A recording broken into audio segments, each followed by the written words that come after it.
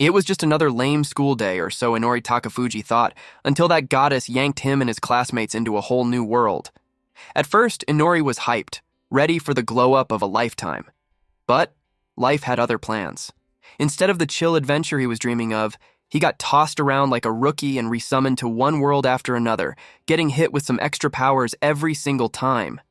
With every power, Inori got stronger, but it always felt like the world was just laughing at him.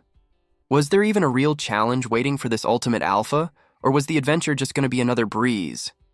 Now, let's diving into the story. Our story began when a boy heard his name being called. A beautiful girl with red eyes smiled at him, calling him by name. The words Lee Inori echoed in his mind as she reached out and touched his face. Her torn clothes made her look like a character from a fantasy story. The high school boy, dressed in his uniform, stared at her in shock, his reflection in her eyes. He wondered who she was. Before he could figure it out, blood splattered around him, and a sharp pain shot through his body. He looked forward and saw the girl holding a bloody knife. She had stabbed him. As she stepped back, her left eye changed from red to light blue. She dropped the knife, her body surrounded by blood and water floating in the air. Her face twisted in pain, and tears started falling as guilt washed over her. His mind filled with thoughts. Who was this girl? Why had she stabbed him? And most of all, how had she known his name when they had never met? Suddenly, Takafuji Lee Inori, age 17, blinked and found himself back in his classroom, holding his novel, The Crybaby Teacher in Another World. His classmates chatted and laughed like any normal day, but he sat there completely confused. Was it just a dream? It had felt too real.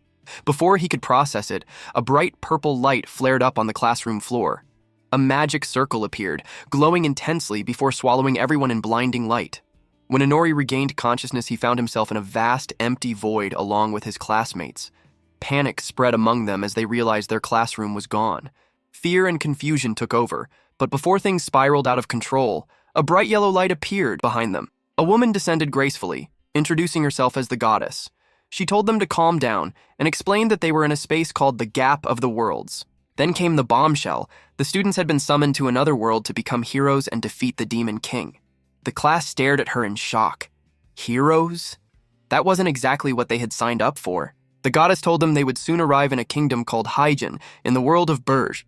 One student nervously asked how they were supposed to fight. Unlike the others, Inori, a fan of these kinds of stories, quickly understood what was happening. This was exactly like the plot of a novel. The goddess smiled and told them they wouldn't be going in empty-handed. She placed a hand on each student's head, granting them unique abilities suited for the new world. She warned them not to let their powers corrupt them and urged them to follow the right path. With that, their journey began. The next thing they knew, they were standing in a grand castle hall. A young saintess beamed at them, relieved that her summoning spell had worked. The people in the hall cheered for her, celebrating the arrival of the so-called heroes. But the king quickly silenced the crowd. He stepped forward, introducing himself as Lysen Hygen, ruler of the Hyjin Empire. He bowed and thanked them for coming, then wasted no time asking them to defeat the Demon King. Inori watched carefully, sensing something off. His classmates asked the Saintess Isia if they could return home. She reassured them that after a month, when the full moon rose, they would be able to return to their original world. So, she offered those who didn't want to fight the Demon King the option of staying in the castle for 1 month before being sent back to Earth.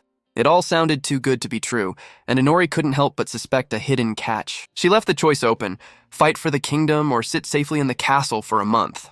Inori sighed. This was playing out like every cliché summoning story.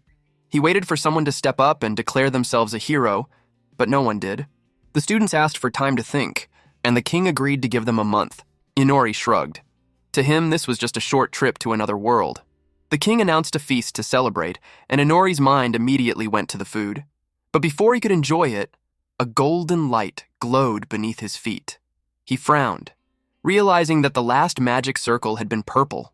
Why was this one yellow? Before he could react, his soul was pulled away again. He found himself in the void once more. The goddess appeared before him, only to freeze in shock when she recognized him. Inori casually greeted her, while she stared, completely confused as to why he had been summoned a second time. Inori stared straight at the confused goddess as she wondered if she had seen him before. He simply nodded, and she started thinking about why he had been summoned again. She looked away, trying to figure out how this had happened. Inori asked if being summoned to her meant he would be sent to another world. She confirmed it and explained that she had to give a magical power to anyone who appeared before her. With no other choice, she granted him a second power. Inori watched her, unimpressed, as she placed a hand on his head and granted him a new ability. She told him to hold on until they found a solution for his situation. Inori glared at her, calling her irresponsible for not solving the problem. After being summoned again, he found himself tied up. He noticed a magic circle on the ground and started comparing it to the one he had seen earlier. But there was a bigger issue in front of him. A crazy scientist excitedly declared the summoning a success. Another man stepped forward and suggested they call Inori subject number 12.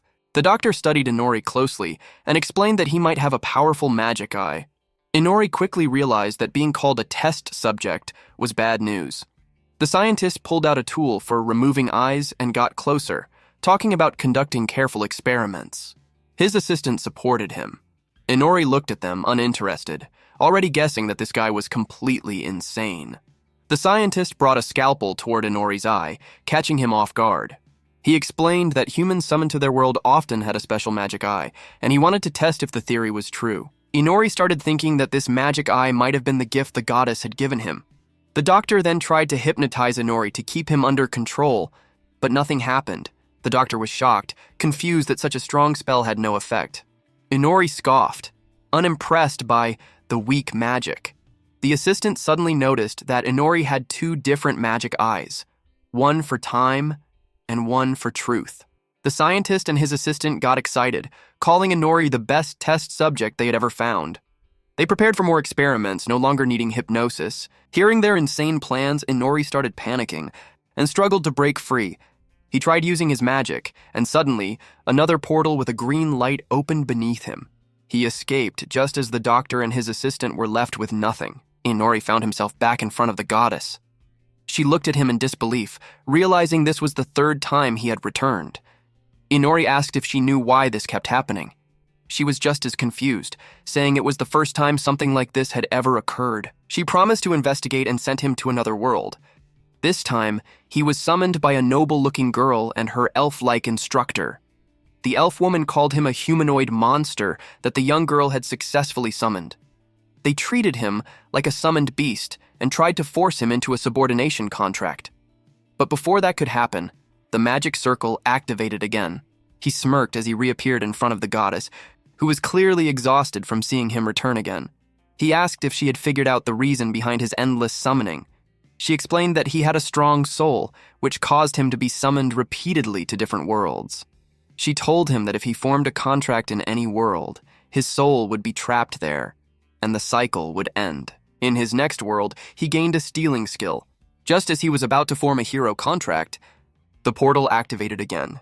On his fifth summoning, black magic was involved, and he gained another dark skill.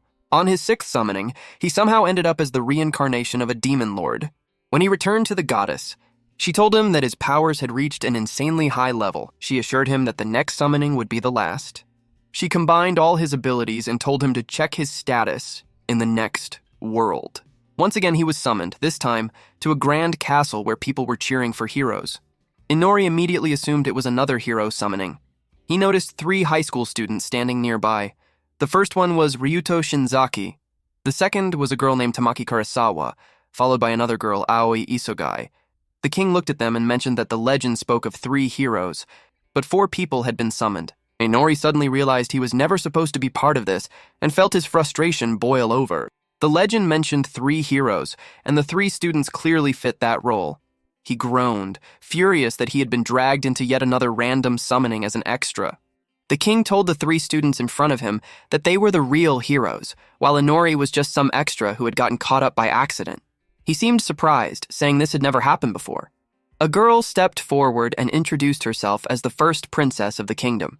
She asked the students if they were the summoned heroes from another world. Inori took one look at her smug face and immediately found her annoying. The princess explained that this was the kingdom of the rising sun, where humans, demi-humans, and demons lived. She said demons were the enemies of humanity, and that they had recently attacked her kingdom, led by the demon king. Because of this, the ManhwaCapped kingdom, which led the human alliance, had asked every country to summon heroes. She proudly stated that only women of royal blood could summon heroes, meaning she was the only one who could have done this. She then explained that every country summoned and trained heroes for battle. With a smirk, she asked if her plan sounded impressive. Inori started worrying about his life after realizing that this world focused only on summoning as many heroes as possible, prioritizing quantity over quality. This was definitely messed up. The princess told them to become strong warriors who could defeat the Demon King. Ryuto asked if there was a way for them to return home. The princess stared at him blankly and said no. The king, looking a little nervous, asked the heroes to place their hands on sacred books to receive their blessings. Ryuto went first and got a powerful ability called Limit Break. Aoi followed and received Barrier Magic. Tamaki got Magic Affinity. When it was Inori's turn, he received the Blessing of Detection. That day, they tested everyone's physical limits. Ryuto showed superhuman strength, while Aoi performed incredibly well in magic tests. Tamaki wasn't far behind, proving she had strong abilities too. Meanwhile, Inori completely failed compared to them. He felt humiliated, especially since even the girls had outperformed him. At night, the group arrived at their dorms, which were much bigger than Inori's usual living space. Tamaki immediately commented that Inori didn't belong in the same room as them since he wasn't a valuable asset to the country like they were. Inori stayed quiet and carefully observed how they felt about him. Tamaki then questioned whether they should really be staying in this country. Before anyone could respond, Inori quickly spoke up, saying they were being treated well and should stay. As the group looked at him in confusion, he signaled them to be quiet and secretly showed them his diary. Inside, he had written a warning, telling them the room was bugged and people were listening in. The group was shocked and Inori smirked. His blessing had already proven useful. Inori's ability to sense people around him, even through walls, turned out to be pretty handy. That's how he knew someone was eavesdropping outside their door. Since he had already sent all the maids away, it had to be either one of them sneaking back or someone else entirely. Without making a fuss, he went back to scribbling in his diary and asked Aoi if she could put up a soundproof barrier. She had been practicing her magic a lot, so this was a good chance for her to try. She nodded silently, stood up, and raised her hands, casting a green magic barrier. The group was impressed, but Aoi quickly admitted that while she could cast the spell, her magic was still too weak to keep it up for long. Ryuto praised her, saying she was doing great. Inori, on the other hand, was annoyed, thinking that this little flirting session should have stayed outside the barrier. Tamaki, being her usual spoiled self, started whining about why people were spying on them in the first place. Ryuto reminded her that they weren't just high school students anymore. Now that they had superhuman powers, they were a potential threat. People would obviously want to keep an eye on them. Tamaki wasn't having it. She got frustrated, yelling that they were summoned against their will, so the least the country could do was stop spying on them all the time. Inori shrugged, saying that this country must be desperate. He admitted he wasn't too familiar with how things worked in this world, but something felt off, like the country was going through a financial crisis. The group looked at him like he was crazy, but Inori had his reasons. First, the king was stepping out way more than a king usually would, and second, there weren't enough vassals and guards in the castle. Tamaki agreed that something was weird, but if the country was so broke, how were they managing to make such rich, flavorful food packed with spices and garlic? Inori frowned, remembering the food. He thought maybe his taste buds were messed up because, to him, the food had tasted awful. He also pointed out how plain the rooms were. These were supposed to be prepared for heroes, yet they looked as basic as soldier quarters, just slightly bigger. The others might not notice since this was their first time being summoned, but Inori had been through this before. Compared to the grand castles of other kingdoms, this one felt lacking. Realizing how messed up the situation was, Inori suggested they start looking for a way to escape. They needed to figure out how to return to their world. With his detection ability, he could help them avoid security, but escaping wouldn't be easy. They were probably the last hope of this kingdom, so the rulers wouldn't just let them walk away. Getting back home would be tough, and with their current abilities, they weren't ready yet. Ryuto agreed, saying they needed to train more before making any big moves. Tamaki suddenly stood up and stared straight into Inori's eyes. She noticed his left eye was yellow and asked about it. Inori had almost forgotten about his odd eyes. He quickly covered them, feeling embarrassed and scrambling for an excuse. Ryuto stepped in, telling Tamaki to drop it, saying she was just going through a phase. Inori realized Ryuto thought he was just some edgy kid wearing a colored contact lens.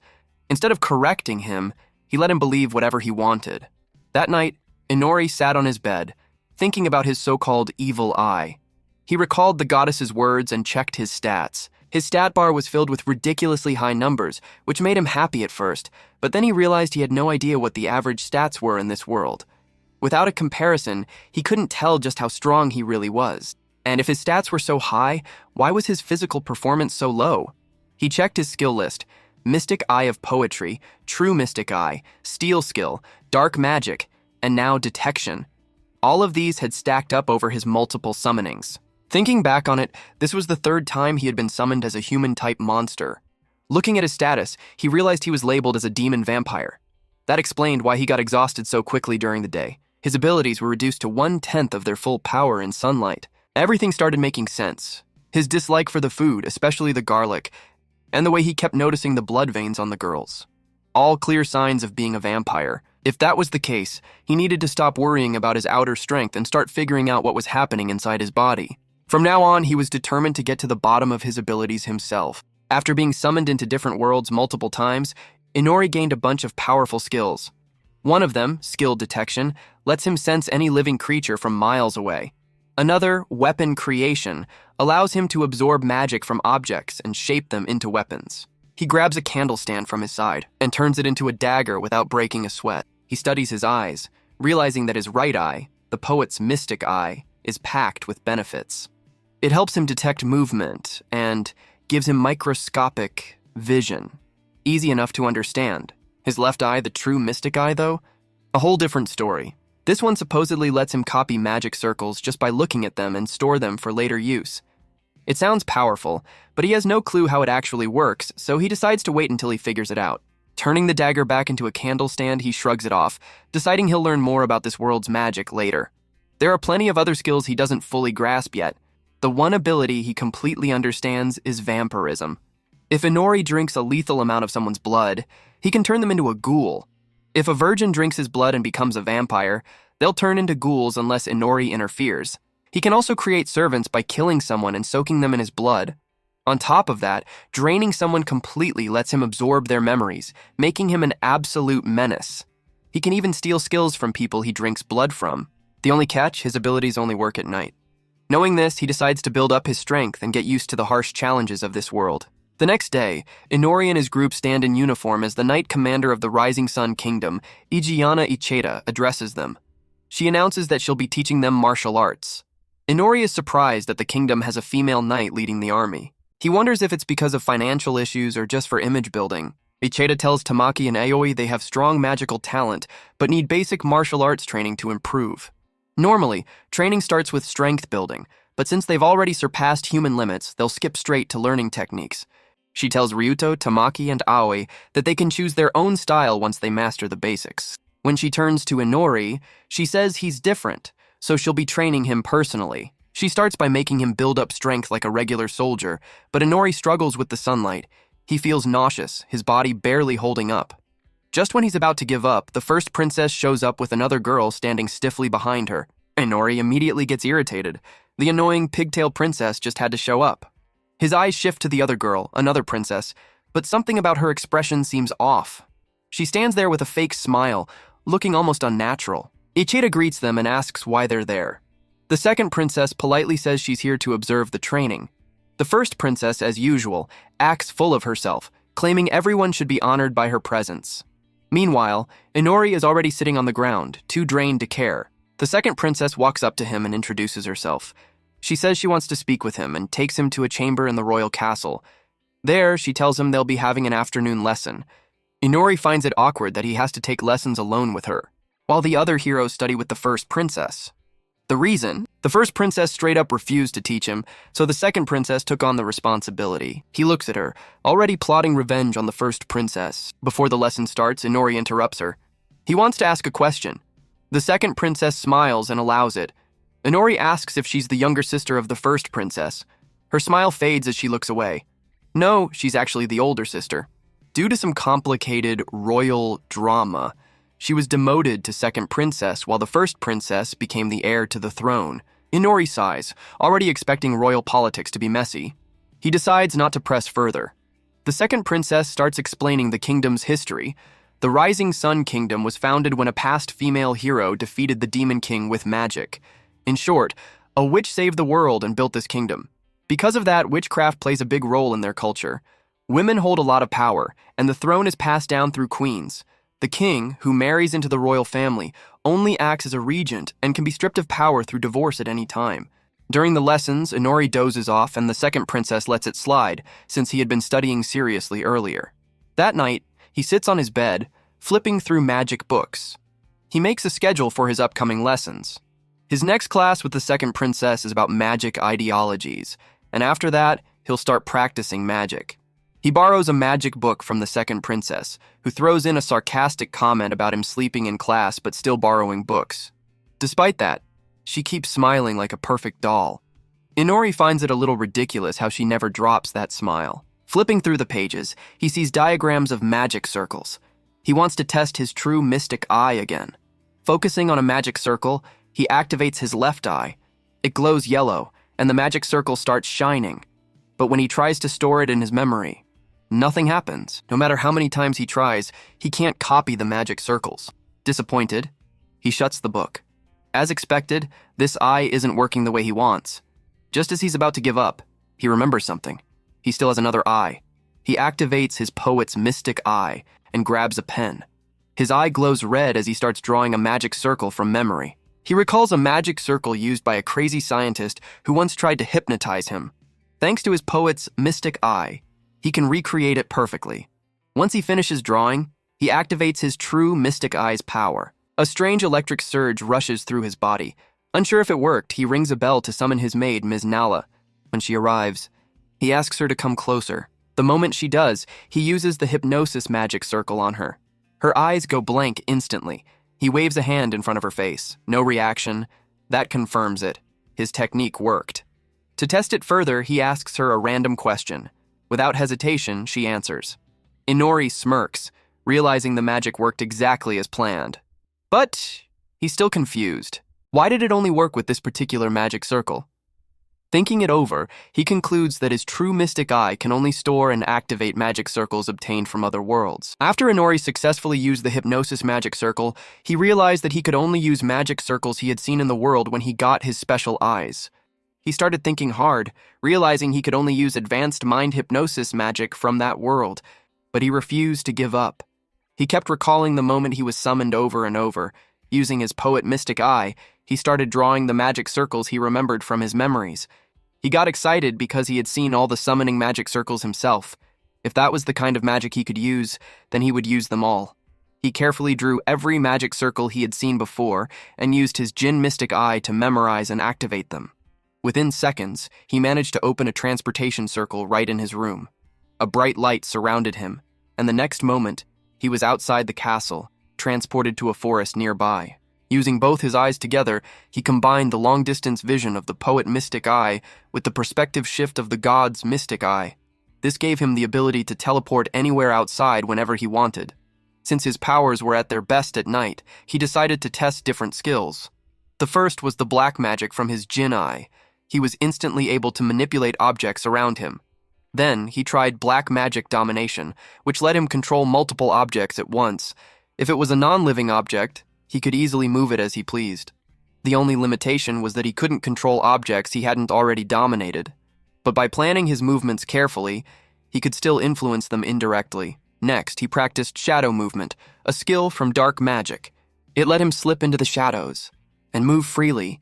He quickly mastered it, then moved on to weapon creation. He levitated a stone using black magic, activated his weapon creation skill, and transformed the stone into a sword. He examined it carefully and felt satisfied with what he had created. Taking a deep breath, he activated his poetic, mystic eye again. Earlier in the day, the Knight Commander had been teaching swordsmanship to the heroes. Inori had secretly memorized her techniques using his eye. Now he got into position and copied her movements. After an intense training session, exhaustion took over, and he collapsed onto his knees. But he had finally learned the sword techniques used by the Knight Commander. A green skill box appeared, showing that he had mastered level 1 swordsmanship. Feeling happy about gaining a new skill, he decided to focus on leveling up. But before he could start planning, he heard rustling behind him. He quickly hid in the bushes and spotted a giant bird-like monster. He used his identification skill to check what it was. The monster turned out to be a powerful creature called Kecho. Its massive size overwhelmed him, so he stayed hidden. He recalled the princess mentioning that its feathers were used to make pillows in their kingdom. Analyzing the difference in strength, he decided to start by fighting weaker monsters instead of rushing into battle with Kecho. But every monster he found turned out to be stronger than him. Some were even way beyond his level. Sitting on a rock, he wondered if the monsters in this forest were too strong, or if he was just too weak to fight them. Inori knew the monsters in this forest were stronger than him, but that didn't mean he was going to roll over and accept it.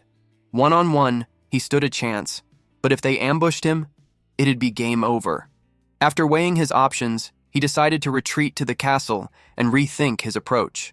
Inside the castle, the second princess was out wandering late at night when the knight commander Ijeana stopped her. Ijeana wasn't pleased to see her roaming around alone without guards. The princess put on her usual fake smile and smoothly changed the topic, asking why the heroes weren't being trained with magical weapons yet. Ijeana explained that they were still mastering the basics of martial arts. Before they could handle magical weapons properly, they needed to build up their physical strength. The three heroes were focused on technique, while Inori was mainly working on his strength. The princess dropped the act and pressed the issue. If they were going to use those weapons anyway, why not introduce them now? Ijeana didn't back down. She argued that while magical weapons could make someone stronger, relying on them too much would stunt their growth. If they weren't physically and mentally prepared, they'd become weak fighters who couldn't hold their own without magic. The second princess grit her teeth, but forced another fake smile, acting like she agreed. She called Ijeana the strongest warrior of humanity, and admitted that whatever decision she made was probably best. Ijeana, however, wasn't fooled. She pointed out that the princess didn't smile the way she used to. The act crumbled for a moment. The second princess turned away, claiming she was still smiling even now. Ijeana changed the topic and asked for her honest opinion about the first princess. The second princess stuck to the script. She praised her sister's abilities and called her a perfect fit for the throne. Ijeana didn't buy it and pushed further. The second princess didn't waste any time shutting her down, warning that speaking ill of the first princess was considered blasphemy. Ijeana bowed slightly, saying nothing more. As the princess walked away, Ijeana quietly thought to herself that Aaliyah had nothing to be afraid of and should do whatever she wanted. A few days later, Inori reflected on how things had gone so far. It had been 2 weeks since their training started, and everyone had settled into their roles. Ryuto was focused on close-range combat, still figuring out if a sword suited him. Tamaki was doing things her own way, using a staff both as a magic tool and as a blunt weapon. Aoi, the quiet one, had taken up archery. Keeping her distance in battle suited her, but aiming left her vulnerable, so she used a magic barrier to protect herself while shooting. Together, the three of them balanced each other out. Ryuto was all about melee combat. Aoi kept her distance with ranged attacks, and Tamaki could switch between the two. It was a solid team. As for Inori, he was deep into martial arts training, but unlike the others, he focused on daggers instead of swords. He was learning stealth techniques, how to disarm traps, and dagger-throwing skills. It was clear now, these people had been planning to make him a scout from the start. With his detection blessing, it actually made sense. But Inori wasn't just relying on what they were teaching him. He had his own skills to level up. At night, he trained in the forest, honing his dark magic. He levitated his dagger, using domination magic to control it remotely. When he released it, the dagger flew straight into the target. Perfect hit. This was why nighttime training worked best for him. His magic was useless in the daytime thanks to the sun god's hatred. He glanced at the moon, wondering if leveling up would change that. Maybe one day, maybe never. Either way, he needed to focus on what he could do now. With that thought, he moved on to shadow movement training. The skill let him slip through the darkness undetected, and the more he used it, the better he got. While practicing, he spotted that same bird monster from before. This time, he had a plan. Using his shadow movement, he crept closer, ready to strike. Inori had already sharpened his skills in shadow movement, blending multiple abilities into one lethal attack. This time, he wove together weapon synthesis and dark magic, forging shadow ropes reinforced with raw power. The second they lashed out, the bird monster never stood a chance. The ropes wrapped around its body, locking it in place like a predator toying with its prey. With a flick of his fingers, he tightened the trap, turning his creation into something more sinister. Black death silk. The bird let out a shrill cry, thrashing in agony as Inori stepped forward, eyes locked onto its fading strength. Power swelled in his gaze as he activated hypnosis, sinking his will into the creature's mind. The light in its eyes flickered. Just like that, The monster submitted, falling under his command without a struggle. Inori knew dark magic could never control the living, but the dead? They were his to command. He finished the job in one swift move, then lifted the lifeless body into the air. The shadow beneath him stirred, opening up like a beast's maw, swallowing the corpse whole. A perfect storage, hidden in the darkness where no one could see. But that wasn't enough. He wanted more. Moving through the shadows, he tracked another monster. An ugly thing, not even worth eating, but perfect for his purpose. By the time dawn rolled in, he had taken down enough creatures to fuel his growth. He teleported back to his room, clapping onto his bed just in time for his usual routine. Nala, ever persistent, woke him up without fail, dragging him back into reality. For the past 2 weeks, he had been using hypnosis to gather secrets about the Sun Kingdom, and what he uncovered was nothing short of madness. The royal bloodline had always been passed down through daughters, but one after another, the heirs started dying young. A mysterious illness wiped them out, leaving the throne empty. Fearing extinction, the royal family took drastic action, bringing in a duchess as the king's concubine. She gave birth to a daughter, Alia, a child named to inherit the throne. But fate had different plans. 7 years later, the queen gave birth to another girl, Amanda, and everything changed. Born with the queen's magic, Amanda became the beloved one. Alia, once the future ruler, was cast aside like an old toy. Education, training, royal duties, stripped away, replaced with cold indifference. The girl who was supposed to be queen became nothing more than a shadow, ignored and forgotten. A doll princess, abandoned in a castle that once promised her the world. Inori, half asleep in yet another dull lesson, caught himself staring at Alia with a strange sense of pity. She walked over and tapped the desk in front of him, snapping him back to attention. If he wasn't willing to learn, then these lessons were pointless. He barely stifled a yawn, rolling his eyes at the scolding. But then, her tone shifted. Different from the usual polite, empty words she always used. She called him out. If he was learning detection and concealment in martial arts, then he needed to take it seriously. Magic wasn't his strength, but he had something else. A skill others didn't. If he focused, if he worked for it, he could surpass expectations. He scoffed at the idea, thinking about how pathetic he must look in this world, where even the weakest maid could cast basic spells. What was he supposed to do? Keep struggling while others soared past him with ease. But then, Alia did something unexpected. She actually got mad. Not a quiet, hidden frustration. Not the usual fake smile. Actual burning anger. She snapped at him, saying that if even the Knight Commander was willing to waste time training him, then he had no excuse to keep slacking off. If he wanted to stop being a weakling, then he had to act like it. Then, without waiting for a reply, she turned on her heel and ordered him to follow. He didn't even have time to process what was happening. She led him through a hidden passage deep inside the castle, stopping in front of a massive white door. A spark of magic flickered from her fingers, and the door groaned open. "No more lessons," she said. From now on, this would be their training ground. She stepped inside, then turned to him with an expression he had never seen before. Cold, determined, dead serious. She asked how it felt being the weakest among the heroes, how it felt to be looked down on, how it felt to be nothing. Inori stood there, completely dumbfounded. This wasn't the same princess who smiled through everything, who played the role of the forgotten heir with grace. This was someone different, someone furious, someone who had decided that if the world had no place for her, she would carve one out herself. And now, she was dragging him into that fight with her. Alia, the second princess, had been pushed out of the line for the throne and turned into a living doll after her past failures. People started calling her a doll because she had stopped showing any emotions other than that fake smile. But standing in front of Inori, she was furious. The anger she had toward how Inori was being treated was impossible to miss. She turned and walked into the room, where a purple magic circle was glowing on the ceiling. Inori followed her inside, and once they were in, she faced him and warned him that if he didn't start working harder, he would be kicked out of the castle very soon. Alia repeated the queen's words, saying the kingdom had no obligation to keep someone who didn't even try. Inori thought that idea was ridiculous, but tried to reason that his detection blessing was actually quite useful in certain situations. Alia agreed that the blessing was useful, but she made it clear that it didn't matter if he wasn't doing anything to improve his skills. She asked him why. If he had such a gift, he wasn't trying harder.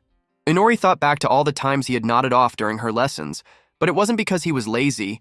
He had been hunting all night. He shrugged it off and said he was already doing his best. Deep down, though, he had accepted that he was always going to be inferior to the three heroes and the first princess. He tried to walk away, but Aaliyah stopped him.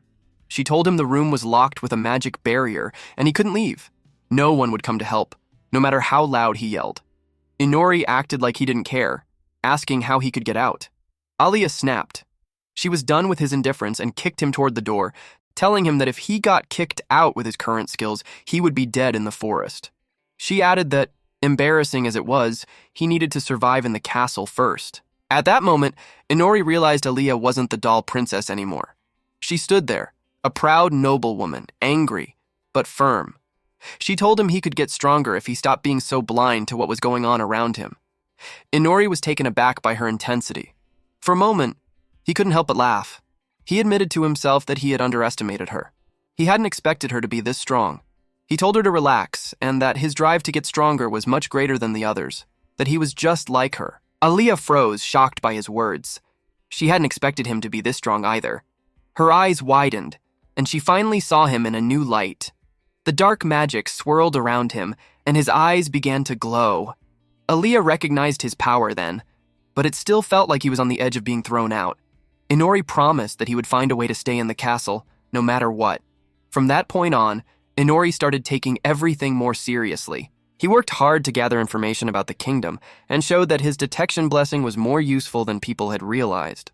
After his training with Ijeana, he planned to ask her to speak to the queen on his behalf to help him stay in the castle. When he made his request, though, Ijeana told him it might be hard to get her approval.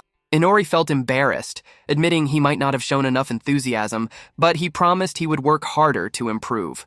To his surprise, Ijeana disagreed with him. She wasn't underestimating him. She saw his skills as invaluable. She told him that if he joined the knights, he could be a huge asset in dungeons or when fighting the Demon King. She motivated him, saying that if he kept working hard, he might be able to avoid being kicked out of the kingdom after all. After being offered a spot in the Knights, Inori started weighing his options. He wasn't sure what kind of trouble he would be getting into if he accepted the offer and what it would mean for his future. He needed some time to think it over, so he politely asked for a break to consider it. Ijeana, taken aback by his response, was quiet for a moment, but then told him he could come back to her when he had nowhere else to go. Inori raised an eyebrow, asking if she meant after he got kicked out of the kingdom. She nodded and turned to stare out of the window, her gaze lingering on the kingdom's flag as she took a deep breath. A few days later, Inori learned that heroes from a neighboring country were coming to visit. Aaliyah would be attending the meeting, but Inori was excluded from the party. He couldn't help but complain while Aaliyah sipped her tea. She didn't hold back, telling him it was his own fault for sleeping through the lessons, which was why he wasn't invited. Inori grumbled to himself, suspecting that he was being deliberately left out of the party. The heroes from the neighboring country were welcomed with grand festivities, while Inori was left alone in his room. He couldn't help but mutter to himself that despite the kingdom's financial struggles, they were spending a fortune on this event. He wondered if anyone would even notice him if he showed up at the party. Inori began thinking about what could go wrong if he did decide to show up. He imagined having to explain to the foreign dignitaries how he got dragged into the summoning, how he was an abnormal hero, different from the others. His mind raced, worried that an investigation team might arrive with the foreign guests and decide to study him. That would lead to endless trouble, and he would get caught up in all of it. He let out a heavy sigh as he collapsed back on the bed, but then quickly sat up again. Watching people enjoy the party from the sidelines didn't appeal to him, but he realized it was his only option if he wanted to gather more information about the heroes. With the decision made, he activated his poet's mystic eye, the red glow of his eye lighting up as it extended beyond the usual limits of sight. His vision zoomed in on the hall, where he saw both princesses hosting the event. He wasn't impressed by the extravagant display and rolled his eyes at the sight of Aaliyah, who was dressed like a doll again, her smile as fake as ever. His gaze wandered to the food tables, and he couldn't help but get lost in the sheer number of delicacies laid out. He remembered hearing from Nara that the queen loved to show off her wealth to foreign countries, and this lavish banquet was a perfect example of that obsession. The country's financial crisis wasn't just because of bad management. It was a direct result of the queen's obsession with flaunting their wealth, disregarding the king's warnings. Inori's eyes scanned the room, and, as they passed over the other guests, they landed on the heroes. He noticed 3 heroes standing off to the side, chatting among themselves. One of them was a cheerful girl with pigtails who reminded him of Tamaki, while another, a gloomy boy, seemed like someone Inori could easily befriend. He smirked to himself, confident that the gloomy kid would be his ally. But then his eyes fell on the last hero, a blonde guy who caught his attention for a different reason. Inori immediately thought that this guy was Japanese, just like him. Using his poet's mystic eye, he focused on him, wanting to check his stats. The hero's name was Date Masayoshi, an old-fashioned name that seemed to fit perfectly for a hero. Inori observed him closely, noticing that he was shouting at Ryuto. Curious, Inori zoomed in further with his mystic eye and read the hero's lips. To his surprise, Masayoshi was demanding that Ryuto bring Inori in front of him. He was challenging Inori. After the party, Aaliyah took Date to meet Inori. She led him into a room and introduced them. The other heroes, including Ryuto's group, and the visiting heroes were curious to see if Inori had any connection to Date. Inori, standing there with a bored look, didn't seem fazed by Date's aggressive challenge to a duel. Everyone in the room, including the princess, and Ryuto's group was stunned by Date's sudden declaration. The rest of Date's group only looked at him with pity, clearly used to his dramatic outbursts. After a moment of thinking, Inori asked Date why he wanted to fight him. It was confusing, and Inori genuinely wanted to know how Date knew about him and why he was so eager for a duel. Date, with too much energy, explained that he wanted to prove to the goddess that Inori wasn't worthy at all. Inori frowned, trying to figure out which goddess he was talking about. This made Date even angrier. He yelled at Inori, demanding he stop pretending to be clueless. Date then mentioned the white space, where souls temporarily stay before being guided to the next world by the goddess, who also gives them a gift. He asked if Inori had been there and met the goddess. Inori remembered her and asked what meeting the goddess had to do with their duel. Date, looking away shyly, admitted that he had proposed to the goddess while in the white space. It turned out this guy, who looked like a troublemaker, was hopelessly in love with the goddess. Inori was still confused when Date shouted again. Date explained that after his proposal, the goddess had set a condition. If he could defeat Takafuji Inori, she would consider his proposal. Inori finally got it, realizing the goddess had tossed this troublesome challenge his way. He made a mental note to deal with the goddess the next time he saw her. Ryuto, confused, asked Tamaki if she knew about the white space, but she had no clue, just like Date's teammates, who were just as confused about which goddess he meant. Inori, looking at the oblivious faces around him, decided explaining the situation would be a huge hassle, so he played dumb for the time being. He agreed to the duel after a moment of thought. Date smirked, lowering Inori to the ground, excited to defeat him and win the goddess's favor. Once on the ground, Inori told Date there would be conditions for the duel, and he'd be setting the rules. He explained that his blessing didn't grant him combat skills, and unlike other heroes, he had no physical powers or abilities, so it'd be unfair to fight one-on-one. Ryuto and his group seemed pleased hearing Inori speak so openly about his limitations. Inori teased Date, saying he could let him play dirty if that's the kind of hero Date really was. This triggered Date, who snapped back, ready to accept any challenge Inori proposed. All the other heroes, including the princess, were shocked by how simple-minded Date was. Inori proposed the dungeon near the capital as the venue for their duel. It was a place where knights trained, and Inori suggested they race to defeat the first-level boss of the dungeon to determine the winner. Date, without a second thought, accepted the challenge. Ryuto, worried about Inori's physical abilities, tried to stop him, thinking Inori was just a weak hero. But Inori assured him that he had a plan. The duel was set for the next day, and Inori was much more prepared than anyone realized. The day of the duel arrived. After the match, Inori was presented in front of the queen, who immediately insulted him for his poor performance in the dungeon. She pointed out that it was Inori who chose the venue, yet he was defeated in disgrace. Date had indeed proven to be incredibly strong, easily clearing the first-level monsters with his impressive swordsmanship, which was on par with the Commander Knight's skills. He defeated the final boss effortlessly. On the other hand, Inori had used his skills to sneak around the dungeon, avoiding all the monsters, including the boss, who he could have easily defeated. Inori quietly acknowledged that this duel was his loss. The queen, frustrated, complained that she had tolerated Inori's lazy behavior only because the trusted knight commander had asked her to. But with his disgraceful performance, Inori had brought shame to the country. The queen's words were clearly biased, driven by her favoritism and disdain for Inori. She'd been looking for an excuse to banish him, and this duel gave her the perfect reason. With a raised fan and a shout, the queen declared she would exile Inori from the kingdom. But Inori, from his spot on the floor, smiled up at her. Unknown to the queen, Inori had set up the duel to work in his favor all along. The queen stood in front of Inori and told him he had caused harm to the country, so she was banishing him. The first princess stared at him, while the second princess closed her eyes, accepting the consequences Inori had brought on himself. Inori smirked, and the queen asked if he had any objections. He looked straight at her and said he did, which surprised the queen since no one ever spoke back to her. He asked her what harm he had actually caused. The queen tried to blame him for losing the duel against Date, but Inori pointed out that even though he lost, it had nothing to do with the country. It was just two men fighting over who was worthy of being with the goddess. Inori also reminded her that the duel was supposed to be kept secret, so her claim that he hurt the country's reputation didn't make sense. He wasn't even considered a hero by anyone, and no other nations even knew who he was, so he couldn't have hurt the kingdom. The duel was just a personal challenge between him and Date, with no real stakes for the country. After making his point, Inori told the queen he hadn't been doing nothing in the dungeon. He gestured to the guards who brought in snacks and set them down beside him. The queen was confused as Inori opened the bags and revealed they were filled with gold coins. Everyone at the hearing was shocked. Inori told the queen this was a gift he had found on the first floor. He had brought it to her since he knew he couldn't defeat the hero.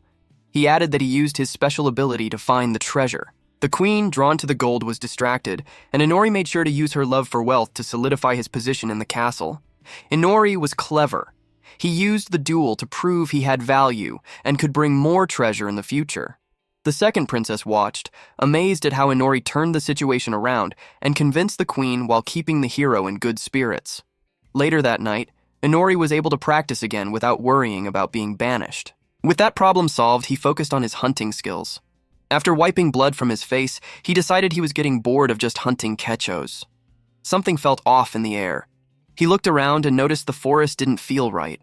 With his detection ability, he realized something was wrong. He decided to use his special vision. He activated his mystic eye and revealed an illusionary barrier in front of him.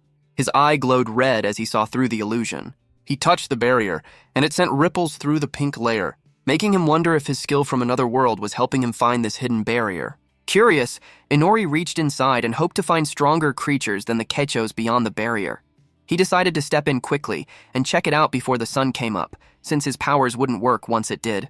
As soon as he stepped inside, the air shifted. Deep within the barrier, a dangerous wolf beast waited for him, its glowing blue eyes and sharp fangs ready to attack. Little did Inori know, a group of powerful beasts was waiting for him to face them. Inori stepped into the illusion portal and looked around, intrigued by what lay beyond. His attention was quickly drawn to a pack of gray wolves approaching him. It was the first time he had seen a group of beasts attack him like this. Without wasting any time, he sat on the ground and activated his dark energy.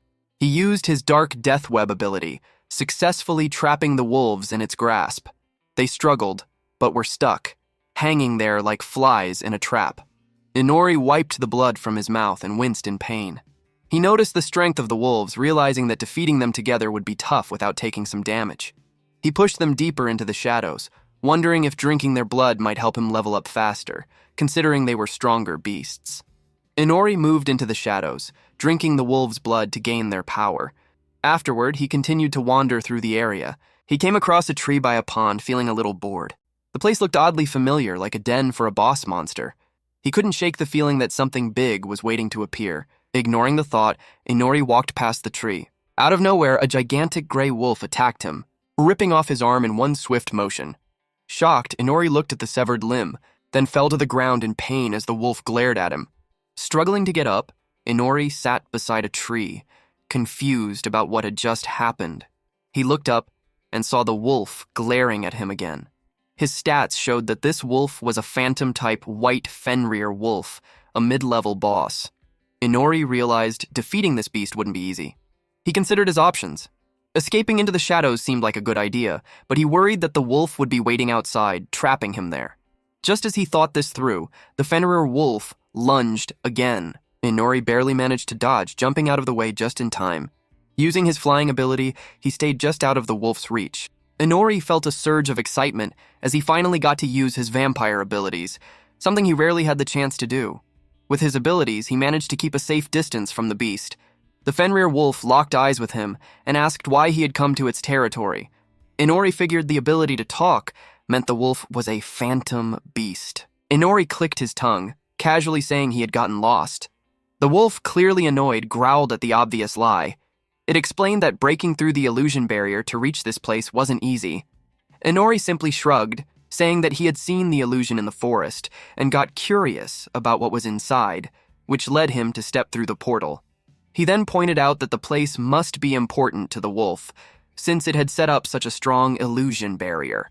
The wolf glared at him, claiming that Inori was an intruder and that, since he had killed its kin, it couldn't let him live.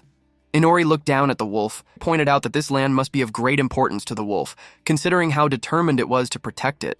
The wolf narrowed its eyes at him and said it would tell him the reason for its protection as a parting gift, a final explanation before Inori's death.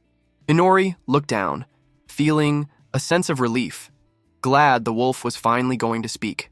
The wolf began, explaining that it and its pack had made a pact with a witch to guard this land. Inori's confusion deepened at the mention of a witch.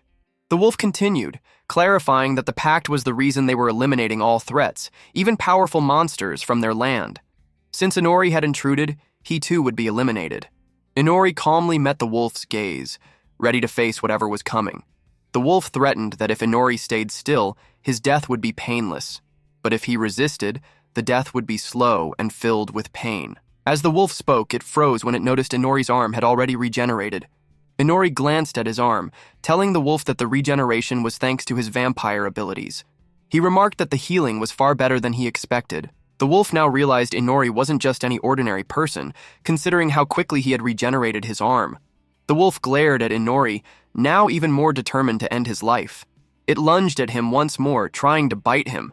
However, Inori was already out of the way, avoiding the wolf's teeth as it crashed into the dirt. Thanks to his mystic poet's eye, Inori could just about predict the wolf's movements, but he quickly realized avoiding the attacks would be much harder than he anticipated. Since Inori hadn't used his flying abilities in a long time, he was still inexperienced with them, making it hard to stay airborne. He kept his distance, hoping to fly around and escape into the forest. But before he could act, the wolf launched blue crystals from its mane, hitting Inori with incredible force. The crystals pierced his body, causing him to lose his balance and stumble. Inori struggled against the pain, sitting beside a tree as he tried to recover. But the wolf wasn't done. It attacked again, and Inori barely managed to dodge, feeling helpless. He couldn't use his hypnosis on this wolf. Its attacks were too brutal and chaotic. Desperate, Inori scanned his surroundings for an escape route. Ahead, he noticed a waterfall, but he knew getting close would put him in the wolf's range. With his wings, he flew towards the waterfall, hoping to outrun the wolf. But the wolf was quick, catching up to Inori and striking him once again. This time, the wolf's attack hit directly. Inori fell to the ground, his wings shattered from the blow, leaving him completely vulnerable. The wolf seized the opportunity, preparing to finish him off. But just as the wolf lunged, Inori's expression shifted from fear to a confident smirk. Using his ability, Inori summoned stakes from the earth, attacking the wolf in a sudden, unexpected move. The wolf staggered back, confused by Inori's surprise counterattack. Inori smirked wider as he pulled out even more stakes, hidden in the shadows. His eyes gleamed as he looked at the wolf, feeling pleased with himself for having stashed away hidden weapons for just such a moment. The wolf looked at Inori in confusion as he watched Inori hiding behind the wooden stakes. Inori started to devise a strategy to escape this illusion space. Inori wanted to use his teleportation skills, but since a hypnosis spell was already stored in his poet mystic eye, he couldn't use teleportation. To change the effect of the magic, Inori had to store another magical circle in his Jin's mystic eye. To store another magical circle, Inori needed some time.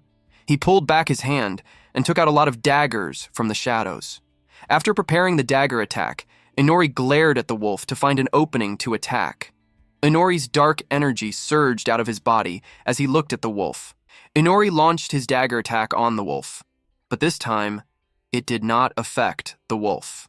Instead of getting injured, the wolf shook off the daggers and rushed towards Inori to attack him. By this time, Inori realized that this monster was far stronger than he had expected it to be. The wolf lunged at Inori again, and Inori dodged the attack again. For a counterattack, Inori tried to attack the wolf again, but once again the daggers did not affect the wolf. The wolf mocked Inori for using such a sloppy and useless attack on him. Fenrir used his tail and attacked Inori with his needles again. Inori used his eyes and quickly dodged all the needles coming his way. Inori realized that he didn't need to dodge all of the wolf's attacks. The only organs he needed to protect were his heart and legs, so he could escape the wolf. Fenrir got more agitated by Inori's persistence and stubbornness. Inori started to prepare his next attack by using black death silk all around the forest to catch Fenrir. The wolf got stuck in the black death silk. Inori assumed that he had been successful in subduing the wolf, but he was proved wrong when the wolf easily broke through the black death strings. The wolf broke free and rushed towards Inori to attack him again. Inori got shocked to see his death silk breaking so easily. He gritted his teeth and escaped the wolf again. While escaping, Inori thought that he had no other choice but to use one of his most dangerous methods. The wolf chased Inori while constantly attacking him. Inori took one look at the wolf and wished for his last resort method to work. Inori jumped through the trees and flew in the air. The wolf looked at Inori and called him foolish for becoming an easy target for himself. Fenrir attacked Inori, but this time, Inori used his Jin's mystic eye and activated a series of golden strings. The strings started glowing and formed a magic circle under Fenrir. Inori smirked and got happy that he had been able to restore the Jin's mystic eye again. After the magic circle restoration in Jin's eye had been restored, Inori smirked and activated the teleportation portal. His eye started glowing, and the teleportation portal behind him opened. Fenrir Wolf got shocked when Inori disappeared in the teleportation circle. Fenrir was still trying to figure out if Inori had escaped or not when a portal opened above his head.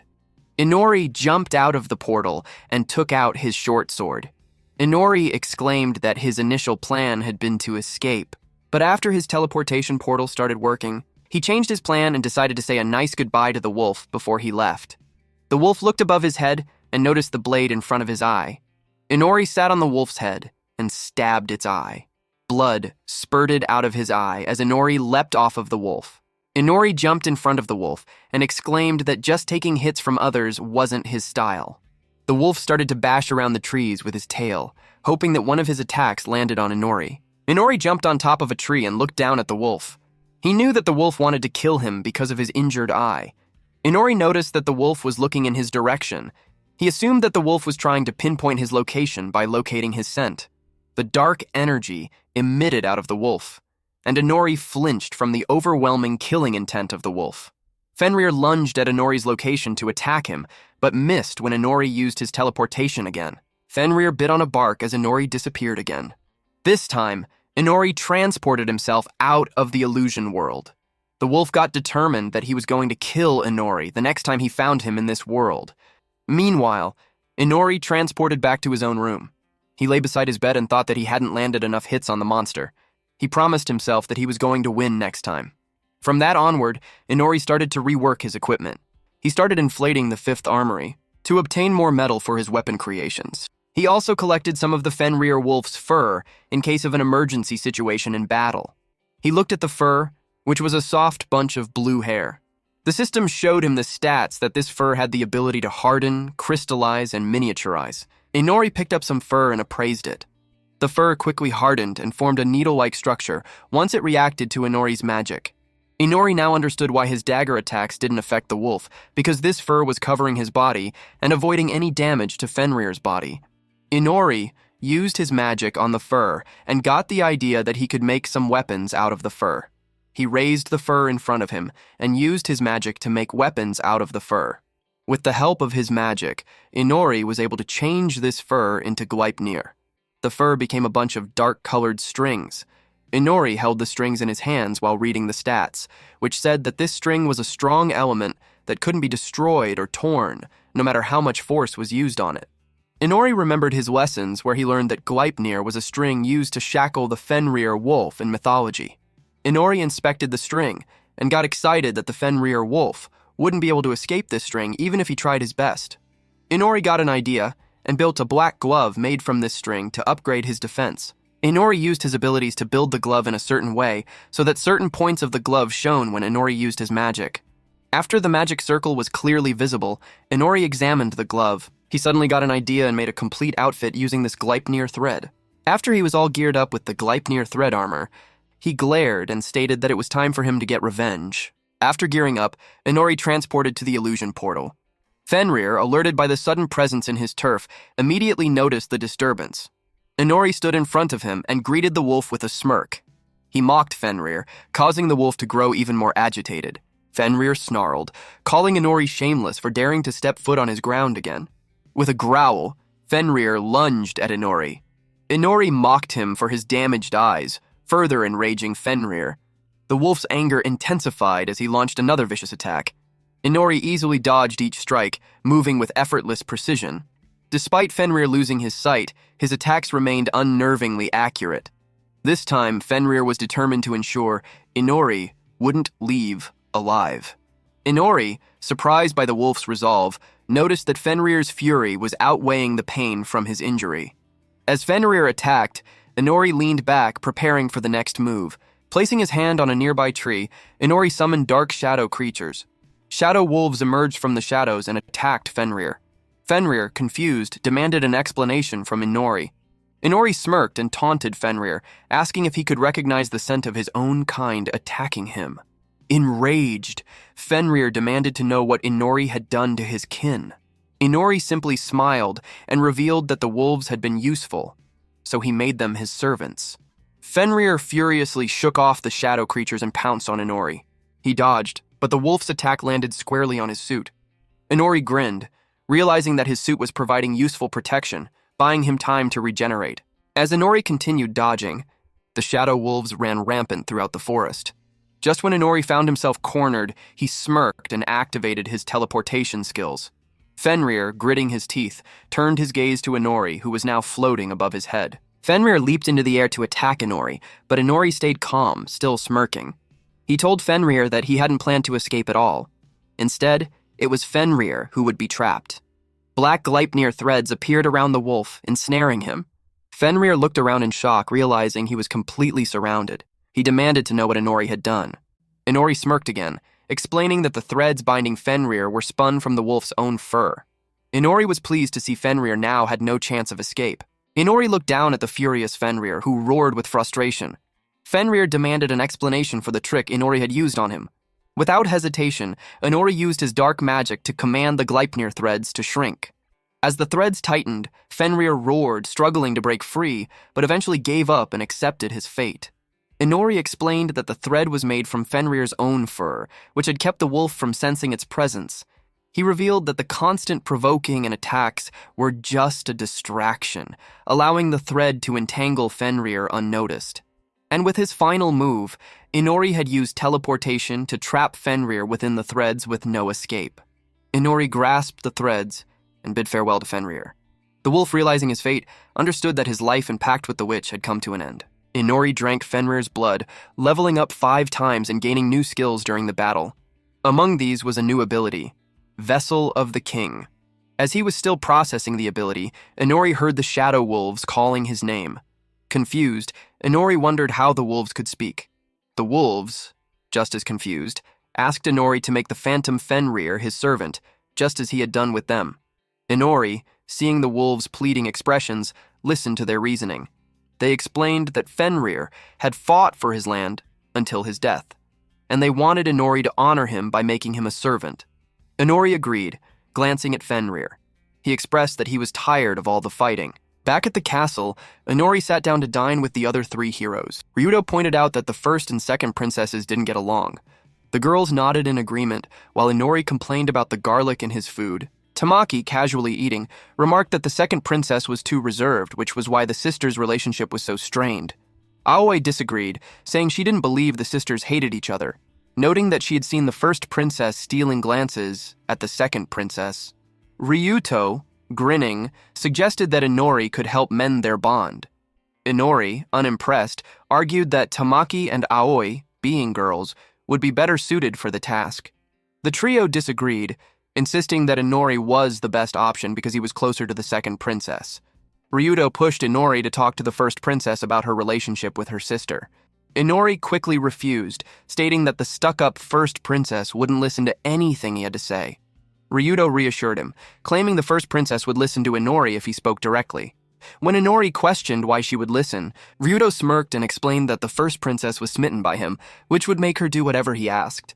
Inori glanced at the girls, who looked away awkwardly, wondering how Ryuto's personality had changed so much. Ryuto made a final offer, promising Inori a day off every week for their training. Inori quickly agreed and accepted the deal. After accepting the offer, Inori headed to the first princess's room. Inori scanned the room, noticing various odd decorations. He asked if this was her style, but she explained that the gifts were from her mother and other countries. She told him that royalties didn't buy gifts. They were gifted luxurious items instead. Inori got straight to the point, saying he was there to talk about her relationship with the second princess. The first princess, however, dismissed it, claiming she wasn't concerned about her sister. Inori gritted his teeth in frustration, realizing that the first princess's attitude wouldn't help him repair the sisters' bond. The first princess pretended not to be worried about the second princess. She began twisting her hair as she tried to hide her concerns. Inori, tired of listening to her lame excuses, told her about being asked to help both princesses make up. While sliding her finger through her hair, the first princess admitted she didn't want to make up, which left Inori confused and irritated. She turned around, called him a commoner, and told him it was none of his business. Inori got even more irritated. He believed this was going nowhere, so he decided to try another approach. He smirked and used Ryuto's name to lure the first princess into his trap. He casually remarked that she should know he had come there because he heard it was for the sake of both of them. He leaned in slightly, lowering his voice, and added that if Ryuto found out she had refused to talk, he might be a little disappointed after setting up that opportunity. His plan worked. The first princess's expression shifted. Concern flickered in her eyes. She clicked her tongue and called Inori impatient before stopping him. She huffed that it was fine and stated she would explain everything in detail. Inori sat in front of her as she brushed her hair, recounting her and her sister's relationship. The scene shifted to flashbacks from her childhood. Things hadn't always been like this. When they were young, they got along well. The second princess was smart and playful, and the first princess followed her everywhere. But at some point, the second princess started keeping her distance. When the first princess turned 7, she was given the right to inherit the throne, and that was when she learned the truth. The second princess was not actually her mother's real daughter. Back in the present, the first princess concluded that from that point on, things became like this. Inori listened carefully. Another flashback came. Her strict successor training to become the queen. That was when she realized the second princess was truly exceptional and kind. The first princess used to think about how wonderful it would be if her sister stayed by her side. But the adults around them would not allow it, and the rift between them only grew deeper. That was all she had to tell Inori. Inori, speechless, thought that this was the first princess's true self, believing her arrogant attitude was just a result of the adults' influence. He looked around her room, taking in the inconsistent decorations. There was no trace of her personality anywhere. Everything, including the furniture, had been provided for her. She relies on her status and superiority to affirm her own existence. The first princess, her face slightly flushed, turned to him. She muttered something under her breath, wondering what was wrong with him, then demanded that he say something and give her some advice. Inori was silent for a moment, thinking that her pride was just part of her nature. Then, after a while, he finally told her to call the second princess her sister. The first princess's eyes widened.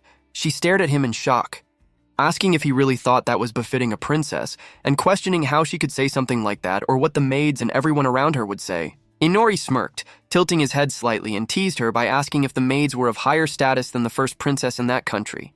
He questioned who decided how a princess acted, whether it was them or her. The first princess stiffened. She realized the truth, but hesitated. Another concern surfaced in her mind. She admitted that if she said that, it might cause trouble for the second princess. Inori leaned back with a knowing smile and stated that she underestimated her, insisting the second princess was not as weak as the first princess thought she was. The first princess remained silent for a moment. Then, her face turned red as she muttered that she would take it into consideration and expressed gratitude for it. A while later, Inori sat in front of Nala. He had explained everything to her. She understood, though she didn't seem thrilled about it. He watched her face carefully. Her reaction was lukewarm, but he figured it was natural. She was the second princess's maid, after all. The next day arrived. Nala approached Inori with a message, informing him that the second princess had a message for him and that there would be a special lesson, different from usual. Inori froze. He repeated the words about a special lesson. He was having a bad feeling about it. The scene shifted to a bright sky before focusing on Inori, who looked exhausted as he walked down one of the streets of the capital, following the second princess and her maid, Nala. The second princess called out for him to hurry up, glancing back at him. Inori made a weird face and asked if she was really having class in a place like that. She explained that understanding the streets, the water, and the atmosphere of the city was important for social studies, adding that, as a noble, she would have him accompany her while she shopped that day. Inori sighed, wanting to know exactly what she was shopping for. The second princess looked around, deep in thought, then wondered aloud if they should look at accessories. As she struggled to decide which one to buy, Inori observed her carefully. He thought about the first princess, how she never bought things for herself. He wondered if this might be something of interest. The second princess's face turned red as she studied the accessories.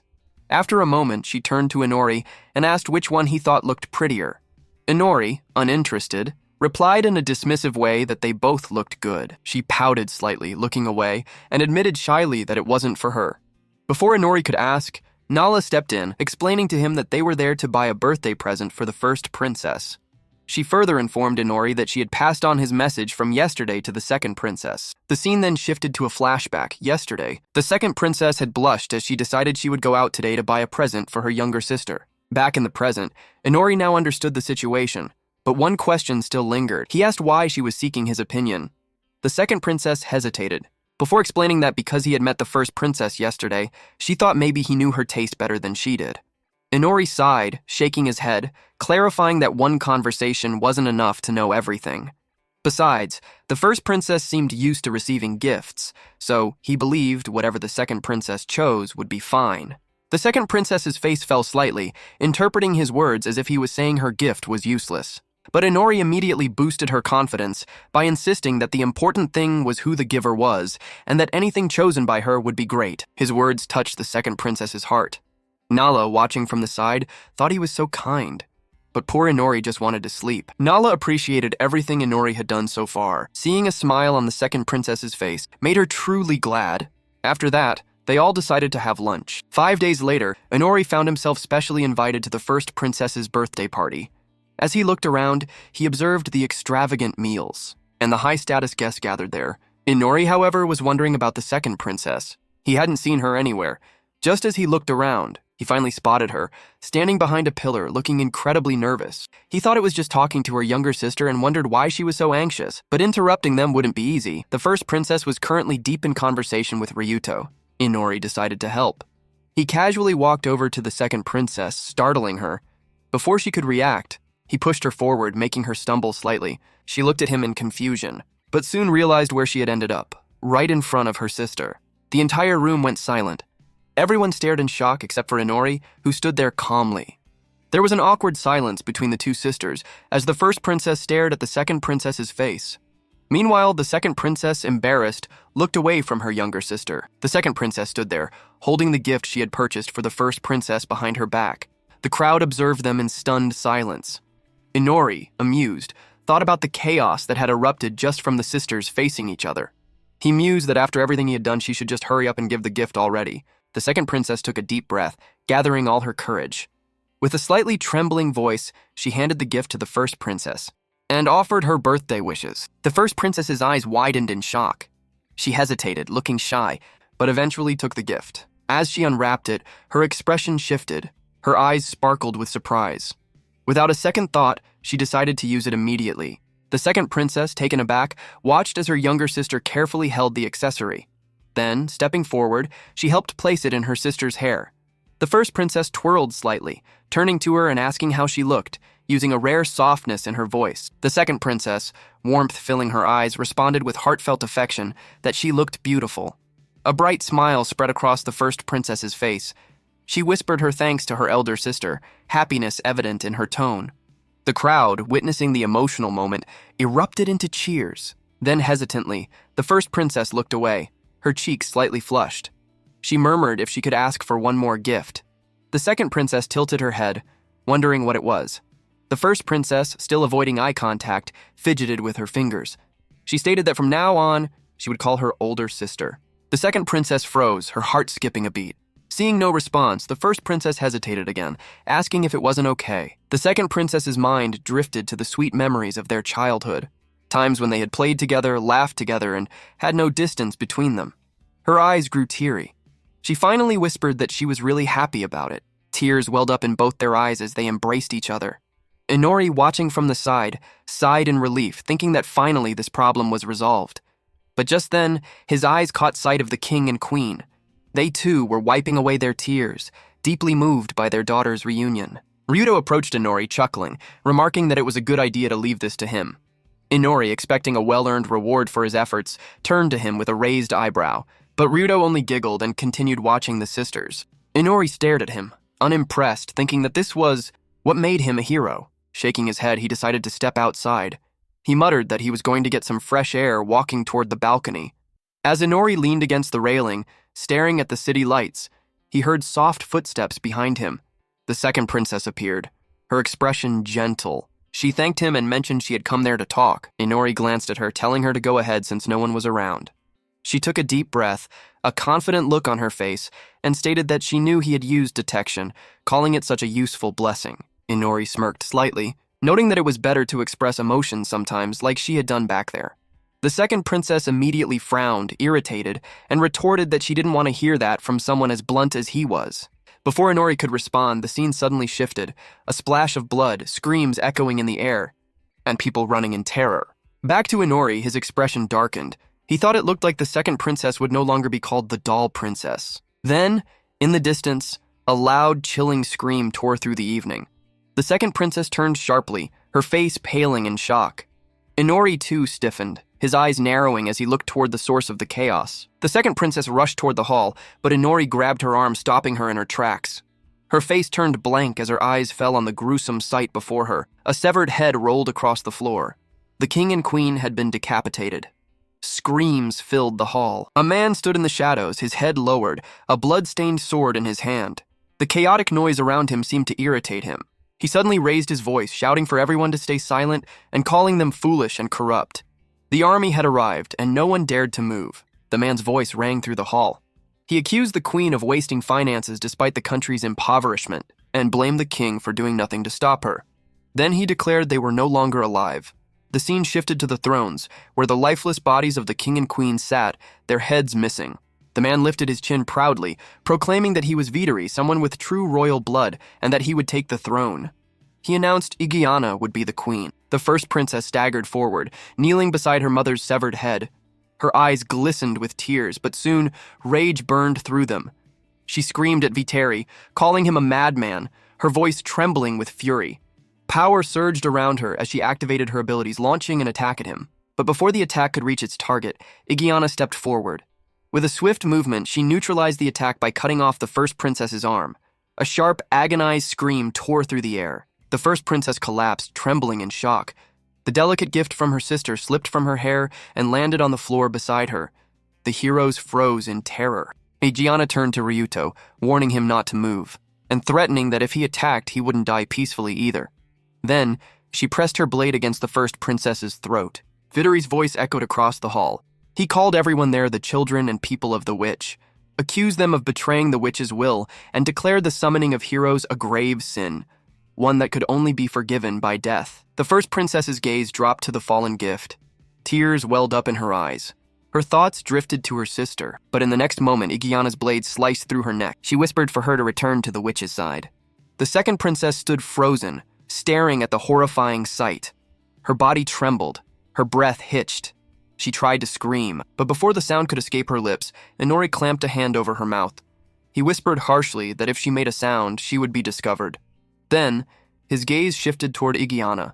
His thoughts raced, noting that a rebellion was quite a flamboyant event. Viteri's face twisted with anger as he turned to the crowd, ordering them to send the fools gathered there to the witch's side, commanding they be punished.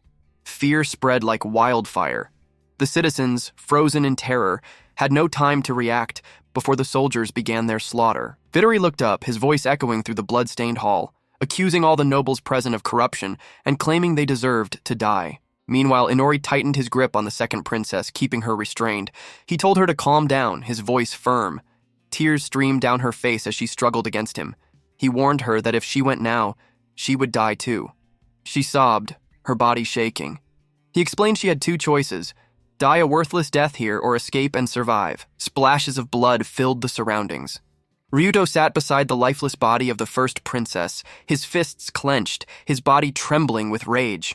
He gritted his teeth and shouted at Vittori not to be ridiculous, insisting there was no such thing as a person who deserved to die. Vittori, watching Ryuto's fiery spirit, sighed and tried to reason with him by pointing out that he was still young. He labeled all the nobles there as parasites, unworthy of life, and told Ryuto he had no idea of the situation the country was in. Ryuto, his voice shaking with emotion, argued there had been no need to kill them. Silence fell between them for a moment. Then, Vittori exhaled, looking almost disappointed. He remarked that if Ryuto saw the horror for himself, he would gradually come to understand the country's reality. His gaze darkened as he turned to Igiana, ordering her to imprison all the heroes. Igiana, standing calmly beside him, turned toward Ryuto and warned him to stop feudal resistance if he didn't want to suffer. A sharp hum filled the air as she activated her power, drawing her sword. Ryuto's irritation flared. He activated Limit Break, swiftly dodging Igiana's strike. But before he could react, Igiana appeared before him, unharmed, and met his gaze with unsettling calmness. She remarked that it was a decent strike, acknowledging his judgment and power as not bad at all. Ryuto felt the pressure closing in around him. Gritting his teeth, he poured everything he had into overcoming her. But it was useless. He failed. Miserably. Aoi barely managed to avoid an attack as well. Meanwhile, Tamaki activated her powers, rushing to Aoi's side and insisting they needed to save Ryuto. But Aoi hesitated, saying it was impossible since they were dealing with too many soldiers and had no weapons. Igiana silently observed Ryuto. He was exhausted, panting heavily, struggling to catch his breath. She tilted her head slightly, remarking that Tamaki's side seemed to be struggling too, and winning wouldn't be easy for them either. Then she raised her sword again, stepping forward, asking what he would do now. She noted that even if he kept fighting, he could not defeat her. She let her words linger before making her next move, telling him to give up. Then, her voice took a chilling turn, as she mentioned that once she finished capturing all the heroes, she would have to deal with the second princess. The scene shifted. The second princess sat on the ground, sobbing, tears streaming down her face. Inori stood beside her, watching in silence for a moment, before he finally spoke. He apologized for breaking the mood, but warned that if she stayed there, she would die. She flinched at his words. He continued, his gaze sharp, telling her to decide whether she wanted to run away and live or give up and die there. He asked if she would give up again this time. Memories flooded her mind, the warmth of her sister's smile, the pain of their distance, the love they had shared despite everything. And then, something inside her changed. Her hands trembled, but her eyes burned with new resolve. She wiped her tears away and stood up, fire in her gaze, declaring that she wouldn't let anyone decide her death. Inori blinked, surprised. Then, slowly, a grin spread across his face. With a smirk, he addressed her as Aaliyah instead of calling her second princess, announcing he would help her escape. Ryuto's sword shattered into pieces as Igiana's attack landed with full force. His eyes widened in horror. He was defenseless. Igiana didn't hesitate.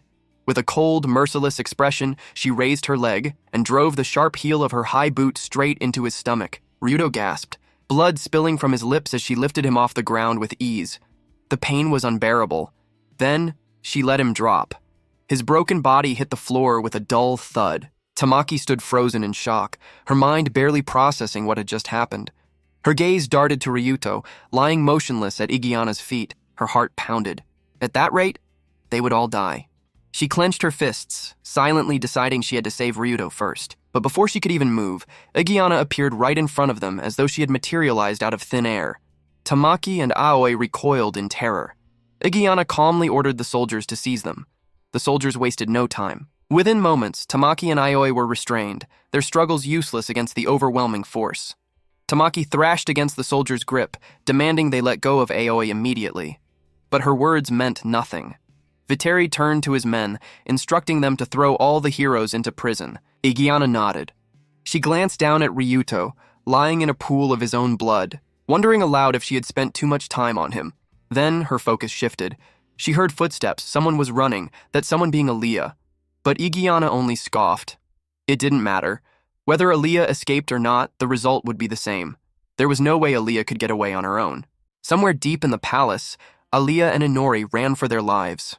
Their hurried footsteps echoed through the dimly lit corridors.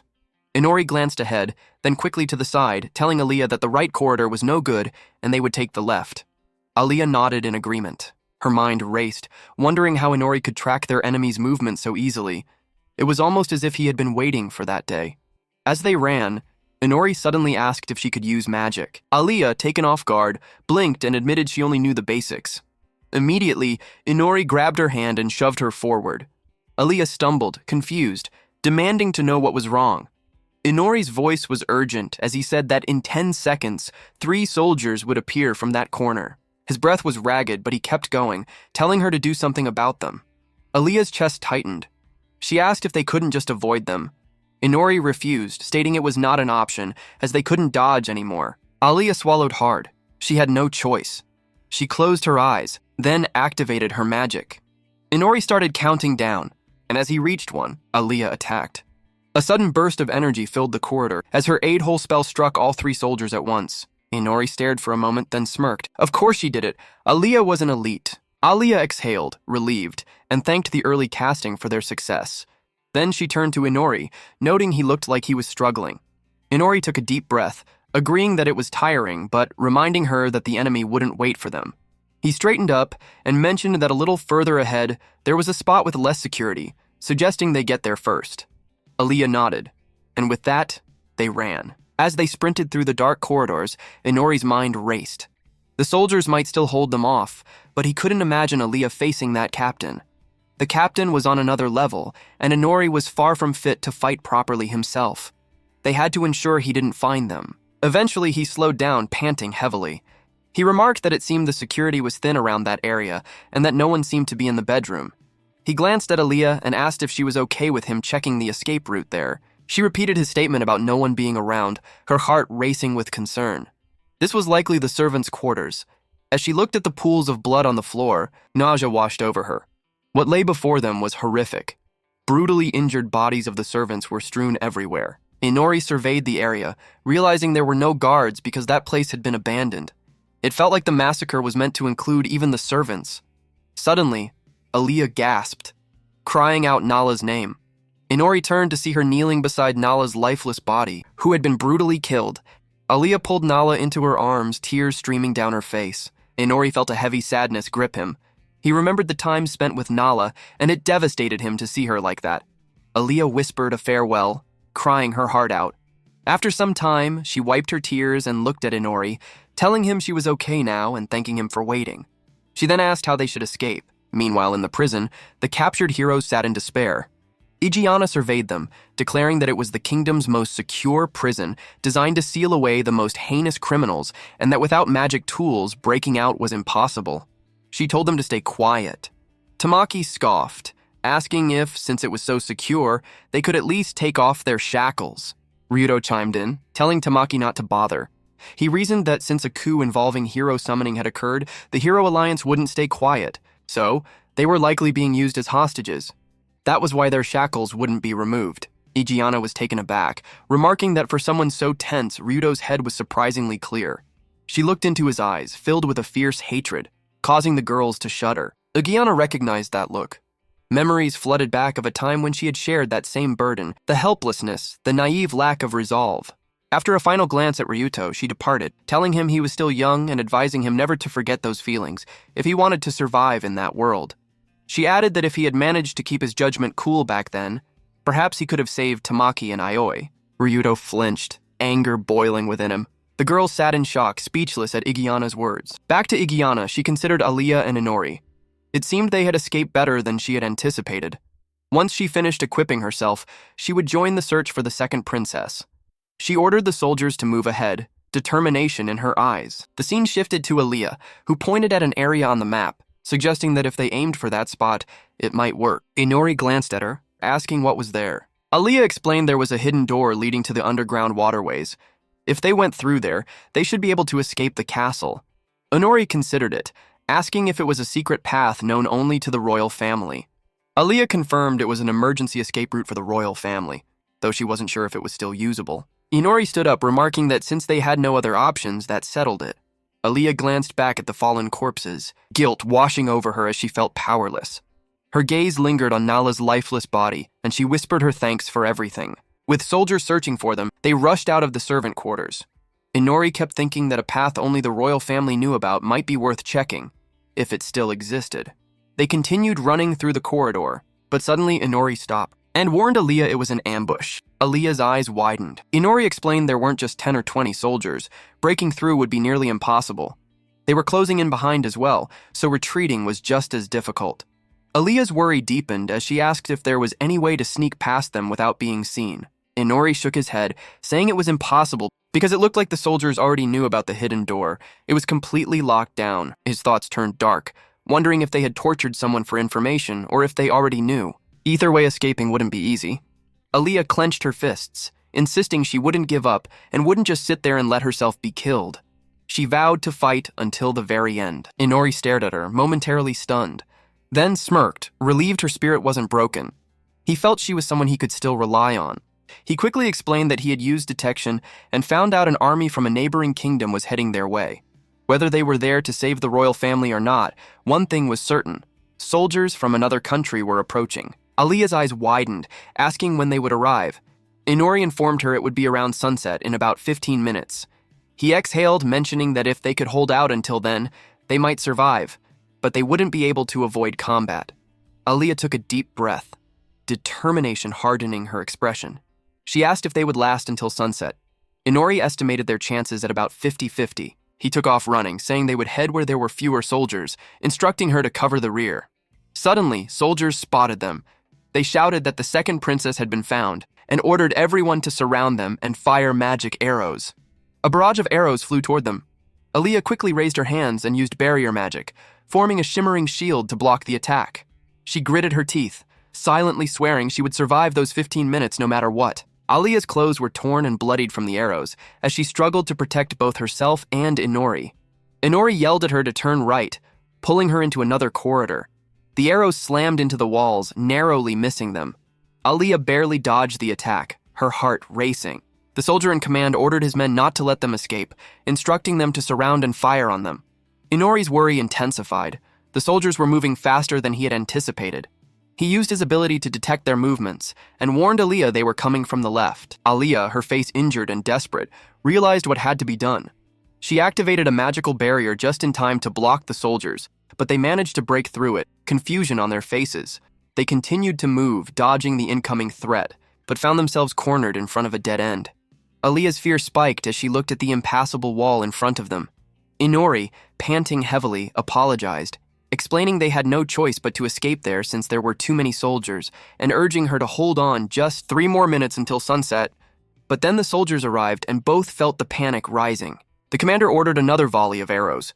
Aaliyah shouted for Inori to step back as she raised her hands to form a barrier around them, protecting them from the arrows. The soldiers hesitated.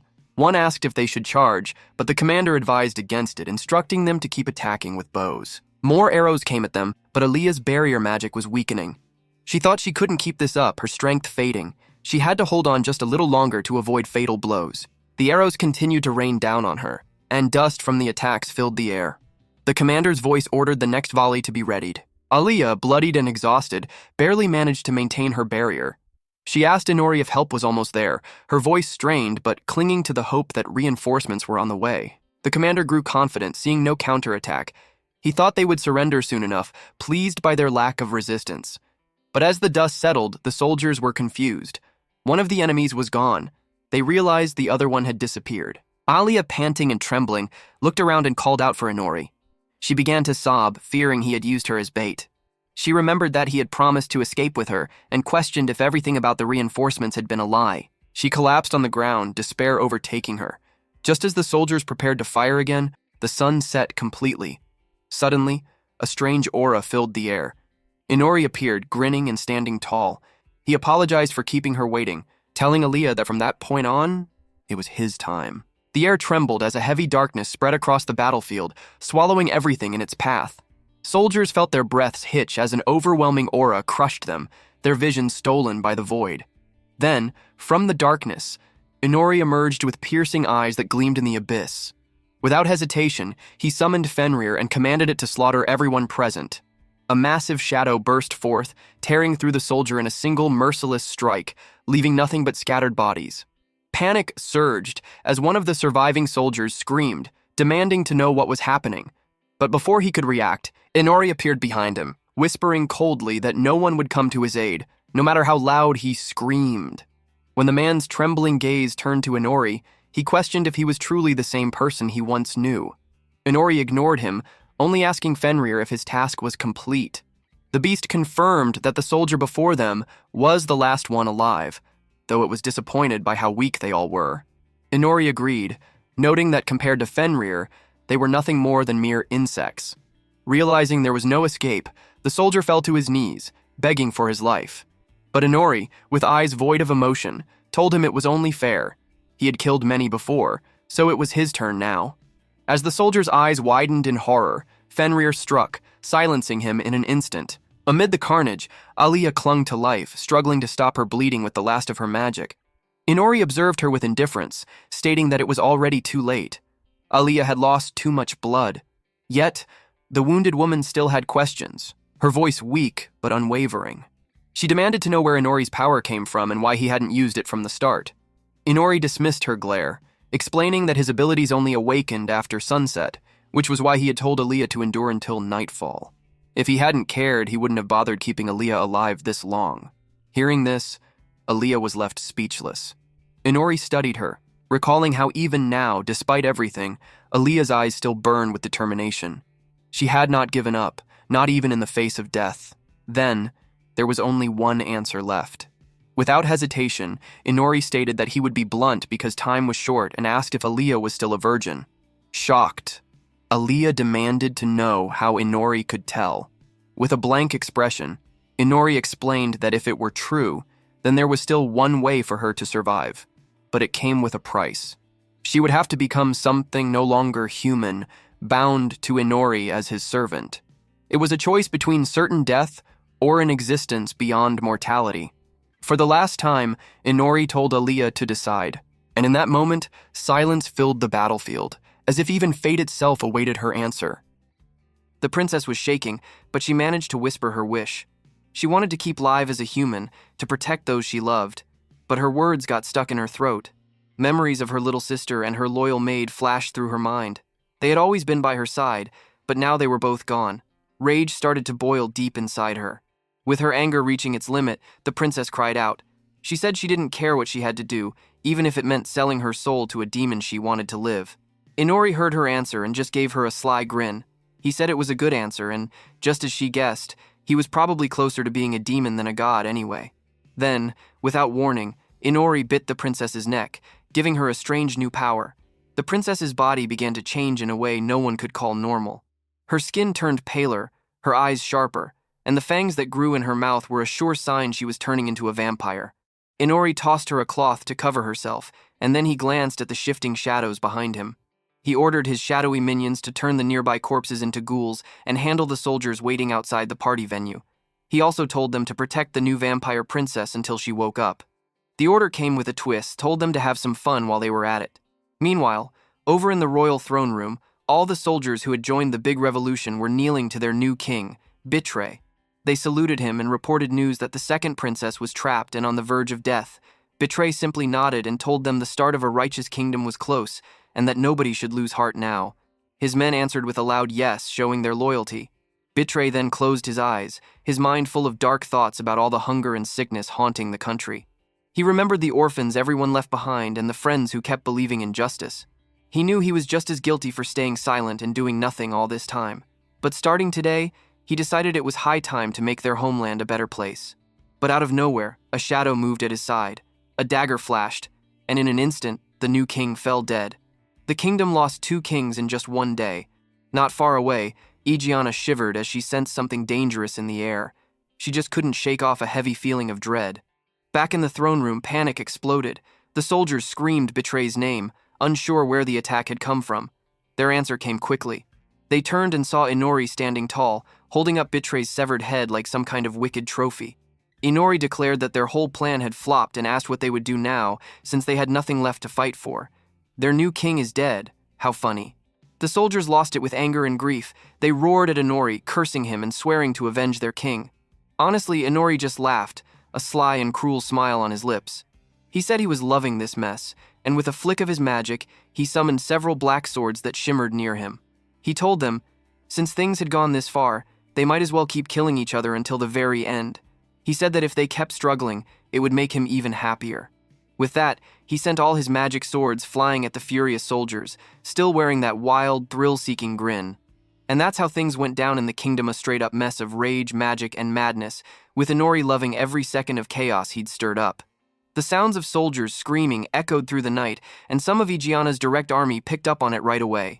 They asked each other if they heard it too, and admitted the noise sent chills down their spines. The screams were clearly coming from the main venue, so they decided to make a run for it and check it out. When they arrived at the royal hall, all they could do was stare, trembling from the shock. Inori was there, standing surrounded by bodies she'd killed everyone. He looked over his shoulder, eyeing their arrival, and guessed their identities. He remembered that they were the female warriors serving directly under Commander Igiana, the famous Valkyrie squad. It seemed he hit the mark. One of the Valkyries, shaken by the bloody scene, called out Inori's name and asked in a shaky voice if he was really the one responsible for all this madness. Inori, unfazed, shrugged it off and said that if he gave them an answer, would they even try to fight him for real? All around them, it was chaos dons of corpses hung in midair, suspended by dark magical wires. One Valkyrie, looking at a dead soldier who was her lover unable to take it, she dashed forward and pulled out her sword, shouting as she rushed at Inori. The others yelled after her, calling her name. Elf plunged her sword right into Inori's stomach, thinking she had ended him right then. But Inori spoke up, totally cool, asking if maybe someone she cared about had died, teasing her that if that was true, then he must have done something kind of nasty. Before Elf could process it, Inori used his magic and had one of his black blades stab right through her neck. Elf dropped like a stone, gone in an instant. Watching Elf get destroyed so fast, the Valkyrie captain knew Inori was no joke. She shouted to Miranda and Alice, telling them to get ready, and warning everyone that Inori was the real deal. They had to take him down, or this kingdom is going to go extinct, and darkness will claim the world. They all locked into their battle stances, but the captain saw that Inori wasn't even sweating. Even after getting stabbed, he seemed totally relaxed and way too calm. She wondered how he just shrugged off Elf's attack, and figured maybe if she aimed for a vital point, she could actually finish him.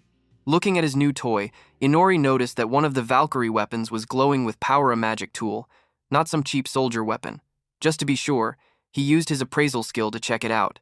And he realized that weapon was on a totally different level from what the soldier usually carried. That weapon is powerful.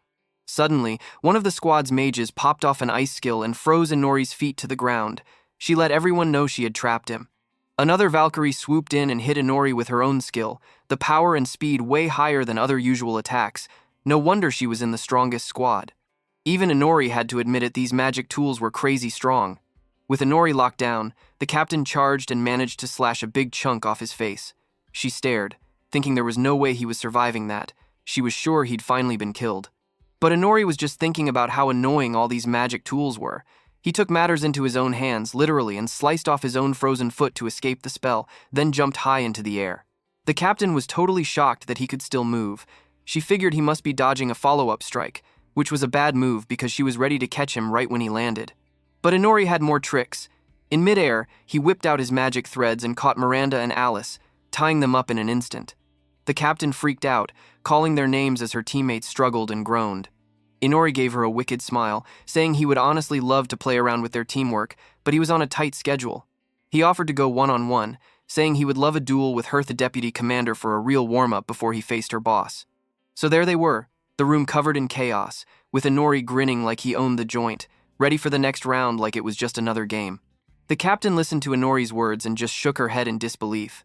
She thought Inori was wild for wanting to fight Commander Igiana, calling him straight-up reckless. Inori kept pushing, saying she was the most talented warrior among the group. He told her that fighting alone should let her show off her true skills, so why even bother sticking with a team? That hit a nerve. The captain's face twisted with anger and she jumped at Inori, yelling at him to stay quiet and not act like he knew her. She attacked Inori fast and furious, her blade flying again and again. While they fought, old memories came rushing through her mind, her training days with Igiana, how her commander welcomed her when nobody else did, and all the warm moments with her squad. It stung that Inori was talking trash about comrades who meant everything to her. She snarled inside, thinking she would never forgive him for that. Inori just kept grinning like he was having the time of his life. He told her fighting spirit was awesome and begged for her to keep going, to fight even harder, wanting more. But even as she fought, the captain started to get sneaky. She looked for a chance, and instead of landing another hit, she used it to try to help her two squad mates who were trapped by Inori's magic threads. She believed deep down she couldn't ever abandon them, because her friends were her real home. Just as she reached them, out of nowhere, one of her teammates clamped down and bit her from behind. Her comrade's eyes were empty and wild. They had totally turned into a zombie-like monster. Before the shock could wear off, Inori let out a lazy sigh. He told her it was too bad, but her friends had already become ghouls. He admitted the battle had been fun, but said he was kind of greedy and wished she could have lasted longer. Just like that, he left her to her fate with the monsters. Inori waved off the rest, telling the ghouls they could do whatever they wanted now.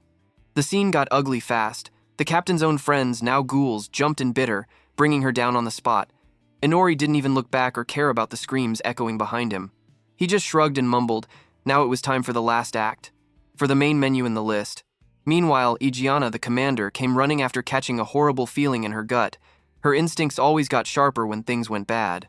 She made it to the hall and found the head of her new king, Bitre, lying cold and lifeless.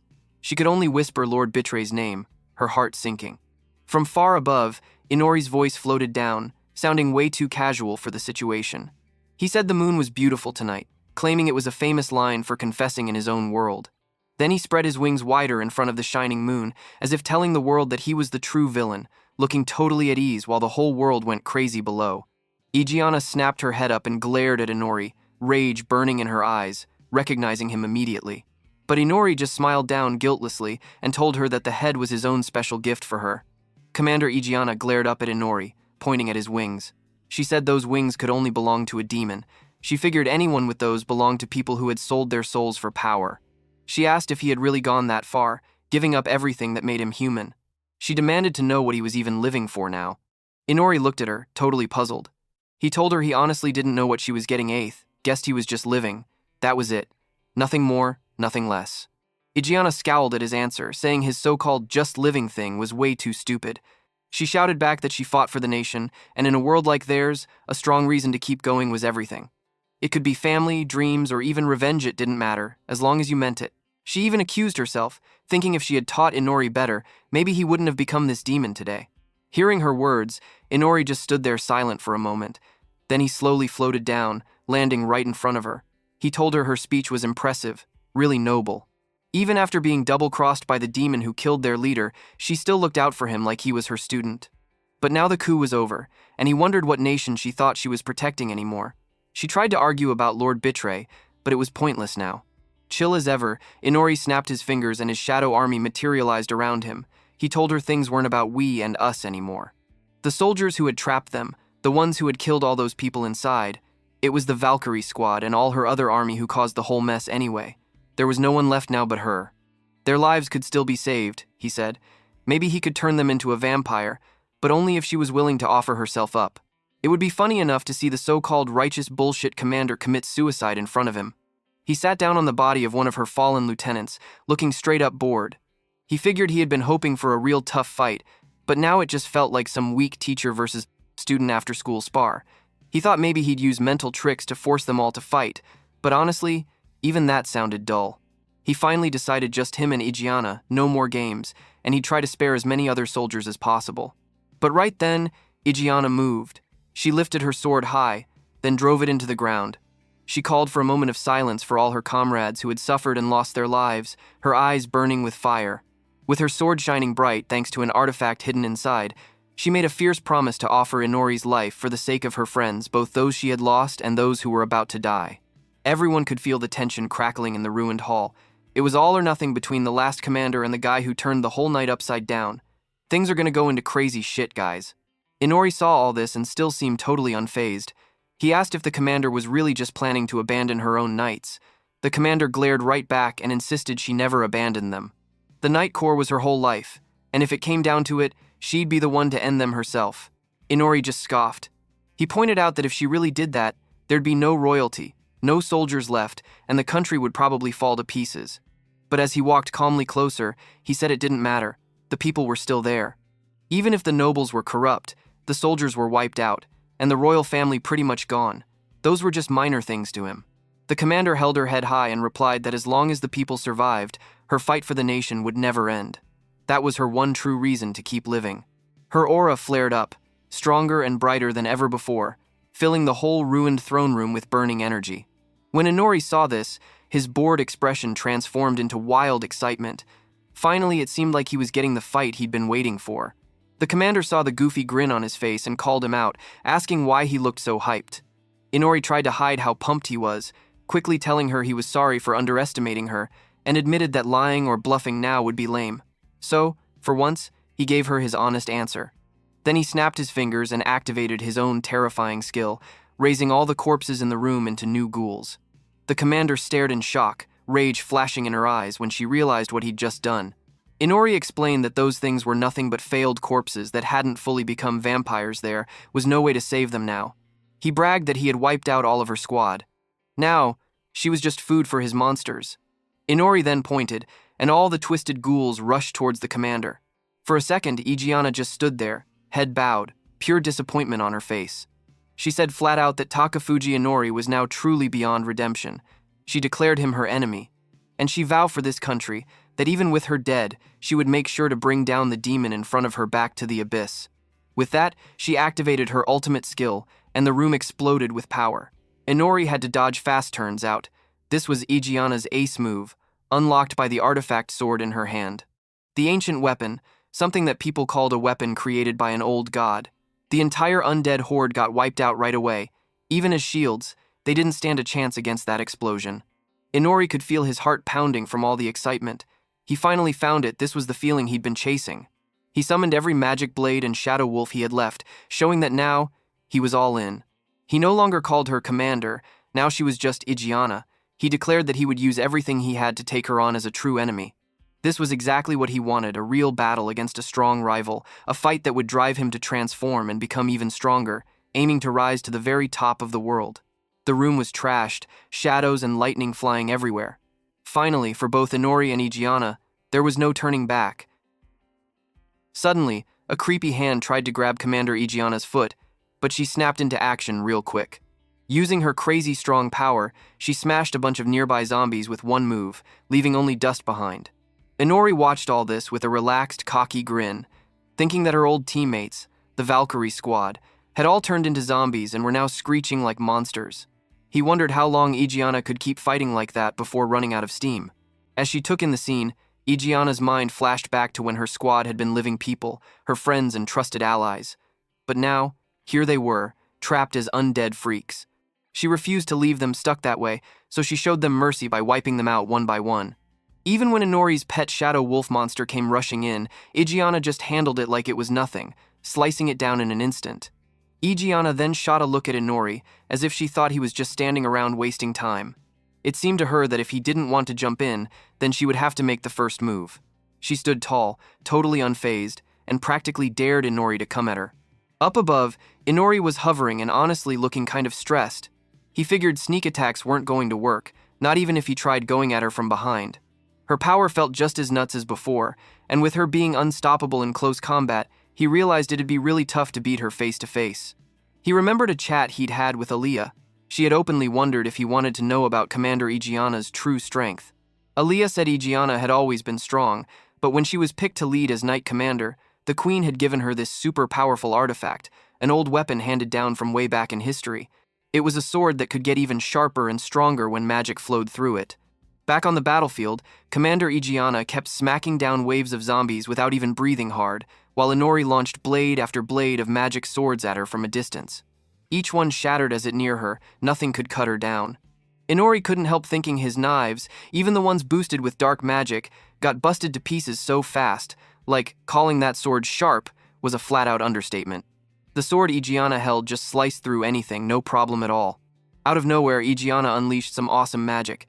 Air hammer, she called, and two massive hands formed from thin air, powered by her magic. Those giant hands slammed right into both of Inori's wings. He was totally caught off guard and thought, wait, she could just blast magic at him now? Ijeana told him straight up that without those wings, he wouldn't be flying anymore. What was he going to do next? Thinking fast, Inori stabbed one of his remaining magic daggers into a nearby wall, managing to keep himself hanging in the air. He grunted from the effort, realizing that if he hung around, Ijeana would be all over him in a flash. He needed a plan. So he kept throwing magic daggers at her, planning to change direction at the last second and land a surprise hit. When Igiana started closing in, Inori dodged fast and thought he was safe. But right when he thought he'd made it out, he got a nasty shock. Igiana had sliced clean through his arm. He crouched back, totally stunned, and admitted to himself that he thought he did a pretty good job dodging, but realized that Igiana didn't leave any spots open at all. There wasn't a single blind spot where he could get a cheap shot in. Igiana stared at him coldly, her eyes sharp as daggers, and told him he was pretty quick himself. Maybe he should quit hero work and try being an acrobat instead. What a damn insult. He then checked out his system window for a read on her weapon. It popped up as a pure mithril sword artifact, an ancient weapon, lost technology made from pure mithril. This sword let her fill it with magic and use all kinds of magic attacks without needing a magic circle. Basically, she could cast spells super fast. Inori put the pieces together and figured out that those quick magic blasts she used were thanks to her sword. He then remembered something else.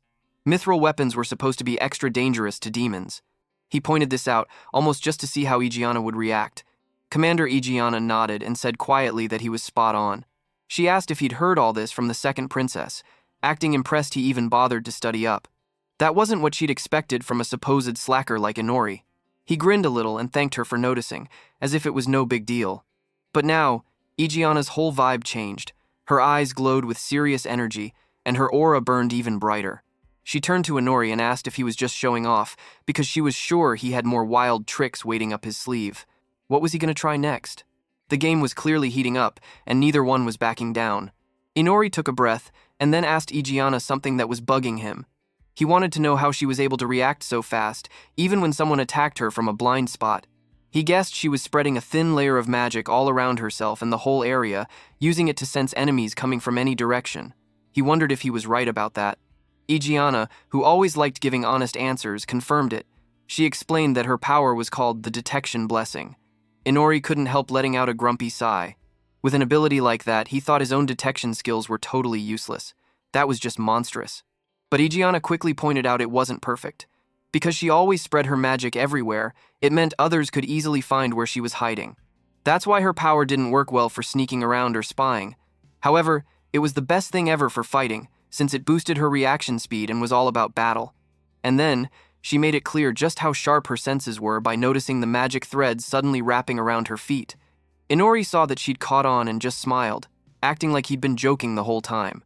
He tried to use his grapple bind, but it was a waste because Igiana cut through every single thread like it was nothing. Even Inori had to admit out loud that grapple bind can even get chopped. He was honestly a bit shocked. But out of nowhere, a rain of attacks fell on Igiana. She was suddenly bombarded by something from above. It was Fenrir, Inori's huge wolf monster, pouncing from the wall and striking at her. Inori thought to himself that he had fired from beyond her magic sensing range. He wanted to see if that would trip her up. Igiana noticed the new attacker and asked if that beast was one of Inori's familiars. She said that coming from outside her sensor range was clever, but the problem was that if something started too far away, she could deal with it before it got close. Still, Inori realized she hadn't noticed the attack right away.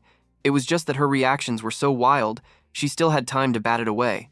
Inori shouted out a new command to Fenrir, telling his wolf to keep harassing Igiana from a distance and never let her have a break. At the same time, Inori kept raining down more magic knives and weapons from every angle. But Igiana was a beast. She broke every weapon and dodged every attack.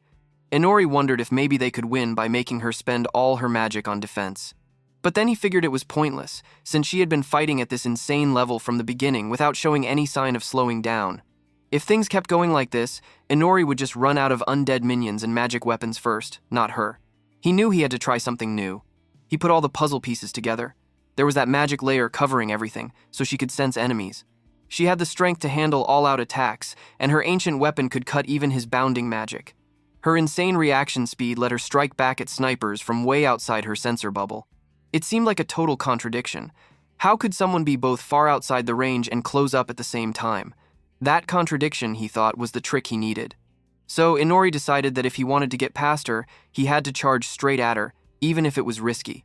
Seeing Inori suddenly running at her, Igiana guessed he would try close combat, maybe thinking she was busy defending herself. She thought that was way too simple.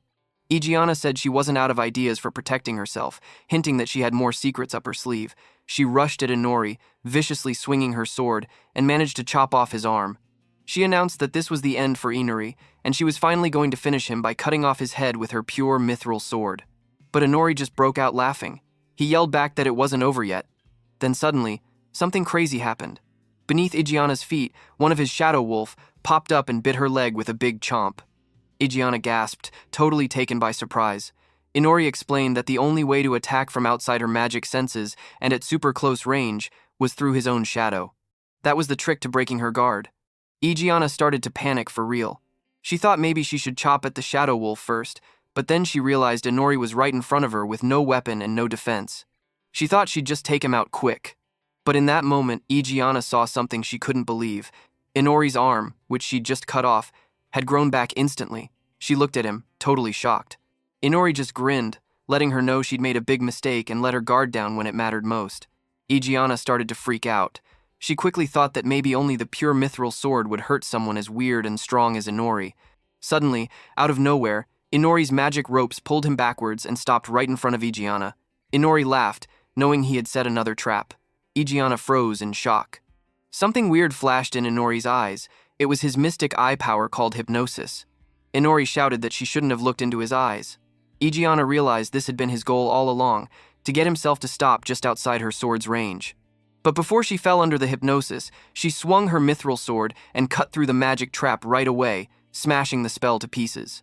Inori grinned, a bit wild, and thought that even magic spells as tricky as that one could be cut by Igiana's sword. Igiana now just stood there, panting, in the middle of the battlefield. She asked in a tired voice what that move just was, but Inori only shrugged, saying he didn't know. She pushed again, asking why he was laughing at a time like this. Inori only smiled and said he probably just found it fun. He wondered if she was enjoying the crazy fight too. Igiana even let out a small, tired grin of her own, not saying either way. Inori signaled the next round, saying it was time to go again, calling Igiana by her full name. As soon as he spoke, Fenrir attacked her again, and Inori's magic knives flew at Igiana everywhere. He was ready to end things right here. Back behind Igiana, another new magic circle sparked up. She felt the weird energy and guessed it was another of Inori's traps. Igiana planned to chop the new spell to bits just like she had before. But this time, it was actually a teleportation spell. In a blink, Inori appeared right behind her, causing Igiana to panic and shout inside her head. She had not expected him to move so quickly or to be right on top of her like this. Inori smirked, thinking that everything was going as he'd planned. He reached out, grabbing Igiana's arm and trying to bite her, using his vampire powers. Igiana's mind started racing. She knew this was really bad. With her hurt leg, she couldn't move fast enough, and at this distance she wouldn't be able to swing the mithril sword in time to block or slice Inori away. Desperate, Igiana used all her magic in a do-or-die move. She activated her air hammer magic on her own arm, blasting it with force. This made her sword hand snap up super fast, letting her swing the blade at Inori, even in the middle of being attacked. Everything happened in a blur. Igiana's sword sliced hard, cutting right through Inori's hand and neck in one clean move. Suddenly, Inori's body and head were separated, falling to the ground. Fenrir, seeing his master get cut down, rushed at Igiana in anger, but Igiana didn't waste time. She turned and finished off Fenrir too with her razor-sharp sword. As everything went quiet, Igiana stood there, breathing hard. She glanced down at Inori's head and let a small, sad smile appear on her lips, saying goodbye in her heart. Farewell, Takafuji Inori.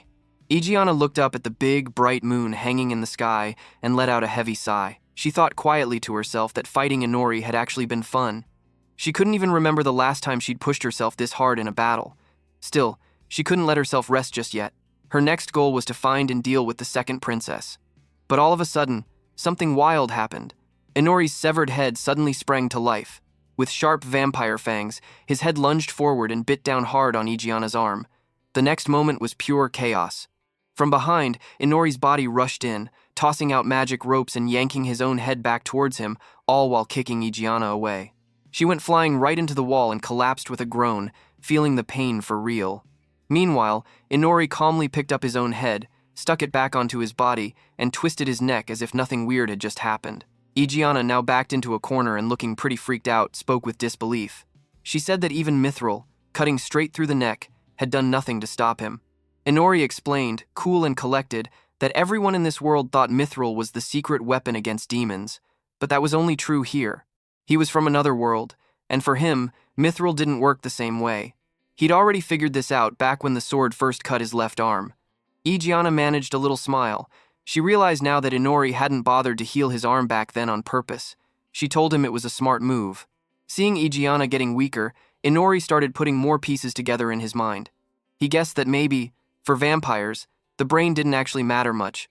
He'd remembered how, during his earlier fight with Fenrir, his own spine had been crushed, and yet his body walked and fought like it was fine. He was starting to think that the real core of a vampire was the heart, not the head. He couldn't totally prove it, but it made sense from what he'd seen. Igiana coughed up blood and admitted she'd lost this fight, but Inori just said it was pure luck he won. He told her honestly that he didn't have much real experience fighting people this skilled and strong. Igiana realized the same thing, letting out a rough, tired laugh. She admitted she had given everything she had, but it just wasn't enough. Inori walked over to her and called her by name. He told her he was going to take all her power for himself. He wasn't interested in taking over her ghouls, thralls, or minions. He'd rather have her strength directly. Then he leaned in, bared his fangs, and bit her, drawing out her power like a real vampire lord. After dealing with Igiana, Inori made his way over to the locked prison where the other heroes were being held. He paused at the barred door and found Ryuto, Tamaki, and Aoi inside. Inori tossed a magical tool toward the lock and said that he'd brought something to open up the cell. Tamaki and Aoi's mouths dropped open in shock when they saw Inori alive and kicking. "Inori, you're alive, we were so worried about you," they cried out. Inori just brushed them off, acting cool as ever. He told them to worry about themselves first instead of fussing over him. Then, he activated his magic eye power. His left eye glowed for a second as he tried to hypnotize Aoi, who seemed a bit confused.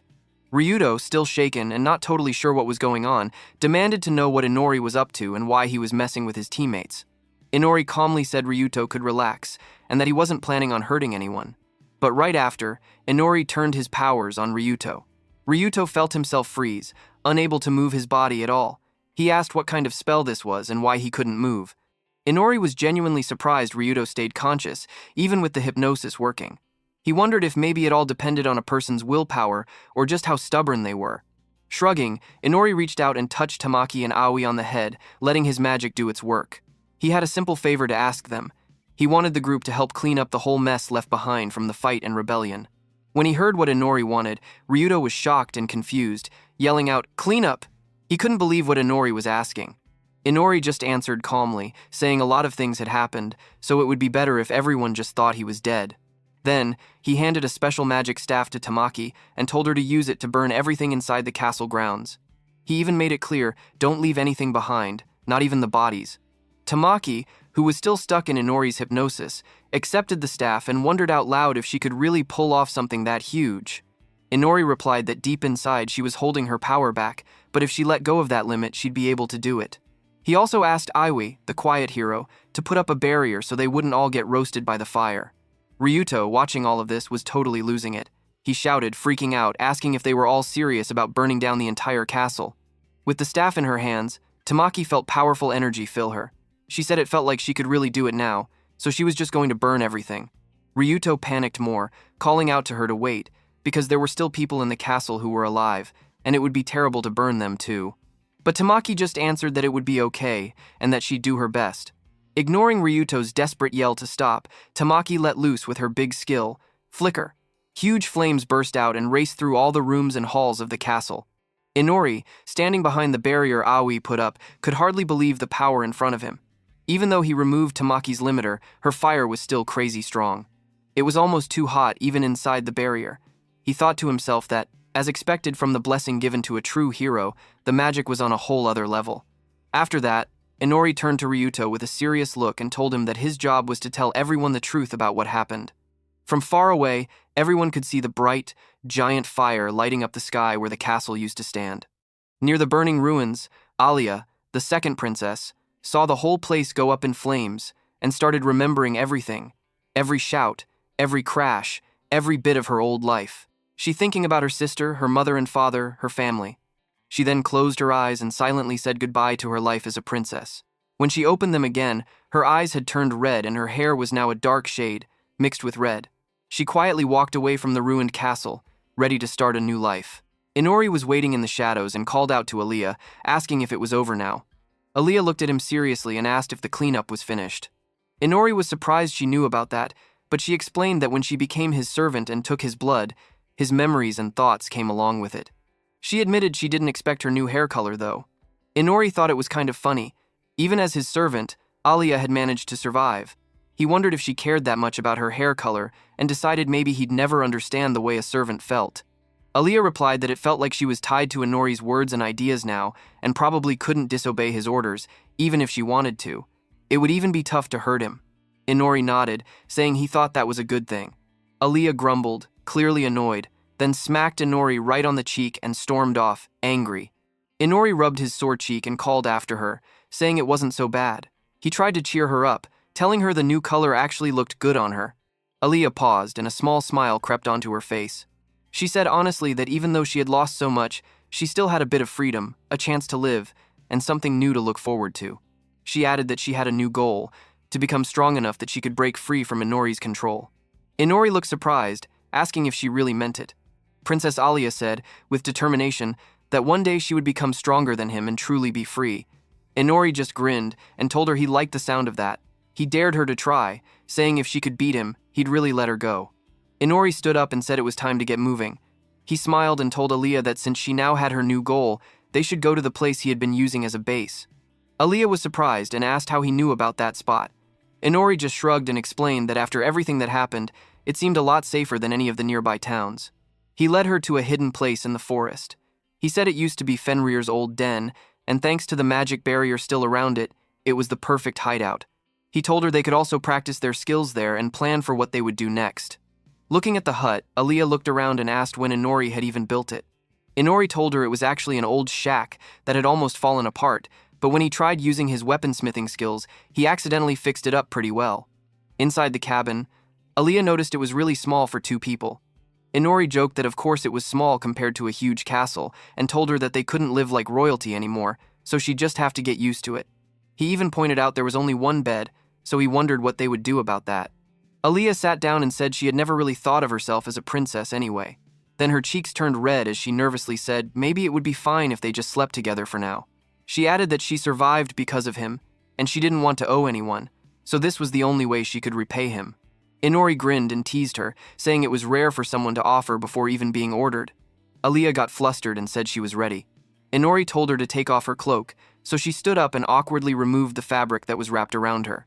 When she asked if this was good enough, Inori's right eye flashed with magic. He activated his vision magic eye and used his forging skill to shape the cloth into clothes. Inori handed her the new outfit and told her to wear it, saying it was weird seeing her in just rags. He reminded her that even though she was his servant, he hadn't meant it like that. He added that he also had the right to choose, and just because someone wanted to pay him back like that didn't mean he had to agree. He joked that Aliyah must be pretty confident to offer her body as repayment. Blushing hard, Aliyah gasped and shouted out in embarrassment, then ran off, holding her new clothes and mumbling thanks. Outside the hut, Aliyah sat on a log, feeling embarrassed. She scolded herself, thinking that she'd messed up and only wanted to show she was serious about surviving. Since she was the only one who lived and had left her whole country behind, she guessed maybe she wanted to punish herself. Inori came out and teased her, joking if sharing a bed with him was her idea of punishment. Aliyah panicked and rushed to explain it wasn't like that she was just confused, but she was still honestly grateful he saved her. She promised she meant it for real. He nodded and asked her to help him with something he was curious about. Aliyah got excited and said she'd help if it was something she could do. Inori pulled up his system window and explained how he got a bunch of new skills from people in the castle, but there was one weird skill, sexual technique, that he couldn't figure out how to train. Aliyah's face went tomato red as she stuttered out, "Sexual? Huh? Wait, what?" Inori said maybe the skill would level up if he just touched her chest a little. She freaked out, yelling, "Ah!" He said it was just a little touch and better than actually sleeping together, right? Aliyah protested, saying just touching seemed kind of shady. Inori reminded her she'd said she'd help with anything. She wailed in embarrassment, calling him a demon. He just smirked and replied, "Vampire?" The next day, Aliyah was outside, flapping her new wings and trying to learn how to fly. Inori was perched up in a tree, scrolling through his system menu and trying to pick which skills to level up since he had way too many to choose from. "I will skip those 100 skills, of course, so don't ask me what his skill is for God's sake." He called out down to Aliyah to come over for a second, and she replied right away, landing smoothly on the ground. Inori had been watching her, and he thought to himself that her new skill, genius, really fit her. She was already flying much better than yesterday. He asked Aliyah how the clothes he made for her felt and if she needed any changes. Aliyah smiled and said there was nothing wrong at all. They were easy to move in, which made her happy. Still, Inori couldn't help but notice something strange. Since Aliyah could fly even in the sunlight, it was clear she was different from him. Unlike Inori, who had a weakness to sunlight because of his vampire side, Aliyah didn't seem to have the sun god weakness. Maybe she was just built different. Then Inori handed her a new sword and told her to try it out. When Aliyah pulled the blade out, she was shocked to see a deep red aura glowing from it. She called it beautiful and asked if he made it using his weapon transformation power. Inori closed his eyes, acting calm, and said he tried upgrading the original Blade of Absolute Severing from Igiana, using some dark magic. He explained that now it had a new name, Absolute Black Blade. But that sounded way too long, so he just called it Black Blade for short. Aliyah was amazed. She couldn't believe this was the ancient weapon their tough commander used, and she realized Inori must have gotten himself a really awesome sword. But Inori acted like it wasn't a big deal. He told her even when he tried using it, the sword didn't work for him at all. He thought maybe it was because he didn't have the same kind of magic energy as people from this world. Aliyah asked if that meant he couldn't use any special magic tools at all, not even this sword. Inori agreed. He probably couldn't use any of the magic stuff people here could. That's why he wanted her to have the sword instead. He said since her own power reacted to it, she should be able to use it even better. Aliyah seemed worried and asked if he was sure. She guessed maybe this was part of his plan. Inori just grinned and told her not to worry. He could get strong enough without weapons anyway. He questioned if the only thing that counted in their strength contest was what kind of weapon they had, acting like it was no big deal. Then Inori summed up what they had learned so far. Aliyah, since she was human from this world, could use its magic and tools, but she didn't level up or gain skills with a system like Inori. Meanwhile, Inori, who came from another world, could level up and get new skills, but he couldn't use this world's magic directly. Aliyah smiled and pointed out that meant they were in a real race to see who would get stronger first. Inori said he had the advantage since he could keep leveling up, but Aliyah just laughed. She told him she'd already figured out how to catch up. With her new vampire powers, she could grow stronger by drinking blood, too. Inori grinned, saying he finally understood. Aliyah could get stronger just like he did, and her wings weren't her only upgrade. She also got a new tooth to suck. As they walked together, Aliyah suddenly stopped, shocked to see a shadowy wolf beast jump out in front of them. The wolf spoke and said that if it had healed faster, it could let Aliyah and Inori just ride on its back. Inori told Fenrir not to worry about getting hurt. He had to get slashed during the fight to make Igiana drop her guard, even if it meant taking more damage than planned. Aliyah's eyes sparkled seeing Fenrir. She ran over and hugged the giant wolf, squealing about how cute and fluffy he was. Fenrir yelped, telling her to stop and let him go, acting all grumpy. Inori explained that even though Fenrir seemed cute now, he was actually a really scary beast before. Finally, Fenrir slipped away, diving back into Inori's shadow with a defeated face. Inori chuckled and asked if Aliyah always liked animals this much. Aliyah shrugged, saying not really, but she used to look after all the pets her little sister kept leaving behind. Inori thought that sounded totally believable. Then, remembering their plans, he said they'd have to leave the area that night. Aliyah asked if he had a destination already, but Inori admitted he hadn't decided yet. He thought it might be smart to just visit the nearest country to gather more information. Ideally, he was looking for a place that hadn't summoned any heroes yet. Aliyah quickly told him there wasn't a single country like that. Every country in this whole world had performed a hero summoning. Inori was so surprised he practically shouted. Aliyah explained again. She said there was a deal called the 32 Heroes, which meant all 12 countries summoned at least one person each. Inori thought that was way too much. He looked at the sky, realizing that somewhere in this world, there were now 32 heroes summoned to different countries. He had to admit, this world just kept getting crazier and crazier. Somewhere far away, a mysterious woman stood in a dark place holding a glowing golden skull. The woman had long white hair, and around her were piles of bodies from all kinds of different races: beastmen, elves, dwarves, dragonkin, and even humans. She spoke softly to the skull, asking it to take over these bodies and return to them. Suddenly, the golden skull started to glow even brighter as something strange happened. The pieces of bone floated up, fitting together, and a scary demon slowly took shape. The woman, who was actually a demon too, shouted with excitement and respect when the demon appeared. She called him their demon lord, Lord Ignoa. Wow, guys, is our new enemy just being resurrected to be Inori Punching Bag? Meanwhile, in a lively city far away, Aliyah was walking through crowded streets. She was using the fake name Ari and looked like any other traveler. A friendly man ran up to her with a loaf of bread, offering it to her. She tried to turn him down by saying she had already gotten her reward from the guild, but the man insisted, saying this was a thank you for helping him earlier. Soon, More people in the street called her name and handed her all sorts of free stuff, telling her to take it. Aaliyah started thinking about how different things were here. Ari was just her new nickname, her alias for this new life. She remembered how she and Inori, who now used the fake name Kiri, arrived in this local city called Regan, which was in the Lean Holy Kingdom. It was a busy transit city where merchants traveled, filled with big brick buildings everywhere. It was much more active and lively than anywhere she'd seen in her old country. Since this was a holy place, there were lots of priests and nuns around. There was even a church so huge it was hard to believe it was only in a regular city. To survive and pay for their travels, Alia and Inori joined the Adventurers Guild. They worked to earn money, but honestly, it was mostly just she was the one doing the hard work. Inori slept a lot, so Alia was usually the one out meeting new people and taking care of jobs. After a long day, Alia made it back to the inn where they were staying and called out for Inori, or Kiri, as everyone here knew him. But before she could put her things down, someone suddenly flew out the door of their room and crashed onto the ground. To her shock, it was Inori, bleeding from his nose. Inori weakly called out for help, saying, "Help me, Ari," just before flopping over. Alia was confused until she noticed a woman standing in the doorway with a fierce look in her eyes. The woman with wild energy looked at Inori and said she was surprised he didn't pass out after being struck that hard. She told Inori she could sense a talent in him that didn't fit someone who just liked flirting with girls. She introduced herself as Fanatique Lesejos, Divine Knight of the Lean Holy Kingdom. With way too much energy, she announced that she would rehabilitate Inori as if she had a new project to work on. Inori just stared at her, clearly baffled and having no clue what was happening. The girl looked at him, and Inori wondered out loud, what did she just say? Alia watched the whole scene, feeling totally lost as well. She summed it up in her thoughts. This was her new life, a new town, a new job, and meeting all sorts of weird, interesting people. This was how things were turning out ever since she left her old world behind. Right now, she hadn't the slightest idea how she was supposed to react to everything happening around her. Okay, let's rewind a bit on what the hell is happening from Inori's view.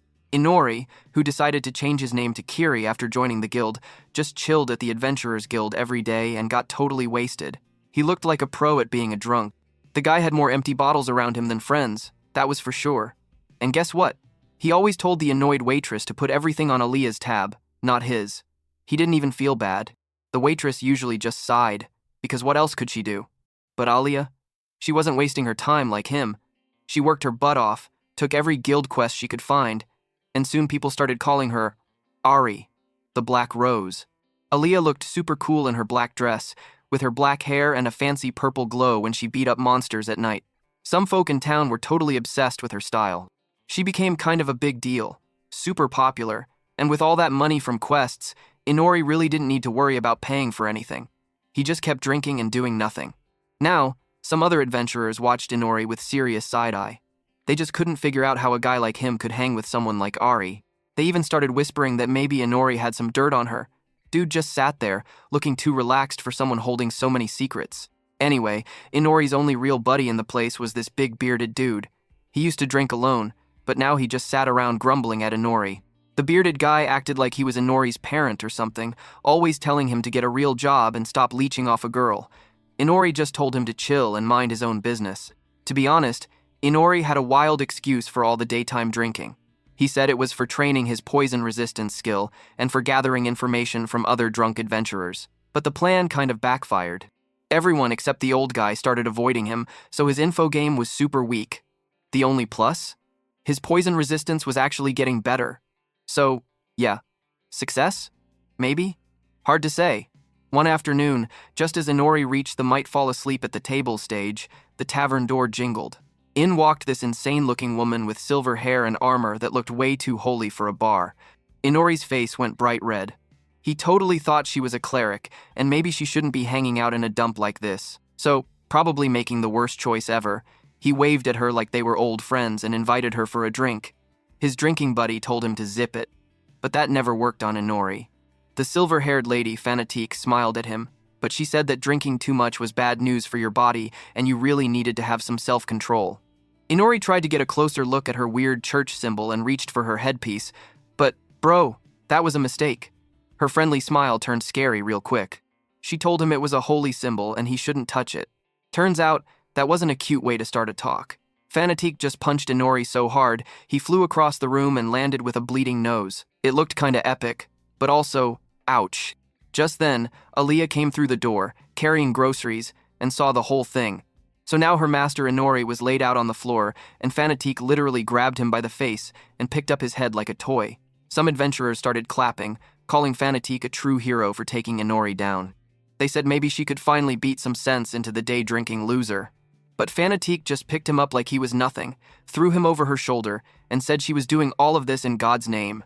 She even talked to Alia for a second, asking if Alia wanted something, but Alia was so surprised she just said no. Fanatique then explained she was taking care of Inori, the guy who tried to flirt with her at the guild. But she said he had more guts than people thought, and that with God's help, she would save him. Then Fanatique walked out, carrying Inori away. Suddenly, every adventurer in the tavern crowded around Alia and started cheering. They thought Alia was finally free from Inori. This is funny as hell. Alia got totally overwhelmed. She pushed all the stuff away, grabbed her things, and ran out after Fanatique, who was still carting Inori around like a sack of potatoes. As for the other adventurers, they were left scratching their heads, still wondering why on earth Ari the Black Rose would ever stick with a dude like Inori. Some even said maybe he had some serious blackmail on her. Suspicious much? Meanwhile, outside on the city street, Fanatique carried Inori all the way to this big, fancy building. She dropped him down on a bench like he was a bag of trash. Inori groaned. 'Cause, well, his whole face probably hurt now. Fanatique poked him on the nose and told him she would make this next part easy, which sounded kind of scary. Then her hand started glowing with this bright blue, holy energy. Looked like she wasn't joking about that whole rehabilitation thing. Not a chill day for Inori, dude. Not at all. Inori could feel the energy wrap around his hand. Then a green healing glow covered his body. He opened his eyes, super confused and groggy. Fanatique just crouched down and smiled at him, like nothing weird was happening. She told him that he was feeling better now and that he really shouldn't drink so much. Inori asked who she was again, still a mess. She said her name was Fanatique, but he could call her Fana, or even Master. She said the important thing was to get moving. Before Inori could even protest, Fanatique grabbed his hand and yanked him up to his feet, dragging him off like she had all the energy in the world. She said the first thing they needed to do was pray. Inori was probably too sleepy to run away, so he just let it happen.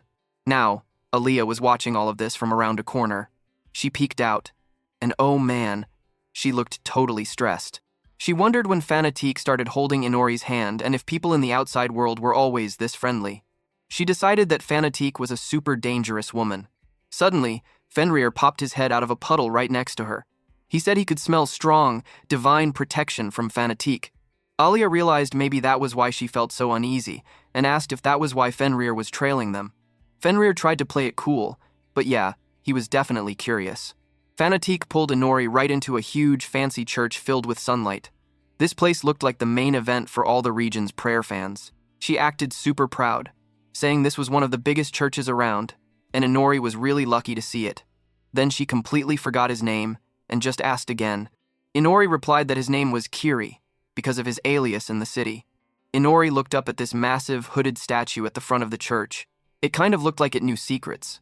He asked what the statue was supposed to be, and Fanatique said it was the head god.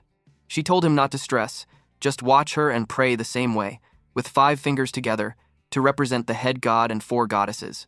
Inori just went for it, pressing his palms together, closing his eyes, and thinking that his day could not get any stranger. As soon as his eyes closed, everything changed.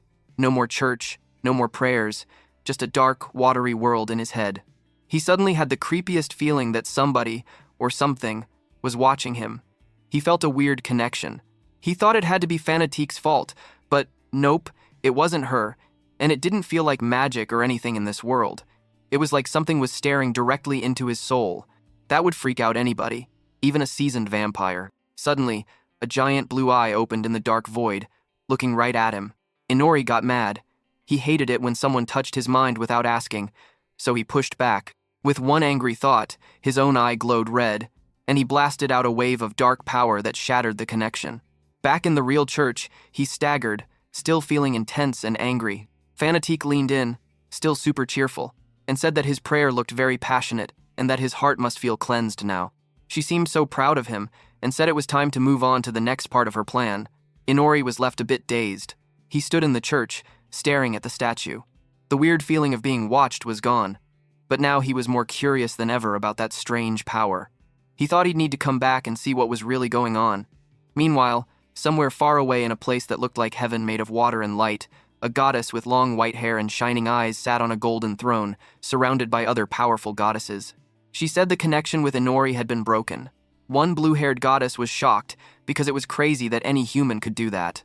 The head goddess looked down, very serious, and said the human was called Takafuji Kiri. Sometime later, inside the tavern, suddenly, the hooded man looked up, and his eyes almost popped.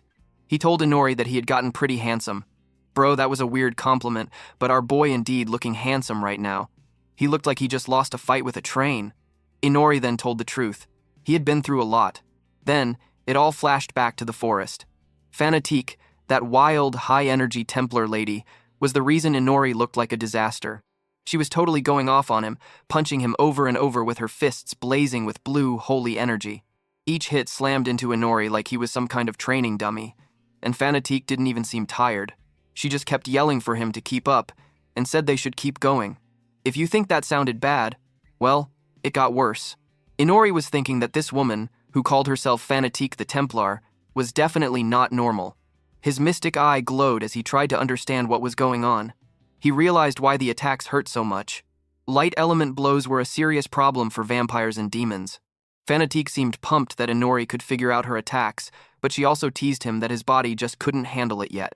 That sounded kind of savage, but she was actually cheering him on, saying if he kept getting hit, he'd eventually get stronger. Inori thought that logic was crazy, but he didn't really have much choice. She just kept wailing on him. Now, Alia was hiding nearby behind a tree, sweating buckets because Inori was getting absolutely destroyed. Yet Fenrir told Alia that their master had ordered them not to help unless it was really bad. He said even though it was the middle of the day, which was bad news for vampires, Inori could escape whenever he wanted, so this wasn't an emergency. Alia watched, thinking that maybe Inori had some big goal nobody understood. And, guess what? Suddenly, Inori proved Fenrir right. He just bolted, running into the trees so fast he left Fanatique standing there looking shocked. She actually seemed surprised that he made a run for it. Back in the tavern, the hooded man sat with his drink. Inori dropped into the chair across from him, still all beat up. The hooded man said he was surprised Inori had escaped from that crazy young lady. Inori just flopped down, looking like he'd seen a ghost. He said he'd never run so fast in his life. Then, Inori wanted some info about Fanatique and her whole Templar thing. The hooded man explained that Templars were basically top-tier monster and demon slayers, and they offered their kills to the head god. These people used special magical tools, and a lot of them could use the light element, which was especially rough on demons and, of course, vampires. He also told Inori that even though some people had talent with elements, what really mattered was tactics. But, since Inori couldn't use magical tools, there was no point studying Templar stuff. Inori felt like something was off, and then he realized he never told anybody he couldn't use magical tools. He stared hard at the hooded man, wondering how he knew. Then, out of nowhere, the tavern door flew open. There was Fanatique, drawn in a way that made her look extra silly and cute, but she looked so proud of herself. She found Inori, and his face turned pale as snow. He was completely freaked out. Fanatique didn't waste any time. She ran up and grabbed Inori by his already swollen cheeks, shaking him like a toy. She said he got a good break, but training was back on. Inori begged the hooded man for help, but nobody wanted to mess with a Templar. Fanatique just laughed, wondering what kind of training they should do next. Inori tried to shout for help again, but the old man just remained quiet. Hey! Friendship looked brutal in this town. Not long after, Inori was back out in the woods, lying face down in the dirt, feeling like roadkill. Fanatique was literally sitting on his back to pin him down. Alia and Fenrir watched from the trees. Inori thought this training was just Fanatique beating him up over and over. He realized that, if this kept up, he'd be a zombie before he ever figured out how to win. So, he told his muscle-headed master that maybe they should go back to the church for a bit. To Inori's surprise, Fanatique's face lit up like she won the lottery. She was so touched that he wanted to go to church. She said it proved her training was working. Inori pasted on his best fake smile and agreed, but inside, he was laughing. This way, he could skip the beating and also check the church for clues. He called it killing two birds with one stone and leveled up his fake smile game. Inside the church, things chilled out. Inori watched people praying in the quiet room. He thought the quiet was cool, but he really wasn't into faith stuff. He focused, checking if that weird feeling from before was there, being watched or whatever. But it seemed gone, at least for now. He wondered if Fanatique or the worshippers really were connecting with someone. Even his own detection skill couldn't see it, so he thought maybe it couldn't even be picked up with normal magic. But Inori wasn't done yet. He decided to pull out a power from another world.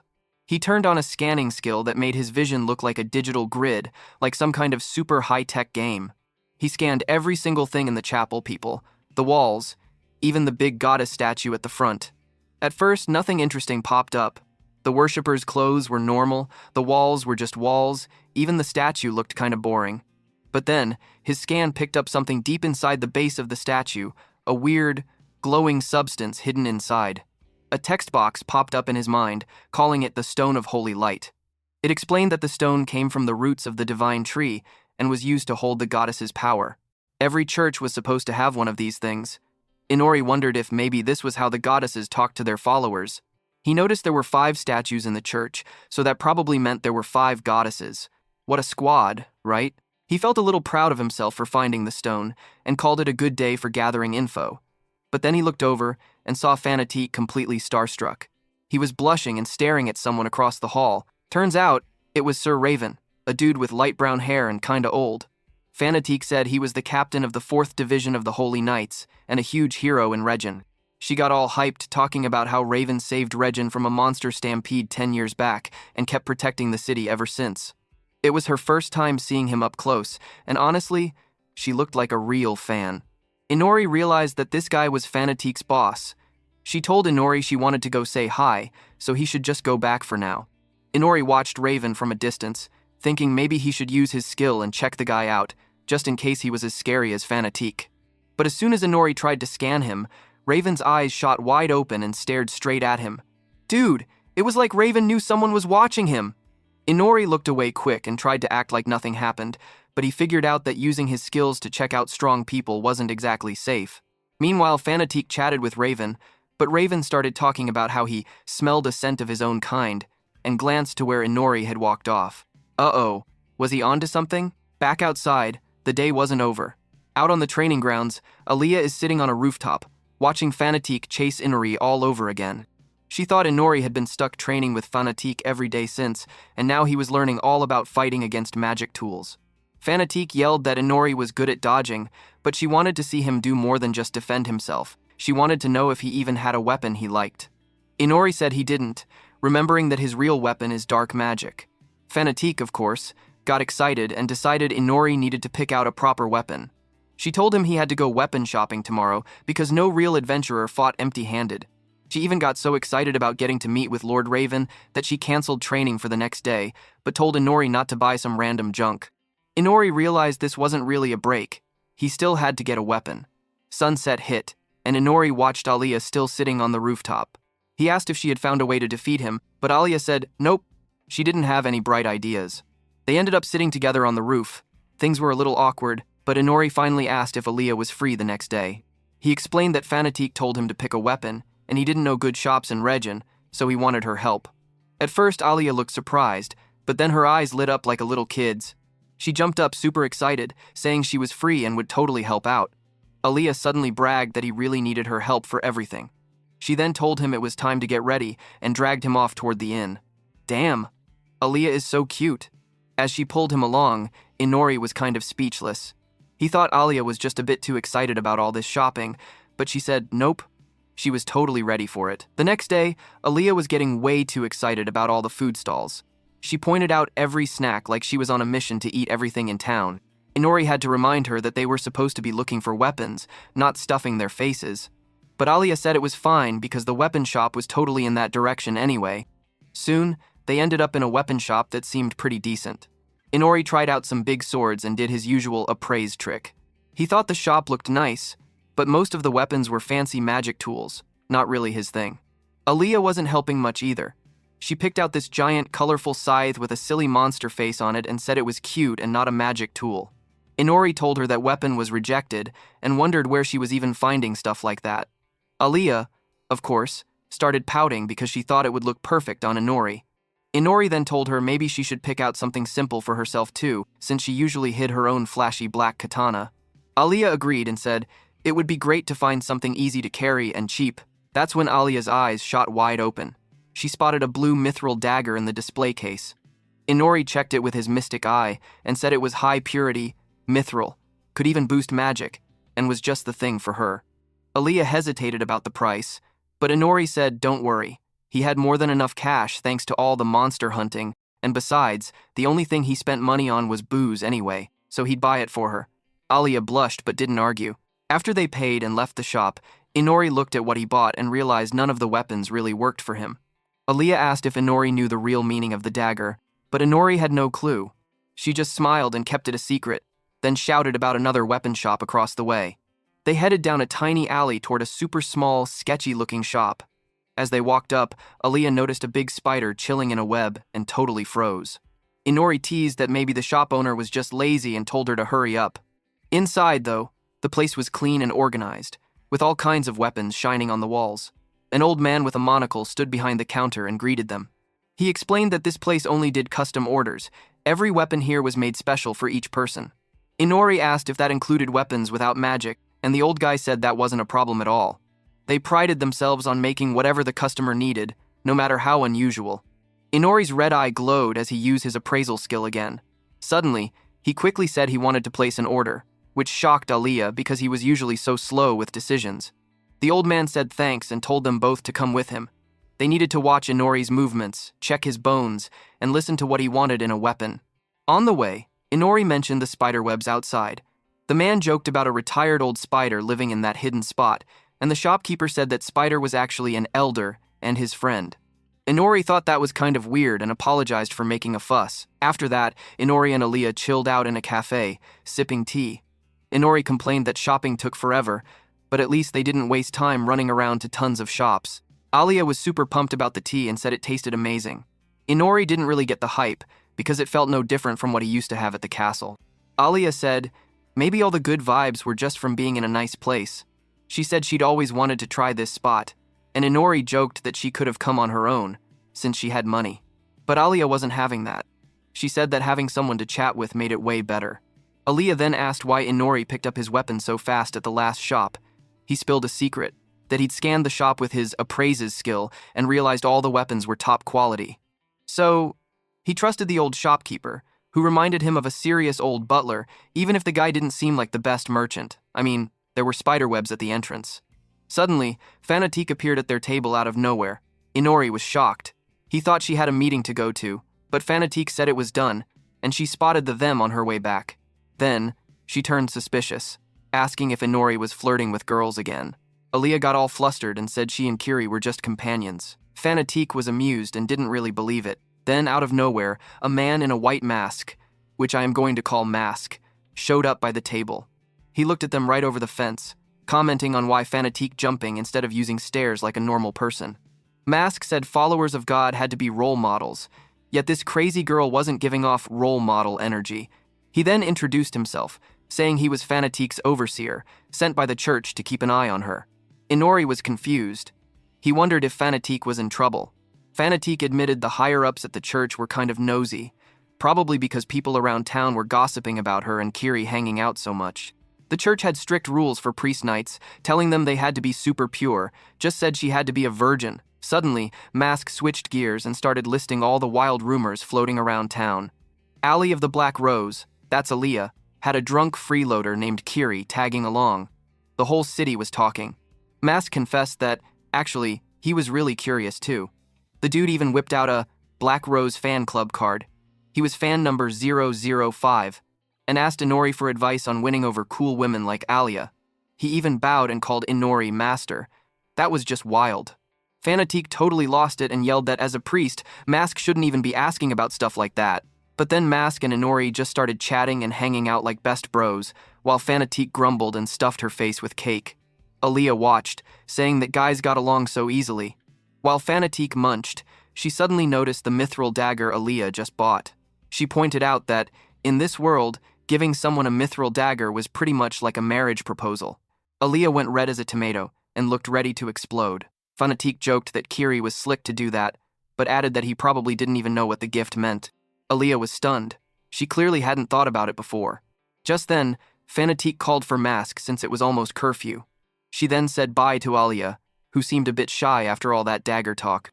As the sun set, Aaliyah and Inori walked home together. Inori admitted he was wiped out after this crazy day. Aaliyah smiled, feeling happy to walk beside him. Somewhere nearby, Mask watched and thought that this was his first time talking with Kiri in person, and what a mysterious dude he turned out to be. In the inn, Aaliyah waved at Inori and said she had some guild requests to finish. Inori teased that she sure looked busy for someone who said she was free. Then he went back to his room at the inn, tired from everything that had happened. But as soon as he closed the door, things got weird. He felt something was off right away. There was a mysterious woman sitting by his window. Realizing Inori can feel her presence, she laughed. But here's the wild part. She started talking to Inori not with her mouth, but straight into his brain. Inori got chills and thought it was some kind of telepathy. The woman introduced her name as Fululu and said she used spirit magic to let him know he had sharp instincts for noticing her spooky presence. She said she'd heard rumors about Inori being a total scumbag around town, so she came to see him for herself. Fululu offered to teach Inori about spirit magic. The next thing he knew, she pulled him onto the bed and actually straddled him, acting super bold. Inori was surprised, but he tried to keep his cool, saying she was good-looking and he wasn't the type to refuse free feasts. But he realized way too late this was a trap. Golden energy surrounded them. Fululu hit him with some really strong mind magic that he just couldn't dodge. Suddenly, Inori's whole world warped. He found himself in a giant grassy field, even though he knew he was still in his room. Fululu floated behind him now, showing off her wings, and explained this was her own mental world. Here, she could do anything she wanted, like make his clothes disappear in a snap. Inori just stood there, butt naked and shocked. This manhwa is insane. You can't even decide the genre, oh shit. Fululu kept teasing him, saying she could drive him nuts with pleasure if she felt like it, and that maybe she would even make him obsessed with her forever. Then she was shocked to know Inori was a virgin, even though she thought he looked like a playboy. Fululu wondered if he was actually just scared of getting close to someone. Inori snapped back, telling her to shut up. But he didn't just say it. He fought back with some serious dark power. Black and oily energy burst out, swirling around Fululu, and totally started corrupting the world inside her mind. Fululu was shocked for once. Inori's eyes glowed with intense yellow light as he told her one more time, in a voice echoing through the darkness, to shut up. This was no normal fight. It was spooky spirit, magic mind battle level stuff. Fululu freaked out. She couldn't believe some normal human could take over her mental world. But Inori thought it was funny, because when it came to domination, he said he was basically a boss. Suddenly, everything snapped back to reality. In their inn-room, Aaliyah came back to the room. She immediately noticed the door was unlocked and called Inori careless for leaving it like that. She entered and, oh snap, right in front of her, she saw Inori on the bed kissing a strange woman. Talk about bad timing. Aaliyah's eyes went full rage mode and started glowing, reaching for her new mithril dagger. But Inori suddenly moved the woman and make her fall. But what the fuck? Something was inside his mouth. He then spit it out, and, it looked like a tiny, angry fairy struggling to breathe. After a while, that tiny, fairy-sized sylph was sitting at a table. She said her name was Sylph. Sylph explained, a bit ashamed, that the Lord God had sent her on an oracle to trap Inori using her powers of charm and disguise. She tried her best, but ended up getting dominated herself. A green status box even floated by, showing she was now in dominated state, rebel against the Lord God. That's a big yikes. Inori picked her up and said the church and their god move faster than he expected. He argued that Sylph should have spilled all her secrets. He wanted to know about the Lord God, about spirit magic, about everything, but Sylph tried to act tough, saying she still had her pride and wasn't going to give up all her secrets just like that. Inori said, if she wouldn't talk, he'd just use the same methods she'd tried on him. He grabbed her by the leg and said it was time to pay her back for her own trick, using his special technique. Bro, what the fuck? I read the comic and Inori literally make her flooding. Aaliyah went full crimson and told him to quit it. All this was just too much for her, bro. This comic is not for under 18. I repeat, this comic is 18 plus category. After all the chaos, Sylph collapsed on the bed, super embarrassed and 100% beaten. Inori asked if she understood who the real boss was now. He said he needed to test out her spirit abilities, not just get information. Sylph, now totally loose, agreed to help. But outside in a distant forest, where the group went to try her powers safely, Sylph just sat there crying. She complained she couldn't use her spirit magic anymore and wasn't sure what she could do at all. Aaliyah even wondered if Sylph was really a high-rank spirit after all. Sylph got mad and said they were both so annoying. She pointed out her hair had even turned black, and she thought maybe that was part of the domination effect. Inori wondered if spirits weren't really the same as living beings, since his domination skill usually didn't work on real people. Things were getting weirder by the minute. When Inori asked how many spirits existed, Sylph said there were spirits everywhere, all around them. Alia pointed out that was actually how she was able to find Inori so easily before. If someone could use spirit magic, they could basically spy on people without anyone knowing. Inori realized that was a big problem and asked if Sylph could make him see the spirits too. Sylph didn't know if she could in her defeated state, but she tried.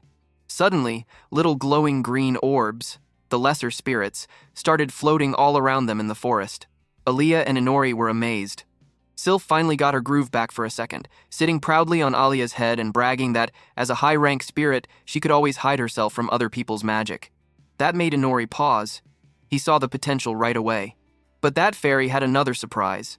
She tested her magic and found she could make a swirling vortex of black wind, moving it wherever she wanted. Alia then called it black wind, but it was more like smoke or shadow floating in midair. Inori looked at all this and thought, wow, maybe now things were really getting interesting. They are testing the power of the black wind on the creepy purple bug monster. Sylph said it was crazy how strong their attack was. If that monster wasn't from the demon world, it would have been totally blown to dust. Inori was confused and asked what the demon world was about. Sylph explained that, usually, you'd never see a monster like this so far from its home turf. Alia wondered if it was really that rare. The fairy said yes. She explained that this forest just wasn't the place where demonic beasts were born. It was like finding a fish chilling in the middle of a desert. Super off. Alia then asked if Sylph ever visited the demon world. Sylph, acting way too proud for someone who just got schooled, said of course not, but she could tell the forest spirits were freaking out.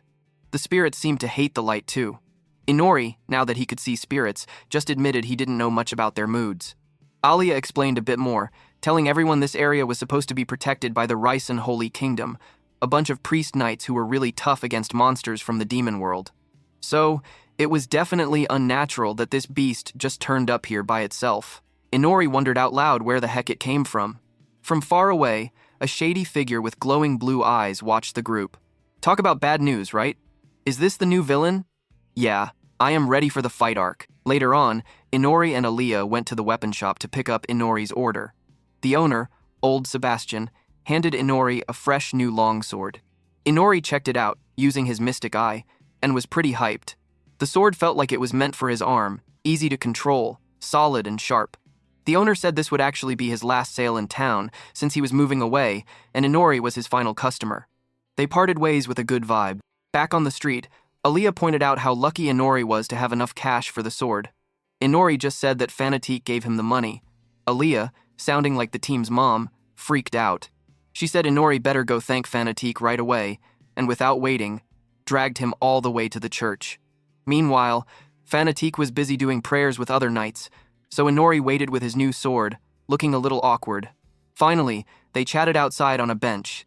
Inori told her he found a good blacksmith, and Fanatique was so excited about the sword, saying it looked seriously tough and perfect for real combat. He added that it wasn't a magic tool, since his body just didn't like those. That means even though she teaches him every day, he won't get stronger. Fanatique only smiled hearing that. She had guessed it probably. She asked if Inori was telling her this because he was tired of her training already. Then came the classic Inori attitude. He told Fanatique, right to her face, that he'd hated training with her from the start and thought it was kind of pointless. He figured training wouldn't help him much, and maybe it was just a waste of her time, too. Instead of getting mad, Fanatique just laughed, saying honestly, with Inori's body, even a lifetime of training probably wouldn't do the trick. But then she shocked him by saying she'd keep sticking by his side forever anyway, because her specialty was believing in people, no matter how slow or stubborn they were. That comment actually broke through to Inori a bit. He grumbled that Fanatique was pretty stubborn herself, but he agreed to try a bit harder, even if it felt pointless. Fanatique lit up with the biggest smile. She was absolutely pumped that he was willing to give it another shot. But later that day, Inori and Mask were hanging out at a table in the guild hall, just chugging down drinks like it was the weekend. Mask, though, was being super loud and started rating all the women in the tavern. Every girl around there was so angry, like what the fuck are these jackass talking about them? Mask was pointing at every lady and giving out these crazy purity reviews, trying to guess people's secrets just by looking at them. He even said some ladies looked super pure, while others had this tough, stay-away energy. Inori, who was already drunk with a big red face, bragged that Mask did have a good eye for people. He said it was just a skill he picked up from growing up around the church, where everyone is obsessed with purity. Inori even thought to himself that since that wild night, Mask had turned into one of his drinking bros. Mask was weirdly good at making people talk, so Inori kind of worried if he had some sneaky plan. But hey, Mask kept paying for food and drinks, so Inori didn't let it get to him. Good food, free drinks, he could live with a little weirdness. Out of nowhere, Inori pointed straight at Alia, who was entering the tavern with that confident walk, and asked Mask to rate her. Mask started yelling about how Alia was powerful and pure, but also kinda lewd and dangerous. He told Inori he'd picked a tough one with her. Alia looked over, obviously annoyed, and marched toward them. Thank God she gave them 2 big punches to their empty head. Alia stated she'd heard about some dude loudly judging women and wanted to see for herself.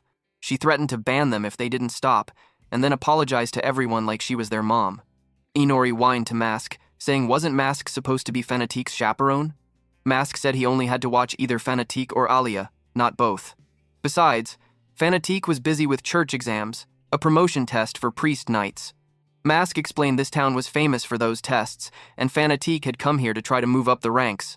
The test was so brutal, she could even lose her life. He also said she was working insanely hard, even though it was dangerous and people were spreading rumors about her and Kiri hanging out. While the group was busy getting chewed out, a bell rang in the tavern and everyone got quiet as a hooded man walked in.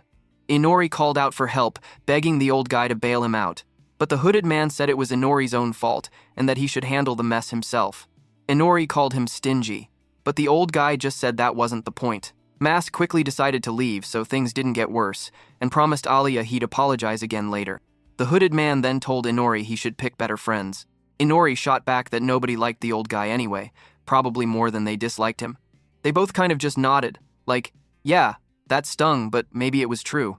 Inori then ordered more sake, ready to drown his embarrassment. Meanwhile, Sylph, talking inside Inori's head, was freaking out about the hooded man. She didn't want to be near him, and even hiding in Inori's shadow, she wanted to bounce. She could tell this stranger could sense spirits, and that was super rare and terrifying for her. Right at that moment, the hooded man commented that it looked like Inori had a new companion, a powerful spirit. Of course, this shit shocked our boy. The man told him not to overthink it, and then hinted that he knew Inori could see souls and special abilities. He likes hinting at Inori to check his status right now. Now, Inori's mystic eye flared up, and he hit the hooded man with his appraise skill. What popped up was insane. The old man's real name was Ignoa, and he was part Magian, part elf, part dragonkin, part beastman, chimera, homunculus, human, and demon tribe. I don't even know what bro is. He had a bazillion titles, reincarnator, demon lord, salaryman, even the absolute one. It turns out the guy sitting across from Inori was literally the current demon lord, with a ton of legendary stats. Inori just sat there sweating buckets, realizing he'd been drinking and cracking jokes with the absolute boss of the underworld all along. Sometimes you really can't guess who you're partying with, dude. Ignoa noticed the mood, so he told Inori they should move somewhere private. There were too many eyes around. He even dropped Inori's real name, Takafuji Inori, right there in the tavern, so Alia freaked out. She tried to tag along out of worry, but Inori hit her with a command to stay put. Seriously. He took her by surprise. Still, Alia promised she'd wait for him there. Worrying. Cut to the forest outside town, where it got real. Ignoa said there was no need to be so nervous, but come on. Who could actually relax meeting the demon lord? Ignoa waved his hand and sent out a burst of purple energy that even knocked Sylph out cold. He apologized, didn't want any spirits eavesdropping. Now it was just the two of them. Then Ignoa started asking what Inori thought of his body. Turns out, he was rocking all kinds of features, from beastkin ears to dragon scales, a tail, you name it. A real chimera homunculus. Inori kinda agreed it looked like a, what the heck is that monster mashup? That's when Ignoa dropped his life story. At first, he was just a plain demonkin, but after his second reincarnation, he ended up with this patchwork body. He told Inori he was from another world too, so this was actually Ignoa's third life. In his first life here, he was the demon lord 2 generations ago, the kind who wiped out anyone who crossed him. He bragged about killing, conquering, collecting everything. Treasure, booze, women, power. If someone tried to take him down, he squashed them. Heroes, dwarves, elves, beast folk, didn't matter. He was a really strong demon lord. He was on top for ages, living wild. But eventually, Even the demon lord runs out of time. Inori wondered if he actually died. Ignoa said nobody ever killed him, but he still had a lifespan, so that was that. After he died, Ignoa said, his soul ended up floating in this weird white void, and that's when he actually met a goddess. Back in the forest, Inori was trying to piece this together. He wonders if this white space god was the same one he'd met when he first came to this world. But he bet it's not, especially when Ignoa said his god was the Lord God of this world, not the same dude. Ignoa then recalled how the Lord God stripped away all of his memories, skills, powers, everything, and tossed him into a place called the Forsaken World. That tipped Inori off. The Forsaken World was really just Earth, the place Inori himself came from. Ignoa explained that, yeah, Earth was a world God had already abandoned, a place where nothing special ever happened. The flashback showed Ignoa living the most boring, normal life on Earth. He grew up in an average family, went to work at a normal job, learned to keep his head down, and tried his best. He married a nice but not super fancy woman, had a son, made mistakes with money, fought with his family now and then, and just lived earnestly. But even with all that, he admitted, he was happy. Ignoa said he finally learned what real happiness was, not as a demon lord king blasting everyone, but just being a normal guy, living, struggling, and loving his family. He told Inori it took him 2 whole lifetimes to get it, and now, with this crazy chimeric body, he didn't want to rule or destroy just for himself. He wanted to make someone else happy this time. Inori wondered if Ignoa wanted to go on another rampage, but Ignoa laughed that off.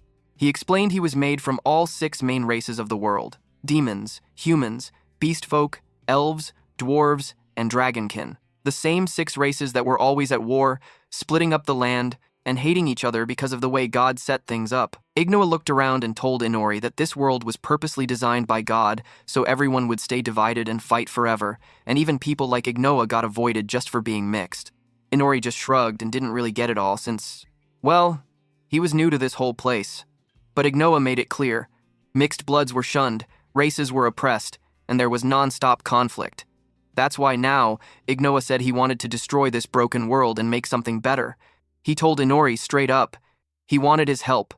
Inori asked if there was going to be some kind of forced join the villain club speech, but Ignoa said, nah, Inori could do whatever he wanted. Sharing his story and plans was just his way of paying a cooperation fee up front. Then Ignoa explained that even if Inori didn't really mean to, he'd probably end up helping him anyway, just by living life, making enemies, surviving, and smashing obstacles. For Ignoa, that was what mattered, just living, no matter how wild it got. Inori stood there, thinking about all this, and laughed off Ignoa's selfish way of putting things, saying he'd probably do that sort of thing even without being told. Ignoa looked delighted, and Inori told him to start paying up more if he really wanted his cooperation. Inside, Inori thought he'd been on edge since day 1 in this world, and it was about time he got some payback, at least a little. Now back to Alia's point of view. After Inori ordered her not to follow him, Alia stayed behind at the tavern, pouting but stubborn as ever. From the window, she watched Inori and Ignoa disappear into the distance and felt a bit useless. She knew Inori was way more serious than usual, and it bothered her that she couldn't help. She even thought she must have forgotten her real place, since he hadn't really given her an order. Alia left the town and found herself sitting under a big tree, feeling kind of lost and a little sorry for herself. But then, out of the woods, a bunch of creepy shadow wolf monsters jumped out with glowing yellow eyes, surrounding her. Crap. Talk about bad timing for a monster attack. Before things got worse, Fanatique showed up out of nowhere, swinging her polearm and taking those monsters down like it was no big deal. She told Alia she shouldn't just be wandering alone in dangerous places like this. Alia thanked her, feeling a bit embarrassed. Fanatique said just to call her Fauna, but also teased that it was weird for someone called the Black Rose to be caught off guard by monsters. She guessed that Alia had something on her mind, probably Kiri. Ouch, she hit the spot. Alia tried to play it cool and said it was nothing, but Fanatique didn't buy it. Suddenly, Fanatique attacked again and knocked Alia flying. Whoa! Alia yelled, asking what Fanatique's deal was. Fanatique said she just wanted to see how strong the real Black Rose was, and, besides, Alia seemed like she needed to wake up a bit. Now totally fired up, Alia kept dodging and yelled, "What the fuck is she doing?" She demanded to know what kind of person Fanatique even was. Fanatique surprised her by asking if, when Alia was a kid, she believed in God. But for the surprise, Fanatique said she didn't believe it when she was a child. She then told a tough story from her own past. Her mother was super religious and always prayed, but she never told Fanatique to do the same. One day, their village was attacked by monsters, and Fanatique's mom died protecting her. Young Fanatique was surrounded, and for the first time, prayed with all her heart, just wishing to be with her mom again. That day, someone like a goddess appeared and saved her. Fanatique never found out who it was, but ever since then, she believed in God and tried to help others, just like that person who saved her. She told Aaliyah she was strong too, and she should trust Kiri and help him out. Hearing that, Aaliyah finally let her feelings spill out.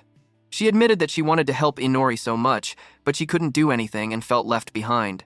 Too absorbed with her feelings, Aaliyah let loose and punched Fanatique right in the face. Fanatique got a bloody nose but started grinning, saying it was a pretty good punch. She even felt like she heard Aaliyah's big mallet. Then she fainted, still smiling. Aaliyah just stood there, wondering if Fanatique was an idiot. After that, Aaliyah stood over the passed-out Fanatique and started laughing. This is the first time Aaliyah has seen a girl this weird. Fanatique also laughed and said, honestly, she was frustrated because she didn't understand Kiri all that well. Suddenly, Aaliyah smiled and guessed Fanatique would fix things in her own weird way and could understand Inori like her too.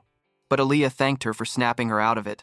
Fanatique, even half asleep, mumbled something sassy back, and the two girls just cracked up, even after all the punches and teasing. When the night comes, Aaliyah sits on the bunk bed, waiting for Inori to come home. Dude must have loved dramatic entrances, because Inori dropped in upside down from a black magical portal in the ceiling. He casually said hello like that was normal. Aaliyah nearly jumped out of her skin and told him not to sneak up on her like that. Inori hit the floor and explained he'd just been caught up talking with someone, and using that creepy portal was honestly his fastest way back. He promised he got a ton of new info and said he'd share it later. Aaliyah glanced at him and guessed that since he looked fine, nothing bad really happened. Inori teased her, asking if she was worried about him. Aaliyah admitted that, yeah, maybe she was. She joked about what would happen if Inori just died somewhere and she was set free. She said that would make for a really lame story. But honestly, she wasn't even sure that would be her happy ending anyway. Then Inori went quiet for a bit, which worried Aaliyah. She asked if something was wrong. Inori said it was nothing and then suddenly told her he wanted to see what she was really capable of, so she would be helping him with an experiment next time. Aaliyah didn't like the sound of that, she knew. Inori's experiments were never simple. Inori just grinned and said she'd find out soon enough. But while these two were dealing with their own drama, some seriously grim stuff was brewing elsewhere. At the church, a young woman with a naked body was curled up on the floor, obviously scared to death. Sir Raven, the boss of Fanatique, was doing something shit there. Mask was coming from the door, looking tense. Raven, acting like he owned the world, asked Mask if he had tracked down some runaway daughter of betrayal. Mask said he needed a little more time, but Raven didn't like that answer. He smacked a naked priestess hard across the room and ordered him to hurry up, saying they needed more priestesses for their next test. Mask was forced to agree, then left after bowing in the name of God. What the actually fuck? This church thing is rigged then. I can't believe someone who is devoted to God can actually be darker than a demon itself. For God's sake, let's just burn them to death, Inori. Raven then wears his clothes. He mumbling something about Chris, warning her she'd never escape his grasp. That scene? Straight up evil vibes everywhere. And out in the forest, things got even scarier. A mysterious cloaked figure with white hair and red eyes was channeling ugly purple energy into a huge demonic weapon that looked part bug, part nightmare. The weapon started to glow and grow, sucking the life out of all the plants and animals around it. The stranger whispered that it still wasn't enough. They wanted more. First, they planned to eat up the forest. But their real target after that? The whole city of Regin. As all this happened, a golden six-pointed star flashed, a sign that something big, and probably really bad, was about to go down. While Inori was just lying around in bed, totally knocked out, as usual, Aaliyah and Sylph were out for a stroll. Sylph, who was the size of your hand and flying around Aaliyah, whispered that if she wanted to escape, she'd have to try during the day. Inori was always either sleeping or just being a lazy dude, so, honestly, it made sense. Aaliyah took Sylph out to a nice cafe, and Sylph ended up with a slice of cake in a giant teacup. At first, Sylph looked suspiciously at the cake and said spirits didn't even need food, and besides, she wasn't about to eat stuff like a human. Aaliyah got confused. Didn't all girls love cake? But Sylph snapped that spirits never got hungry, so favorite foods weren't even a thing for her. Aaliyah looked sad, so Sylph quickly got flustered and tried to fix it. She took a bite of cake just to make Aaliyah happy. And wow, Once she ate it, her eyes just lit up with delight. She was totally hooked. That cake? Next level, bro. Aaliyah even introduced her to cheesecake, and Sylph went wild over the sweet and sour taste. They ended up in a food coma, lying back surrounded by empty plates, Sliff confessing that human food could be dangerously tasty. They agreed they should keep it a secret from Inori, wouldn't want him to know they had too much fun without him. While they chilled, Sylph actually opened up and said Aaliyah seemed different from Inori. A little kinder, maybe? She complained about how mean Inori was, wondering why Aaliyah hung out with him. Aaliyah grinned and explained it was because she planned to crush Inori one day. She pointed out that yes, she was under his control, just like Sylph, but she still wanted to get stronger and beat him fair and square. Sylph thought their relationship was weird. Aaliyah just laughed and asked if she really thought so. Then suddenly, a dark shadow opened nearby, and Fenrir jumped out, shouting for Aaliyah. Fenrir orders everyone not to call him by name, but their senior servant, reminding Sylph who was boss. Sylph got mad that someone was calling her a cute little doggy and challenged Fenrir, full of sass. When Aaliyah heard that Inori wasn't in bed, and Fenrir couldn't find him, Aaliyah said that sometimes Inori snoozed in shadow space if the day was too bright. Feeling the urgency, Fenrir invited Aaliyah and Sylph to check something out, saying they needed to come to the forest. But when they arrived, danger hit hard. The whole forest was dead. It was nothing but dry earth, broken trees, and animal bones. It looked totally sucked dry by something not human at all. Sylph was in shock. The lesser spirits were all gone too. Fenrir was just as spooked, and Aaliyah agreed. This was definitely not normal. Even the grass was gone. They decided to check things out anyway. Aaliyah was ready for anything, using her wings and flying above the wasteland, while Fenrir ran beside her. This shocked Sliff. What the hell? How can a human have wings like her? But Aaliyah shuts her up. This is no time for a silly joke. Fenrir then asked if she'd figured out anything about the disaster.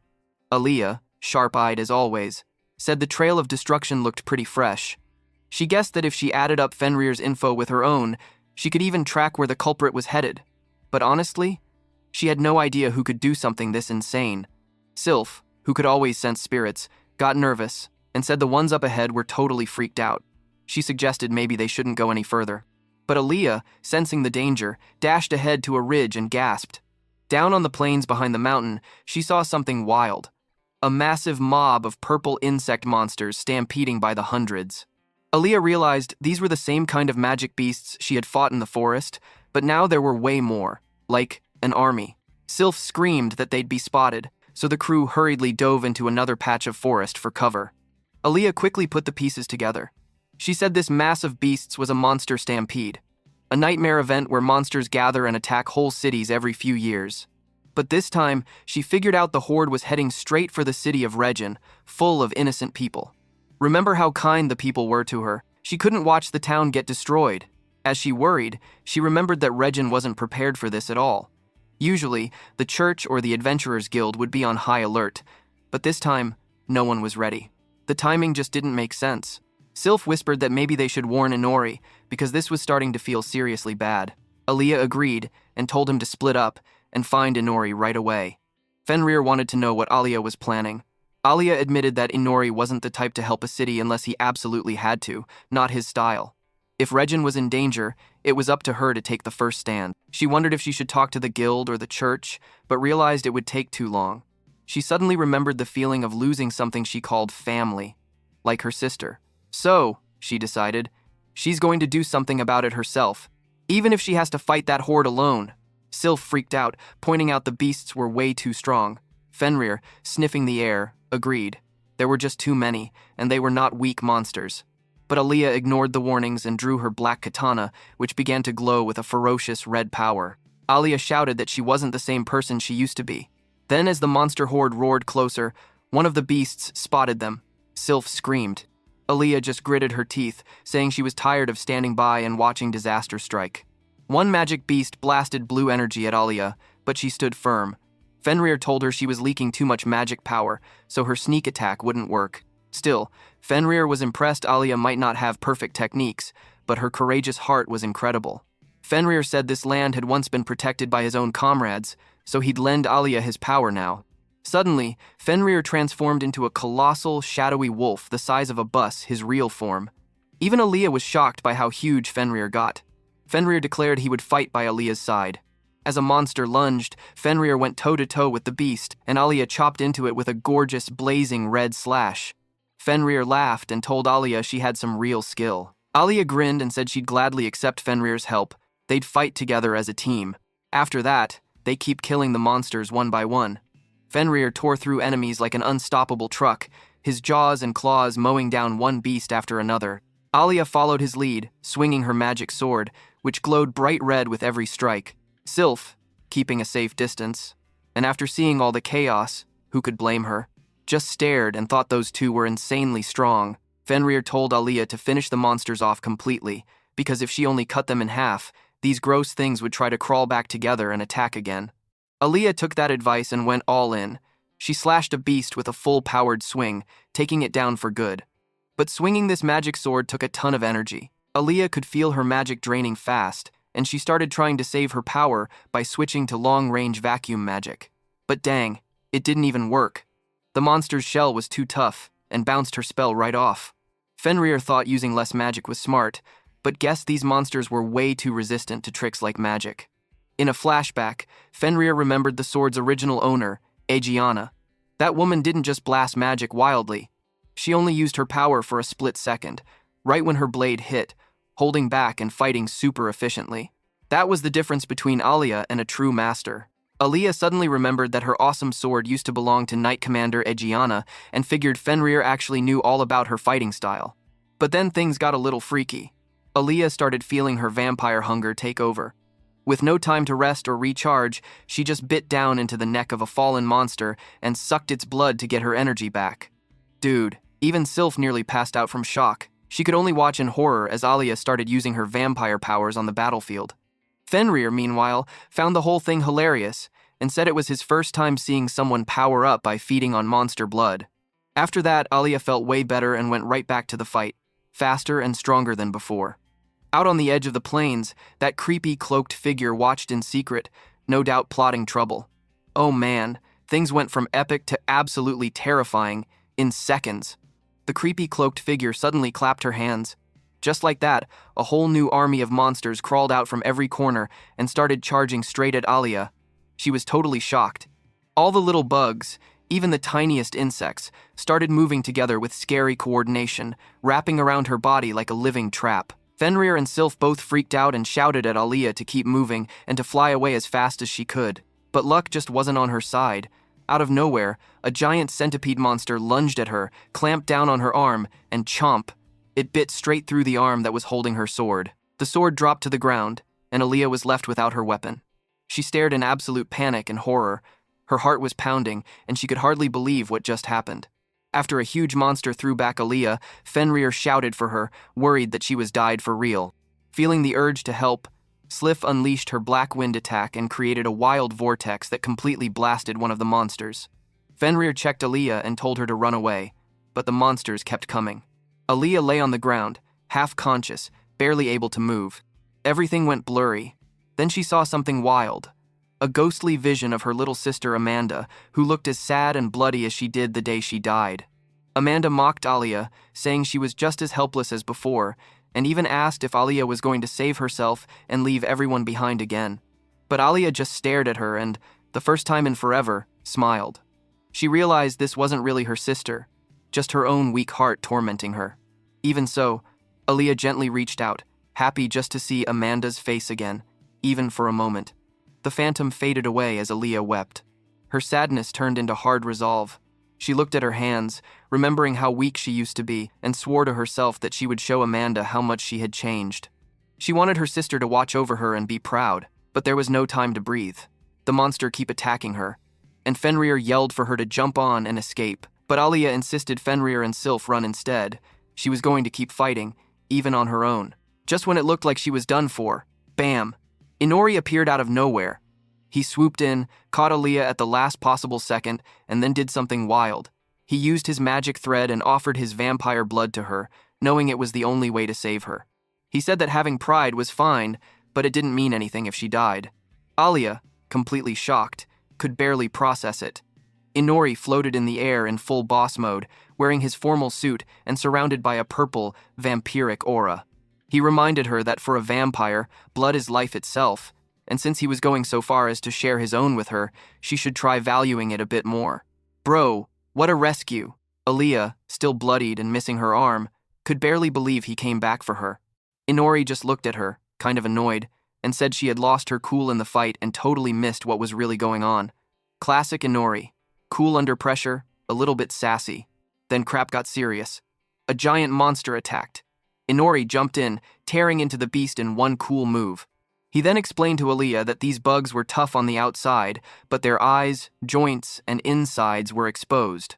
If she'd paid closer attention, she could have saved her energy, and maybe not lost her arm. But no worries, because Inori used some freaky thread magic to actually reattach Aaliyah's severed arm. Aaliyah's mind was blown. Well, me too. Inori told her she probably couldn't heal herself the same way, so she needed to play it safe and recover. Then he pointed out her biggest mistake. She tried to save the city by slicing up monsters, but that was never going to work. Why? Because the real problem was that someone was controlling all these beasts. Right on cue, Inori called out the real villain, the creepy, cloaked figure. He teleported right into the mastermind. He faced her down, and when her hood came off, shocker. The mastermind was actually a young woman with white hair and red eyes named Chris Kamasal. Inori tied her up with his magic and told her straight up he knew she was to blame. Using his eyes, Inori explained that Chris had the power to fully control magical beasts, the root of the whole disaster. He also made another crazy discovery. These monster attacks weren't just some freak accident. Every time a monster rampage happened, the city of Regin's church played hero and rose in popularity. The church's holy knight, Raven, always saved everyone, which made the church more famous, pulling in a ton of new priestesses. Inori said things looked kinda suspicious, almost as if the church planned the whole thing. Aaliyah caught on in a snap. Chris was probably working with the church to attack the city on purpose. Chris herself only laughed. She was honestly impressed at how much research Inori had done. Inori just gave her a look and said he had a super helpful informant, though he wanted to hear the full story from Chris herself. So, he tried to hypnotize her with his mystic eye of hypnosis, but Chris blocked him with her own magic circle. He was totally shocked that it didn't work. Chris finally screamed out that yes, she was the one behind it all, and that she only did it because she was following orders from a certain man. But now, she realized it was all a mistake to cooperate with such scum. Bro, this story is peak. So fucking peak. Chris was still raging after Inori captured her. She said she was a fool for ever trusting people as trashy as the church. Inori, dragging her back to the present, wondered out loud if she meant the church folks. Right then, a giant magic beast came toward him again. But Inori just stood in the middle of it all, calm as ever. He kept spinning out webs of purple thread, slicing monsters to pieces like it was nothing. Aaliyah saw a monster dropping from way above Inori, and Chris started laughing like a total maniac, yelling that she was going to kill him. But damn, our MC is not your useless and weak. He blasted that monster like a tofu too. Inori, now covered in monster blood, lazily licked some off his hand. He made a face and said the blood tasted bad and smelled metallic. Dude became Gordon Ramsay in that critical moment. Chris lost it, yelling at Inori not to get in her way, saying she didn't have time to mess with him. But before she could do anything, Inori's purple thread locked her in place again, warning that it would rip her arm off if she got rowdy. Right then, Sylph noticed something weird. All the monsters were suddenly marching in the same direction. They were heading straight for the city again. Sensing the danger, she used her telepathic abilities to send a message to Aaliyah and Inori that the beast is now running at full speed toward the city. Aaliyah gasped in horror. The city was in trouble. A beast attack was coming. This crazy girl abandoned protecting herself and let the monster rampaging away. Chris sneered that, even if Inori and Aaliyah stopped her, the monsters would still run wild. It didn't matter if she was captured or killed, her spell would keep going. Inori realized his plan had a problem. He thought catching the leader would fix things, but Chris's mental magic was stronger than expected. Then Chris went wild, shouting for her monsters to march and destroy everything. A quick flashback showed that Chris had a sad history. A girl came to her and called her big sister. The truth is, when she was a kid, villagers and knights betrayed her and her sister. She remembered wanting revenge. Crush the city. Crush the church that played her. And even crush the man who used her. In the present, Chris totally lost control, screaming for her monsters to devour it all. But Aaliyah stepped up and said she wouldn't let Chris get away with it. Inori stopped her, saying he honestly didn't care about the city too much, but since he underestimated Chris, he felt he owed it to her to deal with the mess himself. But fuck! Morning was coming, dude. Is Inori gonna be weak again when all this crazy fight happens? Looking at the bright light from the sky, Aaliyah looked at him, wide-eyed and totally shocked. Suddenly, it started raining. Inori told Aaliyah to think about rain and why it didn't hurt when it fell. He explained that it was because of air resistance. But the dark wind? It wasn't slowed down at all by the air. He detailed this crazy plan. He used his control over shadows and his black wind to teleport a giant stone above the clouds. He'd been prepping it for the last 7 minutes and 28 seconds, like who even thinks of stuff like this? Everyone stared up. That massive stone appeared high in the sky. Thank God the light is not morning, but Inori magic. Inori then erased the black wind that was holding the stone up, and bam! The stone fell screaming down, faster than anything, straight into the monster army below. The fuck, it looks like a meteor. When it hit the monster stampede, everything exploded in a fiery blast, the whole plane turning bright and molten, burning up every last monster in a single, massive move. Inori looked proud. He said it went just about as planned. Meanwhile, Chris just stared in total disbelief, whispering that this couldn't be happening. She looked completely broken, mumbling that this was just ridiculous. Inori explained that yes, it was basically just a big rock drop, but the destruction was insane. He said it was the perfect move to wipe out tons of enemies in one go. Soon, Fenrir came out from the shadows, catching their breath. Alia was so relieved to see them okay. Sylph popped up too, not wanting to be left out. Fenrir said they only escaped thanks to Inori sharing his shadow movement power. Fenrir said Inori's new ability was totally on another level because it could just nuke everything. Now Chris stood frozen in shock, and Inori realized his hypnosis finally worked. Her spirit was shattered after everything that happened. Alia, though, started thinking Chris's willpower had even resisted Inori's mind tricks before. She guessed there had to be a heartbreaking reason for all this pain. She then asked Inori if they could please find out why Chris had attacked everyone. Inori acted like he didn't care, saying he could pull out the info himself, but Alia begged. She said she wanted to understand Chris. Inori was a little surprised because Alia almost got killed by her, but he agreed. He said there were parts of Chris's abilities he was curious about too, so he would let her explain. Now came the truth. Chris began to talk, her voice tired and sad.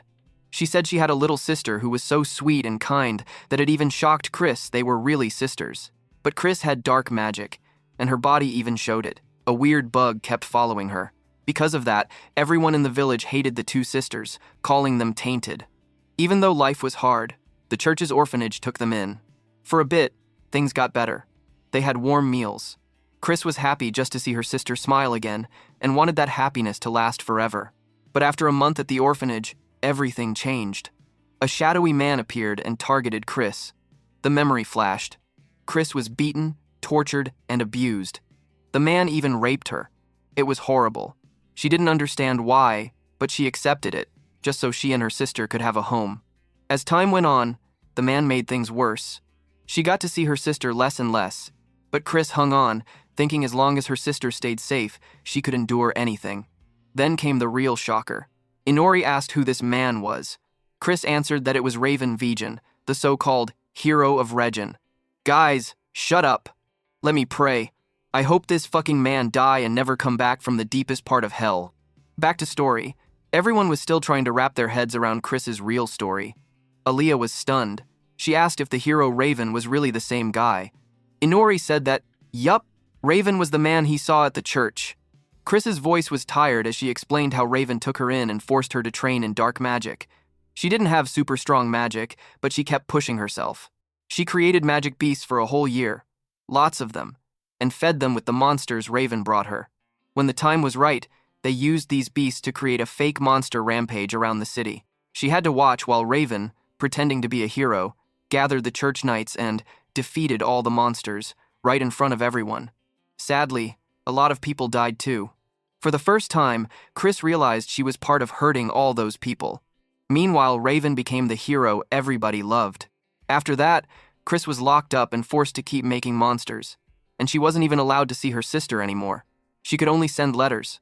She was scared that her sister, so sweet and pure, would notice that Chris had changed. In the letters, her sister said she was being trained to become a holy knight priest, and she even said she was proud of Chris. Aaliyah asked what happened to Chris's sister, and Chris, with pain in her eyes, said that her sister died. But it was even worse. Chris learned from Raven himself that her sister was already dead, and she found out the truth. Raven said her sister was forced to serve the church to purify her soul, just because she was related to someone with dark magic. Chris's sister couldn't take it, and she died. Raven even told Chris she couldn't save her sister, so she had to do her best from that point on. Dude, talk about cruel. As I said before, this man doesn't need jail. He needs a fucking hell. Chris sat in her cell, asking herself how everything went so wrong. Was it really just because she had dark magic? Was it because no one in the town ever tried to understand her? Did running to the church just make things worse? At that moment, Chris's heart broke. Then, in her dark cell, Chris met a demon named Neon. This demon offered her power, and Chris, desperate and angry, agreed. She made a pact and gave up being human, becoming something else. She turned into a demon, all for revenge on Raven. But even her revenge didn't work, because Inori, Aaliyah, and their crew stopped her. Now, Chris didn't know what was left for her.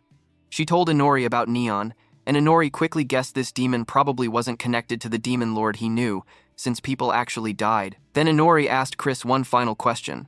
He took a sword and wondered, after losing her humanity for revenge, all just to fail, was she okay with it ending right here? Chris only sat there, not knowing if she could ever say, "It's over now," and just accept it. Everything she thought she was fighting for, her sister, her revenge, was gone. Looking that Inori could really kill Chris, Aaliyah shouted for him to wait, but this was a super heavy moment. Inori ignores her and asks Chris again if she is really done with her revenge. The girl felt completely lost. She kept crying as if her world was ending. Aaliyah kept begging Inori to stop. She said Chris only did all that because the church used her, and she asked if Inori could spare Chris's life. But Inori wasn't convinced at all. He said no. There was no benefit to sparing Chris. He reminded Aaliyah that even his crazy hypnosis couldn't completely control her. To him, Chris had lost her reason to live, and he figured mercy or sympathy wouldn't change the fact that she was dangerous. Then, Inori raised his sword to finish things for Chris. But suddenly, a message popped up in his head. He hit level 15, and his demon rank changed from Baron to Viscount. Inori was like, "What?" Then, bam! He clutched his head and collapsed, totally blacking out. Aaliyah was panicking, trying to figure out what just happened. Suddenly, a flash of bright light took over everything. When Inori woke up, he was not on the battlefield.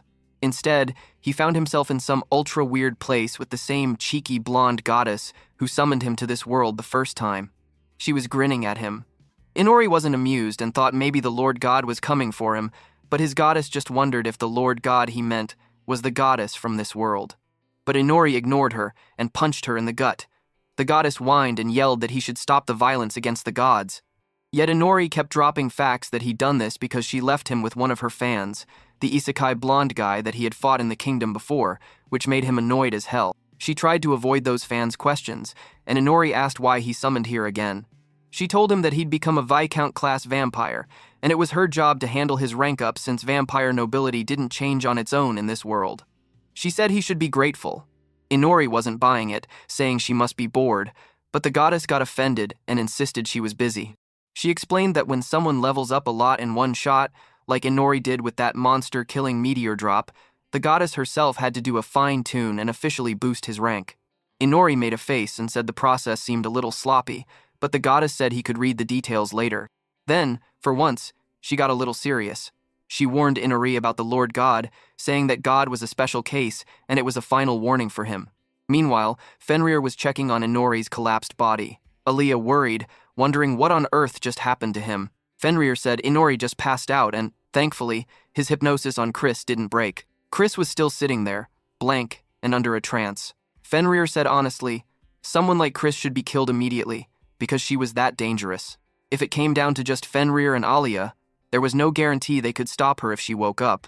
Aaliyah felt guilty for letting her emotions take over and wishing for something she couldn't actually guarantee would work out. She wondered what choice she should have made instead. But before they could worry further, a new problem appeared. A cloaked figure with glowing blue eyes, Ignoa, popped up behind them. He told her it was useless to try reasoning with Chris now. Well, crap, looked like things were about to get messy all over again. Bro, this crew just could not catch a break. Aaliyah was startled at first, but then, Inori literally woke up and was shocked. He thought a danger was coming because of how big the mana is, but thank God it was just some old guy. But Ignoa didn't seem bothered by anyone. He joked and said sorry for popping up with too much power, which would totally freak people out. Inori, not in the mood for jokes, asked what Ignoa was even doing there.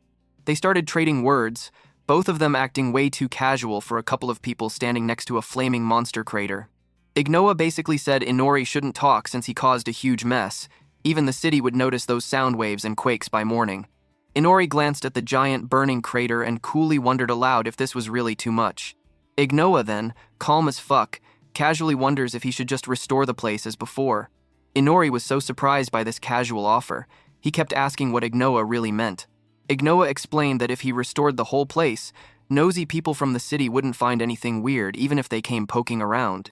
Inori asked if that man could actually pull that off, and Ignoa admitted it was pretty easy for him, but Ignoa wanted something in return if he was going to help.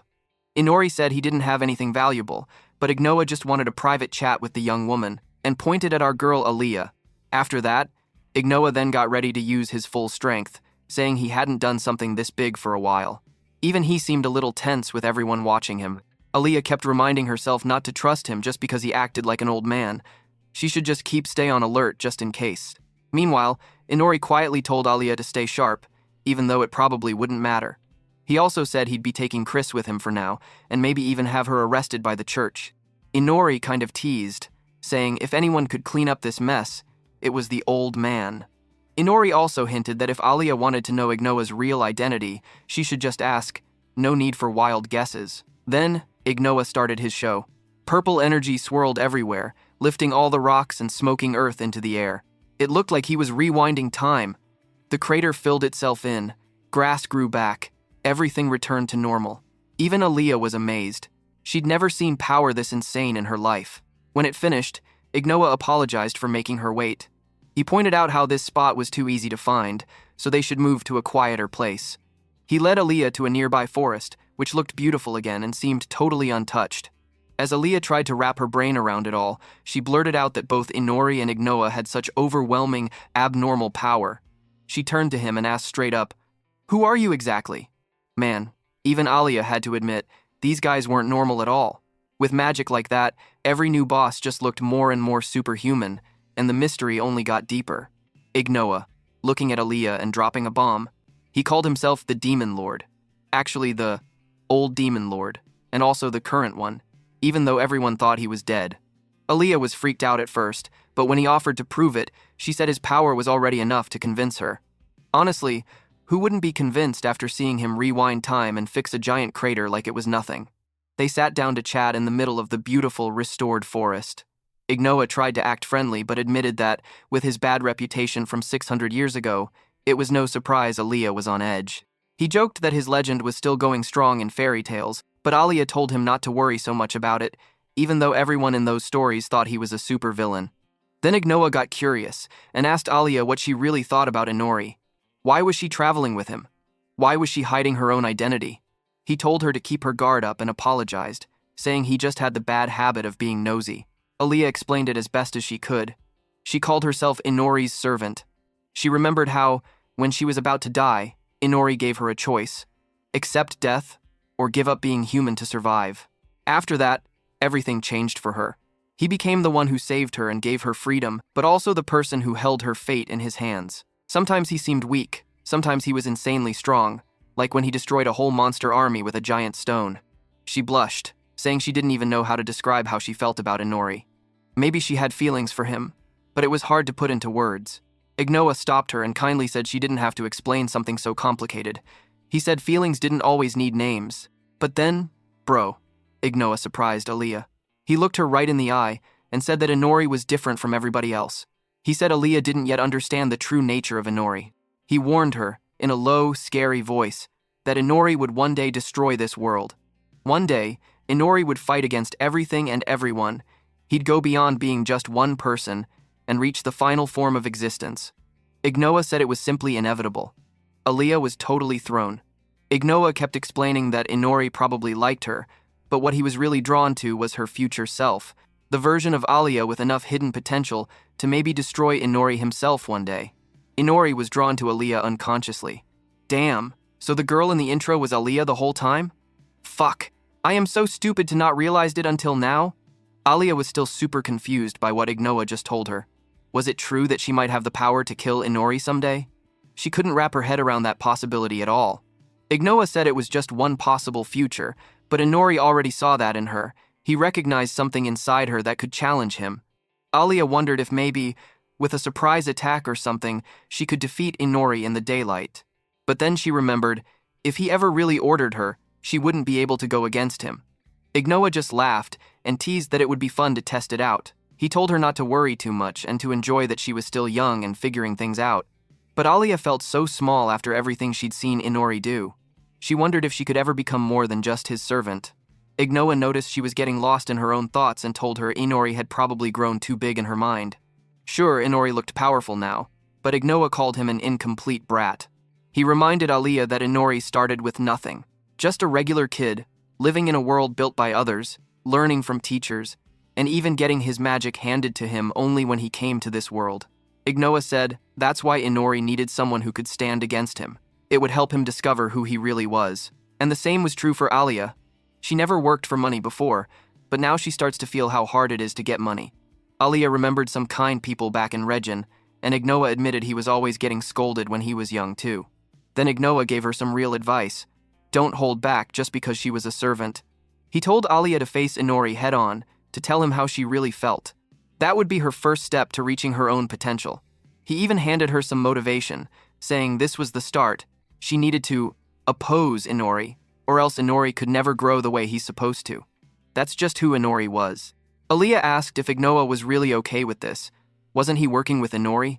But Ignoa just shrugged and said that wasn't important. He told Alia to live her own life and not find things too easy, because a life where you get everything you want is boring. Before walking away, he told Alia to say hi to Inori from him. As she watched him leave, Alia thought about how Ignoa almost seemed like a parent to Inori. He could praise him one moment and scold him the next. And she realized, even if she couldn't win against Inori yet, maybe just standing up to him, speaking to him directly, would be a good start. In the inn, Inori was sitting alone on his bed, just thinking about how ridiculous Ignoa's power was. He couldn't get over the fact that Ignoa restored everything, the earth, the grass, even all the trees. Not gonna lie, Inori was a bit impressed. He figured that kind of power was exactly what you'd expect from a demon lord. Then Alia came back to their room, apologizing for being late. She looked worried, but Inori told her it was fine. She saw Inori sitting there with Chris, who was still looking kinda lost after everything that happened. Alia then said she needed to talk about what they were going to do with Chris. Inori, though, said there was no need for that right now. But Alia mustered her courage and told herself to face Inori directly. She then told him that she had a proposal. Meanwhile, over at the church, things took a dark turn. Sir Raven stood in front of a big group of female priests, including Fanatique. He was giving a speech, congratulating them for passing their big test and saying they had shown holy power. He told them their bodies didn't belong just to themselves anymore, they were chosen by the gods for the church's benefit. Kinda creepy, honestly. He asked if they were ready to become shields for the people, and the priestesses all declared they were. Then he talked about sacrificing themselves for their believers and offering salvation. His words sounded noble, but there was a weird pressure behind it. Raven praised their resolve, gave his deepest blessing, and welcomed them as full members. But then, things went sideways. Raven's men locked the doors with a loud clang that startled everyone. Fanatique sensed something was wrong. Suddenly, a knight used a purple chain of magic to wrap around all the priestesses. Sensing the danger, Fanatique tried to summon her sacred hammer to fight back, but when she tried to attack the knight, someone blocked her power. Things got even worse. Raven showed up, using some kind of magic barrier from a bright red crystal. He then summoned a wicked-looking red crystal blade, and he hit her in the stomach. Fanatique was stunned, calling out to him, but he just said he was acting in the name of the church. Raven kept attacking Fanatique and hit her with his crystal blade. She was badly hurt but still conscious, which honestly surprised Raven. He said Fanatique was wonderful. Fanatique tried really hard to stay conscious and urged herself to ask about all of this bullshit won't be a part of any test, right? Raven showed no sympathy as Fanatique tried to fight through the pain. He is the devil's incarnation. Fanatique got up for a moment, holding her wound, but it was hopeless. She tried to attack again, but Raven easily blocked it like some kind of game, leaving her feeling powerless and terrified. All around her, the other new priestesses were being attacked by all the other knights and priests. Looking at those enraging things, Fanatique tried to protect them, yell and order everyone to stop doing that. But Raven bound her with red chains. He taunted her for letting her guard down. Raven stood over her, reminding her of the lessons he'd taught during their training, never to take her eyes off the enemy, and saying this was her first real duty and that she should be happy about it. What a twisted guy. At that moment, many hearts start to touch her, while she finally loses her consciousness. After that, Fanatique was tied up, gagged, and chained to a wall in another room. When she finally opened her eyes again, Raven told her that even though she was captured, she was still pure. Looking at the other priestess being raped, Raven, in the coldest way, tossed the girl head down and said she was no longer needed. He acted like he had just been waiting for Fanatique to wake up so he could see her at her lowest. The other priestesses were suffering horribly, and Fanatique was forced to witness it. Raven told her that now they would all serve the church together, but it was clear the church had turned into a nightmare. Shit, this thing is too much. I don't know if I can show you guys this. Fanatique, braver than ever, tried to shout and fight back, saying this could never be allowed and that God would never allow it. She believed there was still hope, and screamed that this evil must never be allowed. But Raven doesn't care about such things. After all, people who believe in God won't do such crap, right? Suddenly, Raven put something to his face. A mask.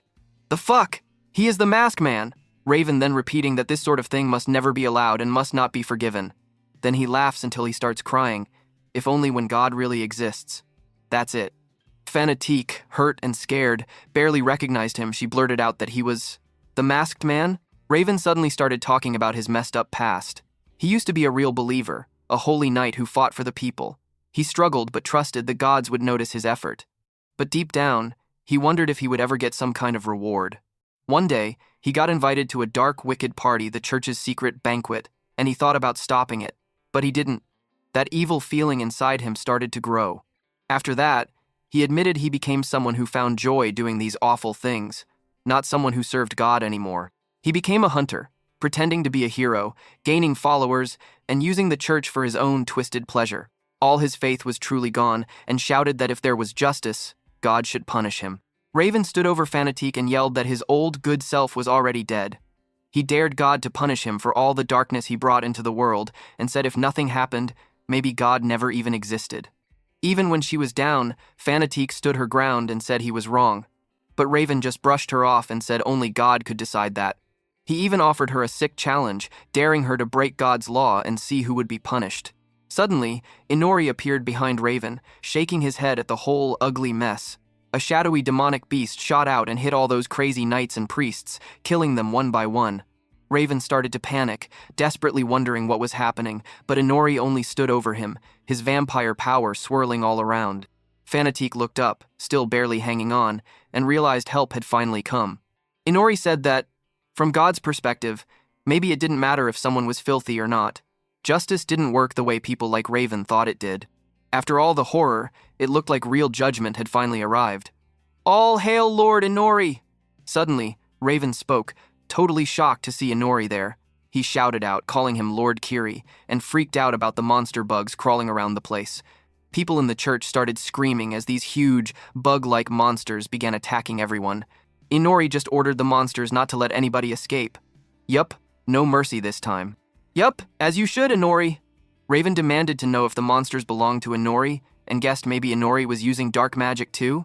Inori told him that wasn't really the case. He said the monsters were borrowed. From Chris. Suddenly, Raven got it, Chris. Even Fanatique, battered and confused, realized these were the same monsters the church used in that fake rampage. Inori simply said the monsters belonged to the church in the first place, so he was just bringing them back home. Raven got mad, saying Chris had a grudge against the church, and claimed they spared her life, so she was ungrateful to attack them now. He also called Inori a fool for siding with Chris at all. Raven turned the red crystal into a massive, red crystal blade. He looked ready to fight for real. Inori just shrugged it off, throwing a joke about interrupting Raven's nasty hobby time. But Raven shouted he was sad to fight an old friend. Fanatique, watching all this while still chained down, screamed for Inori to run away. She was certain Raven was way too strong. The battle kicked off. Raven charged, but Inori dodged it easily. Raven was shocked by how quick Inori was, and asked if Inori really planned to fight with no weapon. Inori explained that his sword was special, a present from his mentor, and he didn't want to break it fighting against Raven's magic weapon. When clashing with Raven's weapon, Inori holds the attack with only his hand and says that this weapon is trash compared to Igiana's holy weapon. In an instant, he shattered the blade, leaving only the red crystal inside. Even Raven was stunned, finally realizing Inori had been hiding just how powerful he really was. But Inori only said he was just good at keeping secrets. He then looked over at Fanatique and made it clear he wasn't here to help her. That surprised Raven, who asked why Inori had really come. Inori then used his shadow magic and took out the legendary green stone straight from the church's altar. Raven was speechless, and Inori just said he came for this. What a Chad move. Raven, calling that gems the holy lightstone, totally freaked out. He explained that every cathedral needed one of those stones, but he just could not figure out why Inori wanted it. Inori said grabbing the stone was super easy since the church's guards were busy with that horrible banquet stuff, but Raven said that wasn't the real issue. He explained that even though you might be able to sell the stone, it didn't have any sort of big power for regular people. He guessed Inori must have some other plan. That's when Inori revealed he could see the true value inside things thanks to a special power. He looked at the stone and just knew. It had a deeper purpose. He said the stone of holy light acted as a way for God to watch people, like a window or an eye. On its own, it didn't do much. But when near someone praying, it became the eye of God. Inori said he had sealed its power for now, but he had already seen once through it, and after that, the god tried to assassinate him sent by heaven itself. So Inori told Raven that stealing the stone was his first move, a strike back at the so-called god who tried to kill him. He wondered out loud if it was just because he was some kind of heretic, someone dangerous that God wanted gone. The bottom line was, as far as heaven was concerned, Inori was just trouble. Raven suddenly got angry. He asked what made Inori so special that even the gods would go after him. Inori said he didn't have a clue and wondered why a real god would want to kill him, but at least he was someone worth being watched by those ravens called God. Maybe he was so worthless that even God has no interest in people like him and this rotten church. Fanatique, chained up and still fighting to stay awake, listened in horror as they said all this. In the end, Inori asked Raven if he understood now what the goal was. Raven smirked and admitted the whole story sounded awful but also kind of fascinating. He said maybe if he took Inori's head right now, even he could get some attention from the heavens. So in the end, Raven was some kind of bastard who wanted God affection, but he was worthless? Lol, that's funny. He was so stupid that I hope Inori would kill him in one slice.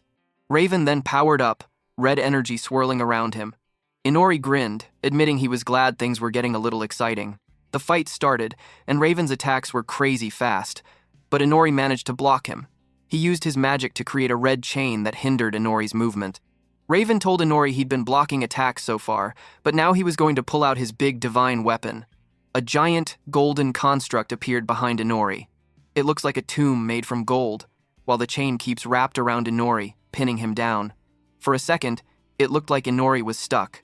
Raven tried to offer up Inori's soul to God in a dramatic, evil way. He activated the artifact, and suddenly the tomb ate Inori alive with all those spiky blades inside. Fanatique, still chained up and in pain, could only scream for Inori, thinking he was gone for sure. Raven thought it was over, telling Fanatique that Inori couldn't hear her voice anymore. He acted like it was a done deal. But then, surprise! A dark, twisted version of Inori stepped out of the tomb, breaking it with a big explosion, smiling in a way that just screamed trouble. His eyes were wild, and his whole body pulsed with insane, shadowy power. Inori, now looking more like a demon lord than ever, taunted Raven with some nasty humor. He held up a red crystal, then blasted Raven with a wave of red energy that shattered Raven's defenses and left Fanatique free from the chain that shackled her. Then Inori went full savage. He finished Raven off in a brutal way, leaving his body a ruined mess. Raven was lying on the ground, fading fast, thinking that Inori was so much stronger than he ever realized. He was losing sight, his world growing dark. He couldn't even see any light anymore. We got a final look at Raven's body, still and destroyed. Inside, Raven's last thoughts were that neither salvation nor judgment was coming for him. This was just the end, plain and simple. This is giving me the ick, but I said it before. He deserved it. In a weird, dreamlike moment, Raven saw a vision of Fanatique, and Raven, dying, almost asked her for help. He said he was never able to defile her. She really seemed to have true divine luck, never tricked or corrupted, and he begged her to seek out God in his place. He gave her the red stone artifact he had used as the weapon before. Looking at the dead body, Fanatique remained silent. Tonight, her world as a priestess is destroyed. As the dust settled, Inori stood over the bodies, his demonic form wrapped in jet-black energy. He wonders if that crazy man is really dead. He kinda sad. He thought Raven had been a good drinking buddy at times, even if both of them liked trouble a little too much. In the end, Fanatique called out to Inori. She looked at the monster in front of her with a sad face. Inori stared back, with his monster form that was full of holes, but now starts to regenerate. The last sound that comes out from Fanatique's mouth is just one sentence. Who was Inori for real? Inori admitted no one had ever asked him that before. He called himself a thieving troublemaker and a killer, maybe even a nuisance to the gods. Not a great resume, right? Fanatique could only sigh. She remembered how they were sitting side by side on a sunny day, just chilling on a bench. She asked if he was tired from training. Inori joked he'd probably just slow her down, but Fanatique told him she'd stay by his side until he got stronger. She said she was a good judge of character, and honestly, it was a sweet moment. But now, in the present, those memories are just stupid moments. She thought that maybe all that training hadn't really mattered in the end. Inori was not someone that she could teach. He was 1,000 times stronger than her. Yet Inori got serious and told Fanatique the truth. He had never really cared much about what happened to her. He even admitted he was just tagging along out of boredom and said they never walked the same path at all. He revealed he came from another world, a totally different place, and that's why the god of this world was interested in him. He confessed that he came to destroy the church because it was being used by that same god. But, he admitted, he didn't actually hate the fun master and apprentice time they shared. Inori's mystic eye started to glow gold like, big moment alert, and he announced their fake relationship was over. Fanatique agreed, but you could tell there were still tons of feelings mixed in. Fanatique added that Inori was always someone way out of his league, but now, just for a second, she got to see a bit of the real him. And if Inori's personal battle was just beginning, she wanted to watch him fight it. Fanatique, all soft, reached out and touched Inori's face. She asked to see his true self, but then, without another word, Inori turned away. His dark mana is fading, and he doesn't feel the urge to fight her. He said he was leaving, and as he got ready to leap out, Fanatique called out for him desperately. He paused for a sec to tell her, when it was just the two of them, she should call him Inori, not Kiri. Then, as an extra, he mentioned the priestesses were still alive. The monsters only attacked people who ran, so only the foolish men got eaten. Then Inori disappeared up through the ceiling, leaving Fanatique to stare after him as the ground beneath her began to shake. Suddenly, monster bugs started bursting out of the church and attacking Regin itself. Fanatique, battered and bloodied, stood bravely as a huge monster towered over her. Just when things seemed hopeless, Aaliyah showed up, her black katana glowing, and said she knew Fanatique would survive. She was honestly just glad to see her friend was safe. Aaliyah started yelling instructions. She told Fanatique not to relax, even when it looked like the monster was down for good. She begged her to retreat and focus on helping the injured.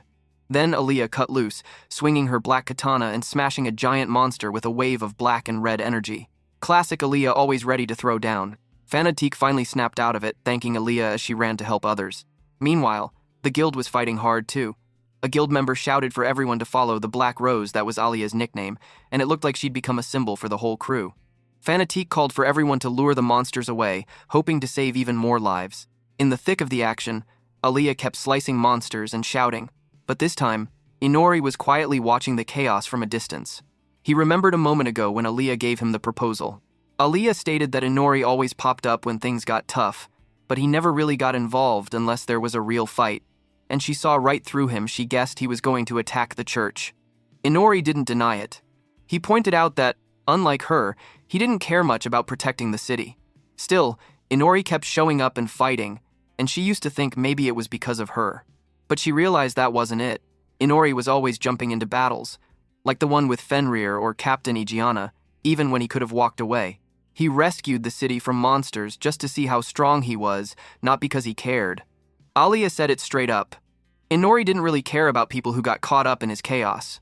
He only cared about fighting the real big shots, demon lords, demons, even gods.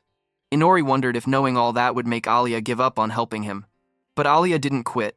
She said the church was dangerous, but people like Fanatique and other good ones inside deserved help. She wanted to find a way that didn't mean killing everyone.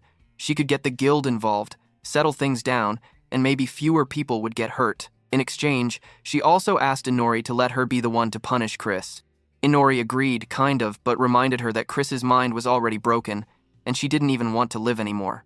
Even so, Aaliyah refused to give up. She said maybe it was selfish, but she had to try. And then, Aaliyah told Inori something huge. She belonged to him, but she was still going to help the ones she wanted to save, in her own way. She'd stick with him, but not lose herself. Bro, this is what I called character development. Back on the battlefield, Inori watched everything while the fight seemed to end with Aaliyah now smiling. He admitted that in the end, he'd rampaged and gotten rid of the worst people in the church. The rest was up to Aaliyah now. At least now he has the stone, and it doesn't matter if she wants to go through the trouble of helping other people. It's her business. He then talked right at the sky, like he was addressing God or whoever might be. Up there, he said, "You've lost one eye, are you still watching?" The church is now messed up, and it seems like his goal to shake up this God is kind of working. At that moment, you could really feel it. Aaliyah wasn't just some sidekick anymore. She was making her own rules, even while the monsters raged all around. And Inori, with all his power and attitude, actually trusted her to handle what came next. After all the chaos, Aaliyah was walking through the forest, thinking about everything that had happened. She found Chris sitting under a tree, looking pretty broken after all of that. Aaliyah told Chris it was over.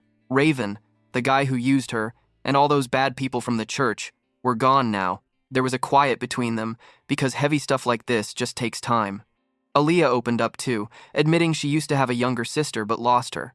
She started talking about her little sister, remembering how sweet she was, always grabbing her skirt. Aaliyah remembered brushing her sister Amanda's hair, saying it was so smooth and shiny. She got a little sad, because their last real talk was right before they had to say goodbye. She then apologized for drifting off topic, but said that Chris was free now.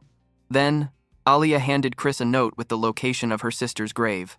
She said she hoped Chris could visit. Unlike herself, Aaliyah couldn't even find her own sister's remains. But Chris remained silent. She curled up. Is this finally over? Meanwhile, back in Regin, the city was all torn up. People were gossiping like crazy. They were saying a monster rampage broke out inside the church, and that Captain Raven got taken down by a monster. Nobody believed it at first. Some blamed the church, others said it was the adventurers who saved the day. There were even rumors about graves being messed with, and people wondered if the city would ever get back to normal. Later, Chris found her sister's grave out in the quiet forest. There was even a giant bug monster nearby, but it just stood there and waited, like it was keeping guard. Chris, all alone, holding a skull, and started to hug it. Fuck, that's creepy as hell. Suddenly, somehow, she could feel her sister present. She hugged her, and they talked in that soft, sad, wishful way, wanting a warm place with a comfy bed and plenty of food where they could just stay together. Her sister said they just needed to stick close because being together made them feel warm again. Chris broke down, crying, saying she felt so stupid for everything she did. Back in Regin, Aaliyah and Inori walked through streets that still looked rough from the attack. Inori stated he was going to another city. This city is now boring for him. He then asked if Aaliyah was leaving town too, and she said she was.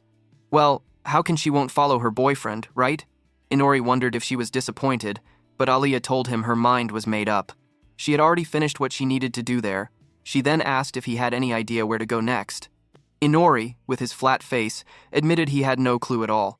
Aaliyah just shook her head and called him reckless, but you could tell she didn't mind. While at the same time, Chris's thoughts drifted. She smiled and hoped for a new beginning somewhere far away, somewhere warm, just not here, together with her sister.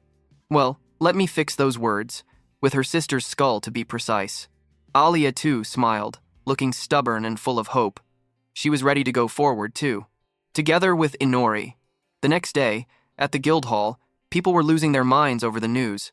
Black Rose was really leaving town. Some folks didn't even get a chance to say hi, and now the whole place was buzzing about where they might go next. Meanwhile, Inori was in an inn room, packing up for the trip. He stuffed his bag with fruit, bread, Aaliyah's favorite tea, and even a bunch of random gifts. Dude was low-key thoughtful like that. Aaliyah called out that she was done packing too, saying his magic bag of holding was super handy. Then Inori asked if it was time to head out, and Aaliyah was like, "Yep, let's go." The two of them walked through the town, but people weren't about to let them leave quietly. Townsfolk swarmed Aaliyah, asking if she was really leaving, calling her a hero, begging her to join them, or even proposing marriage. Aaliyah got swamped and admitted she only just turned in the leave notice, but somehow, everybody already knew. Inori teased her for becoming famous, saying she should have taken it easy. Alia joked back that it was her first time on a real job and she found it fun. Right as they reached the edge of town, Fanatique popped up, blocking their path. She called them out for trying to sneak away without saying anything. Alia was worried and told Fanatique to take it easy since she was still healing. Fanatique just brushed that off and wanted to know about Kiri. But Inori? Nope, he had already run off. So typical. Fanatique joked that was just like him, though she asked if she should calling him Inori now. That's when Alia got real. Because Inori opened up to her, Alia thought she must do the same too. After all, it's not like she wanted to hiding it from Fanatique. She revealed her true name, Alia, former princess of the Rising Sun Kingdom. Fanatique was shocked, yelling way too loud about Alia actually being royalty, but Alia tried to keep it quiet. Fanatique grinned and asked if Alia loved Inori. Alia got super flustered, denying it, but Fanatique said it was obvious. Alia admitted that Inori had saved her, and even though she didn't totally understand him, she wanted to follow him in her own way. Fanatique said if that's the guy Alia chose, then she could trust her own judgment too. She told Alia to take care of that idiot for her. Then, in classic Inori fashion, Inori was found napping on a rock caught by Fanatique. She yelled, laughing and saying she'd let it slide this time. She told him not to mess with her friends Alia, or trick his master ever again, or there'd be hell to pay. As they said their last goodbyes, Fanatique thanked Alia for trusting her with her real name. Alia waved, and Fanatique watched them leave, smiling. Fanatique thought to herself how much the town had changed since they showed up. And as Fanatique alone now, she hoped Inori would keep collecting good things and growing stronger, and said that one day, she'd definitely catch up. A couple days pass, and now Alia was in a waterfall, deep in sword training mode. She was slashing water around with her blades. Pretty cool, honestly. Then we see her and Inori hanging out outside their new home, a cave hidden behind the waterfall. Talk about secret bases, bro. Inori tell her that he caught something pig-like for dinner, and wanted to grill it instead of sucking its blood. Alia wasn't fooled, though. She said that was definitely just a monster, not a pig. Welcome to Monster BBQ Night. She explained that since leaving Regin, they were just wandering, not exactly sure where to go. She figured it was a good time for magic and sword practice. Their buddy Fenrir was still wiped out after using up all his power, so he was recovering inside Inori's shadow. And Sylph, who used to annoy them all day, was obsessed with picking gourmet fruit now. Meanwhile, Inori was still holding on to that green stone of holy light he stole from the church. Alia asked if it worked, and Inori said he tried to use it to peek into the god's world. But the second he tried, the connection got shut down. He didn't seem too stressed, though. He said he'd figure out how to fight the gods eventually. No biggie, right? Later, Alia tried to magically purify the monster meat over a fire. She was using her holy flame to see if it made the food safer and tastier. She explained monsters were built from dark energy and usually weren't healthy to eat unless purified, but she hoped to make them good for dinner. Yet Inori teased Alia about eating a bug-type monster raw last time. Alia shocked. She said that's even more reason to cook it better now. They started talking about how Inori felt the monsters in this region weren't very tough. He kinda complained. It was getting boring for him. But Alia said that just meant Inori had gotten way too strong, way too fast. She went deep. She said the local monsters were tough compared to normal places, but nowhere near as wild as the monsters Chris could summon. Even those strong monster got wiped by Inori with just a single attack. She said maybe there just weren't any wild monsters left that could keep up with Inori. Inori got that serious look and said he needed more battle experience, but needed a tougher challenge. He dreamed out loud about fighting Stampede-level monsters, but wished they were easier to find. Of course, he joked that nobody that strong would just show up out of nowhere, right? Then, Inori got a bit weird and asked Alia if her goal was still to become stronger than him. She admitted it was. Inori said if she ever did, she'd be free from her servitude. Or, he suggested, she could just try to kill him to get free right now. Alia was just like, huh? And stared at him, not sure if he was joking or actually crazy. She was totally thrown off, but Inori told her again.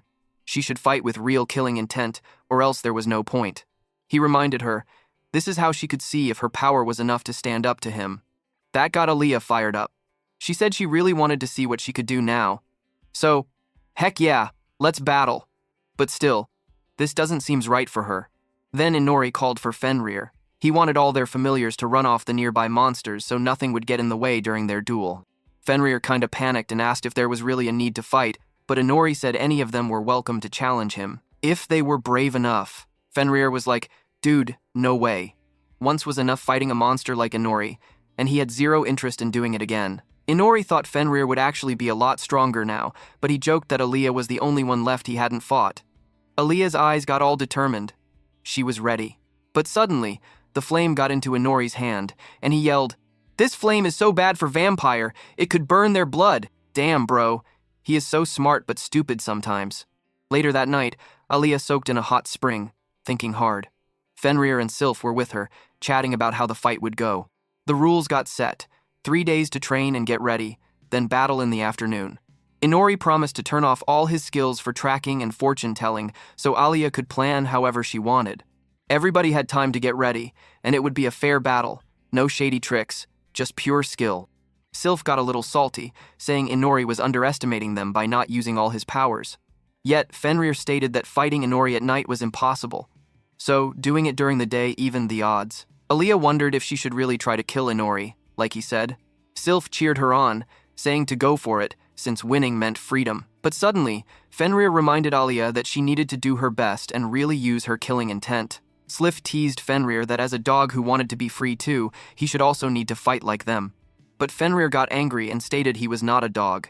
While both of them were arguing like always, Aaliyah thought back on everything. Being saved by Inori, leaving her old life as a princess, tossing away all her titles and pride so she could start over. She realized she gave up everything to be truly free, and this was her shot. She decided if freedom meant putting everything she had up against Inori, then she'd do it, even if it meant fighting to win, no matter what. She stood tall by the water, a new fire in her eyes. "Wow, close your eyes, boys," she declared. She'd throw every skill and ounce of strength she had at Inori. Sylph and Fenrir agreed. In this battle, nobody was going to play weak. So, 3 days passed since Inori and Aaliyah decided they'd finally fight for real. The sun wasn't even up yet, and Inori stood on a cliff, looking out over a huge, empty wasteland. He looked calm, but you could feel the energy brewing inside him, like a boss ready for a final fight. He went over his skills in his head. With his skill steal, he had grabbed all kinds of passive abilities, things like heat resistance and poison resistance, which were always working. But those weren't his real aces. What made Inori scary were his unique skills. Things only he had, like vampirism, dark magic, 2 different mystic eyes, and more. All things he got from jumping across. God, I don't know how many different worlds. Bro, seriously, this guy was stacked. I can literally see he has 1,000 skills. Still, all that Isekai'd got him cursed with the Sunday god's hatred, so his daytime powers were limited. The only unique skills he could use during the day were only a couple of useful ones, like detection. He thought Aaliyah might see that as a huge weak point, and yeah, she wouldn't be totally wrong. But if she thought she could just roll over him because of that, she was totally wrong. After fighting in the monster rampage, Inori's rank as a vampire and his overall level shot up. His powers leveled up too. Now, for this fight, he could choose 4 unique powers to use throughout the day. He thought carefully about what to bring to the battlefield. First, detection. This would let him move first and keep track of everything. Second, Eye of Vision, which gave him amazing eyesight and could even let him see things happen before they did. A real game changer in a fight. Third, Dark Magic, perfect for controlling everything he had conquered so far. Fourth, well, he decided to try out a skill he used to kill a strong enemy in the past. Dude knew this was going to be the real deal. Aaliyah might have been training hard, but Inori was also planning his moves, and with those powers locked in, this duel was going to be insane. Down on the battlefield, Aaliyah was hyped and getting set. She was talking with Sylph and Fenrir. Sylph was a little snarky, asking if Aaliyah's plan was actually going to work, but Aaliyah was confident. It was finally her time to shock Inori. Fenrir offered a magic sword, but was definitely not interested in taking on Inori himself. She had spent the last 3 days prepping, stocking up on tools and planning like mad. One of her advantages is a lot of magic tools, and she will use them with her brain. Sylph watched from the side, hoping to catch Inori off guard and maybe even finish him herself. Fenrir just said not to die out there, but Aaliyah shrugged. She was ready for anything, even defeat. If Inori did kill her, that just meant she gave it her all. The sun began to rise. Both vampires felt it instantly, the exact second the sunlight crept over the earth. Aaliyah counted down, so focused you could practically hear her heartbeat in the silence. Then the battle exploded. Inori stood, He activated his special detection skill, and blue energy started to shine out from him like he was a superhero powering up. His detection had gotten way stronger since his rank went up, so he tried to sense where Aliyah was hiding. He checked everywhere, thinking maybe she was farther away. He remembered that they never set any rules about how big the battlefield was, but he felt sure Aliyah couldn't be hiding too far away. No matter where she hid, he was confident. With the Eye of Vision skill and its crazy clairvoyance, he was absolutely going to find her. But bro, that's when it happened. Aliyah activated her own special move. Suddenly, wham! Out of nowhere, a black blade stabbed right through Inori's eye from behind, blood flying everywhere. Inori was totally stunned. He did not see that coming. The fuck? So do I. He turned, and there was Aliyah, surrounded by wild red energy, holding a sword that pierced him. She stood behind him, looking wild, like she really wanted to kill Inori. Damn, I got goosebumps. Don't mess with our girl. After Aliyah stabbed Inori in the head and heart, with no mercy, she was ready to slice him into tiny pieces with her powered-up sword. She needs to finish it before Inori can regenerate. But then, Inori, he suddenly moved, yelling out how much it hurt. He kicked Aliyah so hard she flew like a rag doll through the trees. His purple energy blew a trench straight through the forest, and Aliyah hit the ground, coughing up blood, all bruised and wrecked. That was just from one kick. She barely managed to stand up again, thinking there was no way Inori got this strong just by leveling up. At least, she thought, she landed the first big hit. Inori was over there wondering the same thing. His top-tier detection skill couldn't even find her, and it freaked him out how she aimed right for his weak spot. He realized that if he hadn't used some sneaky vampire magic to move his heart, that attack would have finished him. Wild. Inori took to the sky with dark wings, feeling weirdly alive because it had been ages since someone pushed him this close to death. He was grinning. Yep, dude actually enjoyed the danger. But the moment he lost sight of Aliyah, he realized she might have another nasty trick ready, maybe even something that could stop his vampire healing. The real problem, he couldn't use his Mystic Eye's future sight power now. That's when Aliyah tried to get him from behind and hide, but Inori smelled her blood. He used threads of purple energy to wrap around her, stopping her from moving. Inori told her she already lost too much blood. If she didn't finish him with her first move, there was no way she'd win. Inori used his dark magic to summon the magic blade and send her a big magic move, True Domination. But Aliyah wasn't going down easy. She gathered up energy and broke free from the thread. She shot that blade so hard and made it shatter. Inori stood in the middle of the battle, his eye glowing, impressed Aliyah wasn't finished yet. He said, with all the damage she took from that kick, no normal person would still be standing, so he wondered what kind of trick she was using for that quick heal. Down on the ground, Aliyah glowed with a green healing light. Meanwhile, Fenrir and Sylph watched from the sidelines, commenting that Aliyah was doing way better than anyone expected. Still, Fenrir said Inori had way more power, durability, and recovery, and that disabling his detection and Mystic Eye was the only reason Aliyah even had a chance. If Inori managed to heal, that would be game over. Aliyah knew it herself. As long as Inori could smell her blood, she couldn't hide anymore. She figured if she wanted a shot at victory, she'd have to take him head-on before he fully recovered. That's when she got ready. Next up would be their real, no-holding-back, blood-soaked showdown. Meanwhile, Sylph was annoyed Aliyah couldn't finish Inori at the first attack. A trick she could have pulled off thanks to the Sanctuary, a magical hideout hidden in a giant tree. This witch's secret sanctuary could totally mess with enemy senses, and Aliyah had borrowed the magic item that powered it. Even Fenrir admitted he wasn't protecting any master these days, but Aliyah still had her own pride to defend. So he lent it to her. Back on the battlefield, Aliyah stood ready. She figured Inori thought she was weaker in close combat, so she switched it up, throwing a wild mix of fast attacks, staying at just the right distance. Then she unleashed Air Hole Vacuum Magic, a wind spell. Inori's Mystic Eye couldn't even see. Inori recognized it, realizing wind magic was basically invisible to see when his special eyes were damaged like this. Aliyah pushed her chance. She fired a non-stop, sky-piercing barrage of wind magic, trying to end it while Inori couldn't use his Mystic Eye to dodge. But Inori wasn't about to lose. He cast True Shadow Interval, creating a tree shield, and making her attacks useless.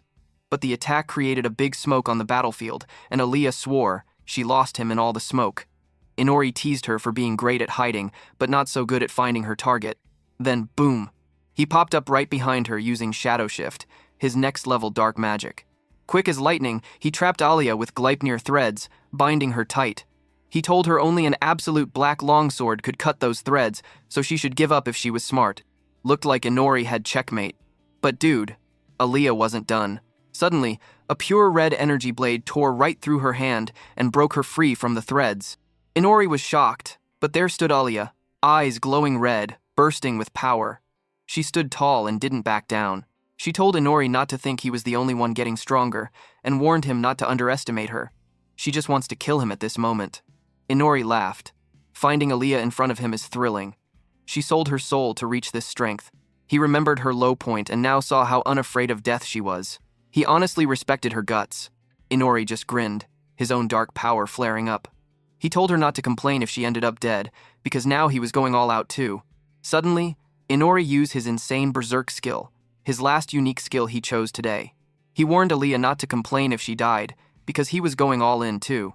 Berserk is a skill that pushes himself way past his normal limit. He hit Alia harder, sending her flying. That hit packed enough punch to knock her to the ground.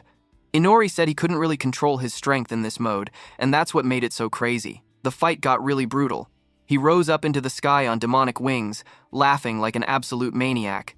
But then Alia coughed up blood, but she didn't stop. Purple energy swirled around her as she created water from her magic, and rain started to fall, making everything all sad and dramatic. Alia was still on her knees in a puddle of rain and blood, just breathing hard, barely hanging on. Inori thought back. He remembered telling her way back that it's cool to stick to your resolve, but it's worthless if it gets you killed. It took longer to heal than Inori expected, but now his mystic eyes recovered. This means the chance for Alia to win is 0. He figured out why Alia kept getting back up and healing. He realized it. She must have a sylph on her side, and Sylph herself looked surprised that he noticed. He called out her strategy. She was using Sylph's black wind to send blood directly into her mouth and speed up her healing, since blood can heal her, which he thought was pretty clever. She was planning to wear him down in a battle of attrition. But things weren't looking good for Alia. Inori pointed out that she lost her main arm just to escape, and she was losing tons of blood. Plus, now that she didn't have her special katana sword from Igiana, she couldn't finish the fight with quick, powerful moves. In a war of attrition, she'd just keep bleeding out. Alia just stared back in stubborn silence. She admitted she wasn't in perfect shape, and her power was running low. Still, that wasn't a reason to give up. She charged at him, but Inori let her sword pierce his hand, laughing, and said, "Gotcha." She was trapped in his plan. But Alia yelled back, "No, Inori is the one tricked into her plan." She said the only way to break Inori's thread was with her black katana, but since she didn't have it, she couldn't escape, right? That's why she uses that thread to trick Inori without him even realizing. She made the thread trapping both of them. Alia called out their last test of endurance and shouted, holy flame," like it was a final challenge. The scene ended with both of them locked in a crazy, holy flame, burning their vampire blood together. She yells, there is only one question hanging in the air. Whose life is going to burn out first? She was going all in. Inori, stuck in that holy energy, tried to figure out what was happening. He realized Alia was using light magic, the very thing that could really hurt a vampire. He thought it was odd she figured out his weakness, but then wondered if maybe she found out during his old battles, or from seeing him fight Fanatique. There was some guessing involved. Alia admitted she just gambled because she had no other cards left to play. Sometimes, you just gotta go for it, right? Alia just smiled. Of course she knew. She was always on Inori's side, even remembering every little detail about him, including the day when he burned himself with holy magic and panicked. This is her last resort, maybe her suicide bomb. The battle raged on. Inori warned Alia she was going to die because his berserk skill tripled his damage and stamina. Plus, her healing couldn't keep up with the light magic's damage. He could see her HP dropping fast with his magic eyes, and he knew she didn't have much left. Alia said that if that was true, she'd be pretty frustrated. She told him she fought with killing intent this time, and, honestly, she thought it was actually kind of fun. Right when things looked fatal, Inori commanded Alia to stop her magic. She tried to resist, but had to obey. Inori finally used his absolute command, and the fight finally ended. After the fight ended, Alia fell into Inori's body. She had lost too many HP. Inori told her again that he had no intention of killing her and said she needed to hurry, or she might die anyway.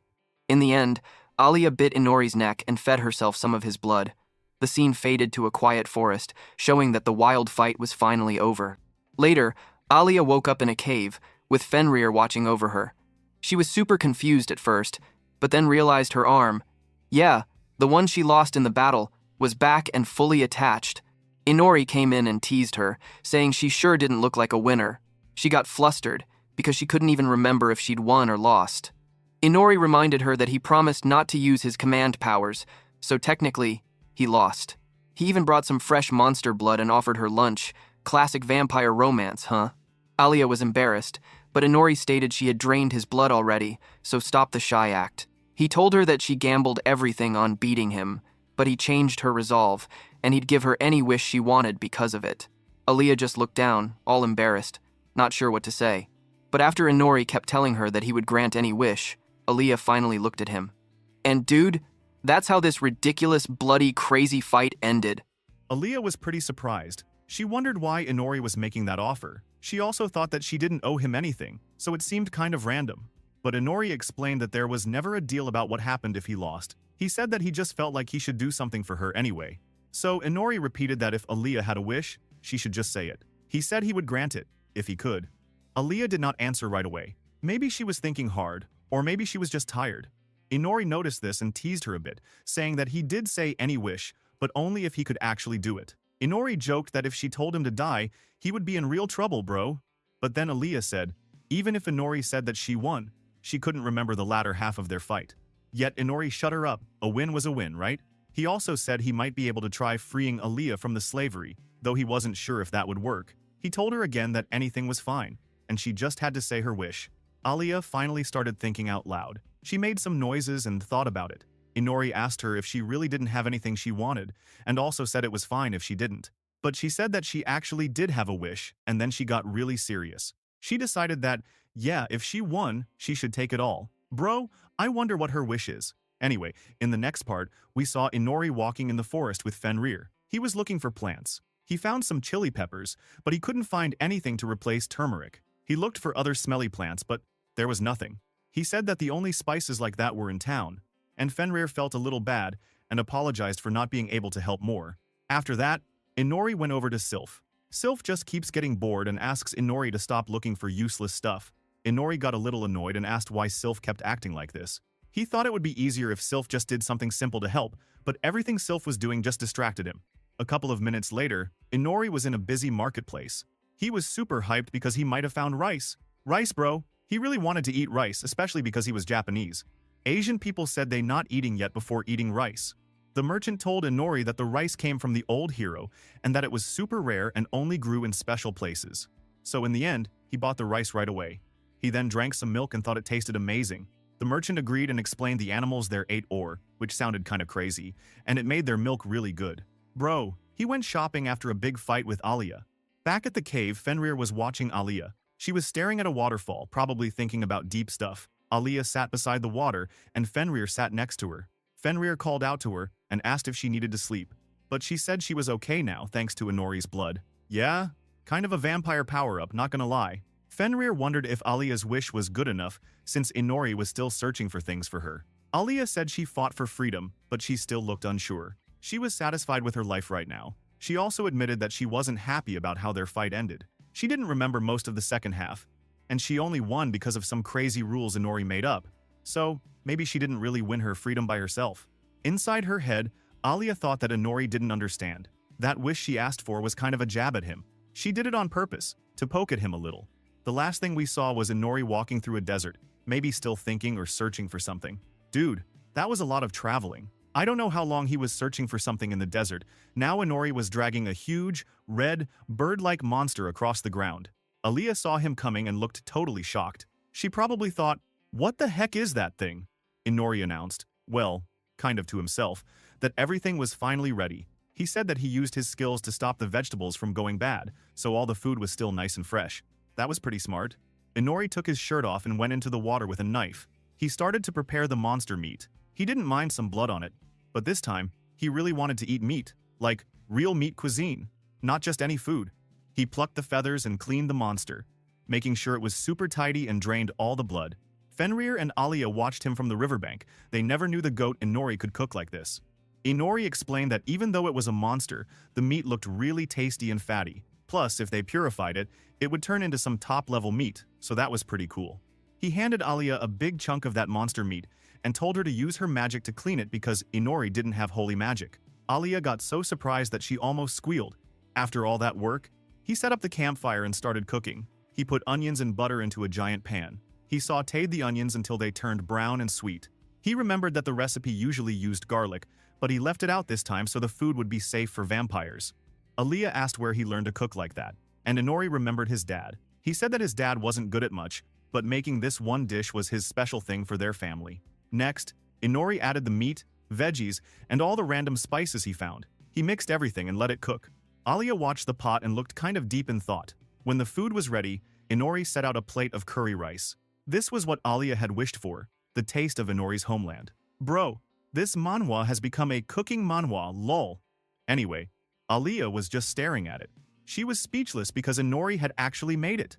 Inori said that his cooking skills had totally paid off, but getting all the right ingredients was kind of a pain. He said that everything here was a little different from what he had back home, especially the cumin. He joked that you really couldn't make real curry without that smell, but he still told Aliyah to eat before the food got cold. Both of them ate together by the fire. Aliyah tried the curry and smiled. Inori nodded, and, proud of himself, he thought maybe he had gotten too carried away in looking for the ingredients earlier. He wasn't totally sure he got it perfect, but he thought it was really close.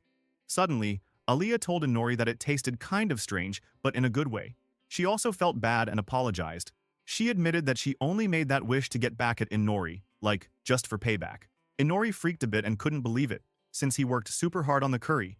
Aliyah said that she was just annoyed with what he did. Inori was kind of quiet for a second. But then Aliyah said that she figured out Inori wasn't really trying to win. He even used a magic command to stop her from dying, so she didn't feel like she truly won. Aliyah remembered she went there to kill Inori for real. She went all out and actually wanted to win the fight, even though she lost in the end. She started to tear up, and her face was all wet with tears. Inori looked at Aliyah and admitted that he misjudged her. He thought Aliyah would never go that far, but during the battle he realized she wasn't joking. She was totally serious. Inori remembered how beaten up he was after the fight. He thought that, actually, he was the one who messed up, because he fought without any resolve. That's why he said that he lost, but he didn't mean it to be mean or to make fun of Aliyah. He just felt kind of mad at himself. Inori said that next time, he wouldn't lose. He said he also took her wish pretty seriously, so he told her that she should have just said what she wanted instead. Inori was sure she had missed her big chance to win big, but Aliyah just smiled. She said she didn't mind, because she planned to get even stronger anyway. Plus, she enjoyed the meal Inori made, and getting a taste of his homeland's food made her really happy. She grinned and looked super happy, and anyway, it was really fun to see Inori's surprised face when she made the wish. She felt like she had scored a win just from that. Hearing that, Inori shouted, asking what she meant, but then she smiled, feeling totally satisfied.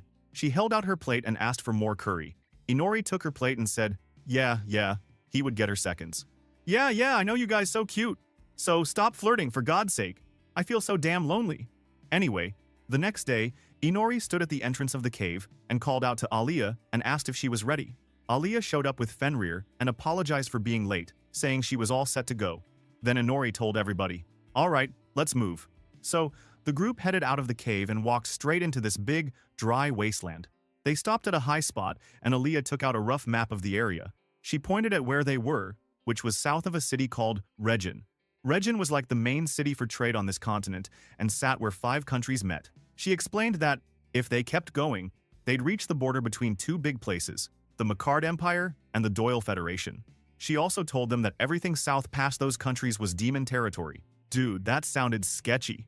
Inori said he wanted to find stronger people to fight in the demon realm, but, before that, he thought they should look for information in the neighboring human nation. Aliyah was sure that it would be the Doyle Federation. She also heard a rumor that Ryudo and the others were in the McCard Empire now. Hearing the name, Inori remembers them, his former comrade from the hero summoning. Bro, I almost forgot about them. Aliyah explained that after the royal family fell in her homeland, things got unstable. The McCard Empire, being super powerful, took in those 3 heroes. She wonders how they are doing right now. Everyone knew about how the McCard Empire was always fighting against the Demon Lord's army, and now there were 6 heroes hanging out there. Inori figured it out. For safety and less drama, they should just go to the Doyle Federation for now. Aliyah noticed that Inori really didn't want to see his old group. Inori explained that he and Aliyah had put the old squad under hypnosis to make them think he and Aliyah were dead. It would be a big mess if that mind trick broke when they saw him alive. Fenrir jumps out and wonders if killing those three would have been a safer plan, so no one could tell Inori was alive. But Aaliyah said that was way too much. Inori admitted that killing them would have been the safest, but Ryudo had super strong willpower and almost resisted hypnosis. Inori joked that letting Ryudo live was actually more interesting. His only downside is how loud the lectures Inori always gets. Fenrir tried to change the subject and said there had been someone else there recently, a summoner named Chris, whom they had fought before, the crazy girl. She left town and went south, fighting monsters along the way. Inori disappointed. He thought there were no monsters because Fenrir killed them, but now realized it was Chris instead. Hearing that, Fenrir looked a bit embarrassed and apologized for being useless. Suddenly, Alia smiled so big to hear Chris was still alive. Looking at her smile, Inori remembered that Aaliyah wanted to deal with Chris herself, and asked if Aaliyah was going to cause trouble for them. Aaliyah acted all innocent and said she would handle it if something happened. Inori remembered that Chris seemed totally hopeless, like she had lost the will to live. So he asked what Aaliyah had done to her that made her want to stay alive. Aaliyah, though, said she kind of felt like she and Chris were the same, almost like sisters, so she couldn't treat Chris like a stranger and cheer her up. Inori said that was a weird answer, and told her that Chris was very different from her. He said Chris had given up on fighting and living, but Aaliyah never gave up. She kept fighting all the way. That was why Inori brought her along, because she was interesting. Aaliyah blushed and got kind of shy. Then, out of nowhere, Sylph popped up and yelled that maybe Inori needs to treat her better. Why was Inori so good at Aaliyah, but was being mean to her? Inori told Sylph that he didn't pick her by choice. He just took control and was using her as a tool, plus maybe to get better at some special skills. Sylph got angry and bragged that she was actually a high-ranking spirit and very useful, so he dared not treat her like some kind of useless tool. After all the chatting, they continued the journey.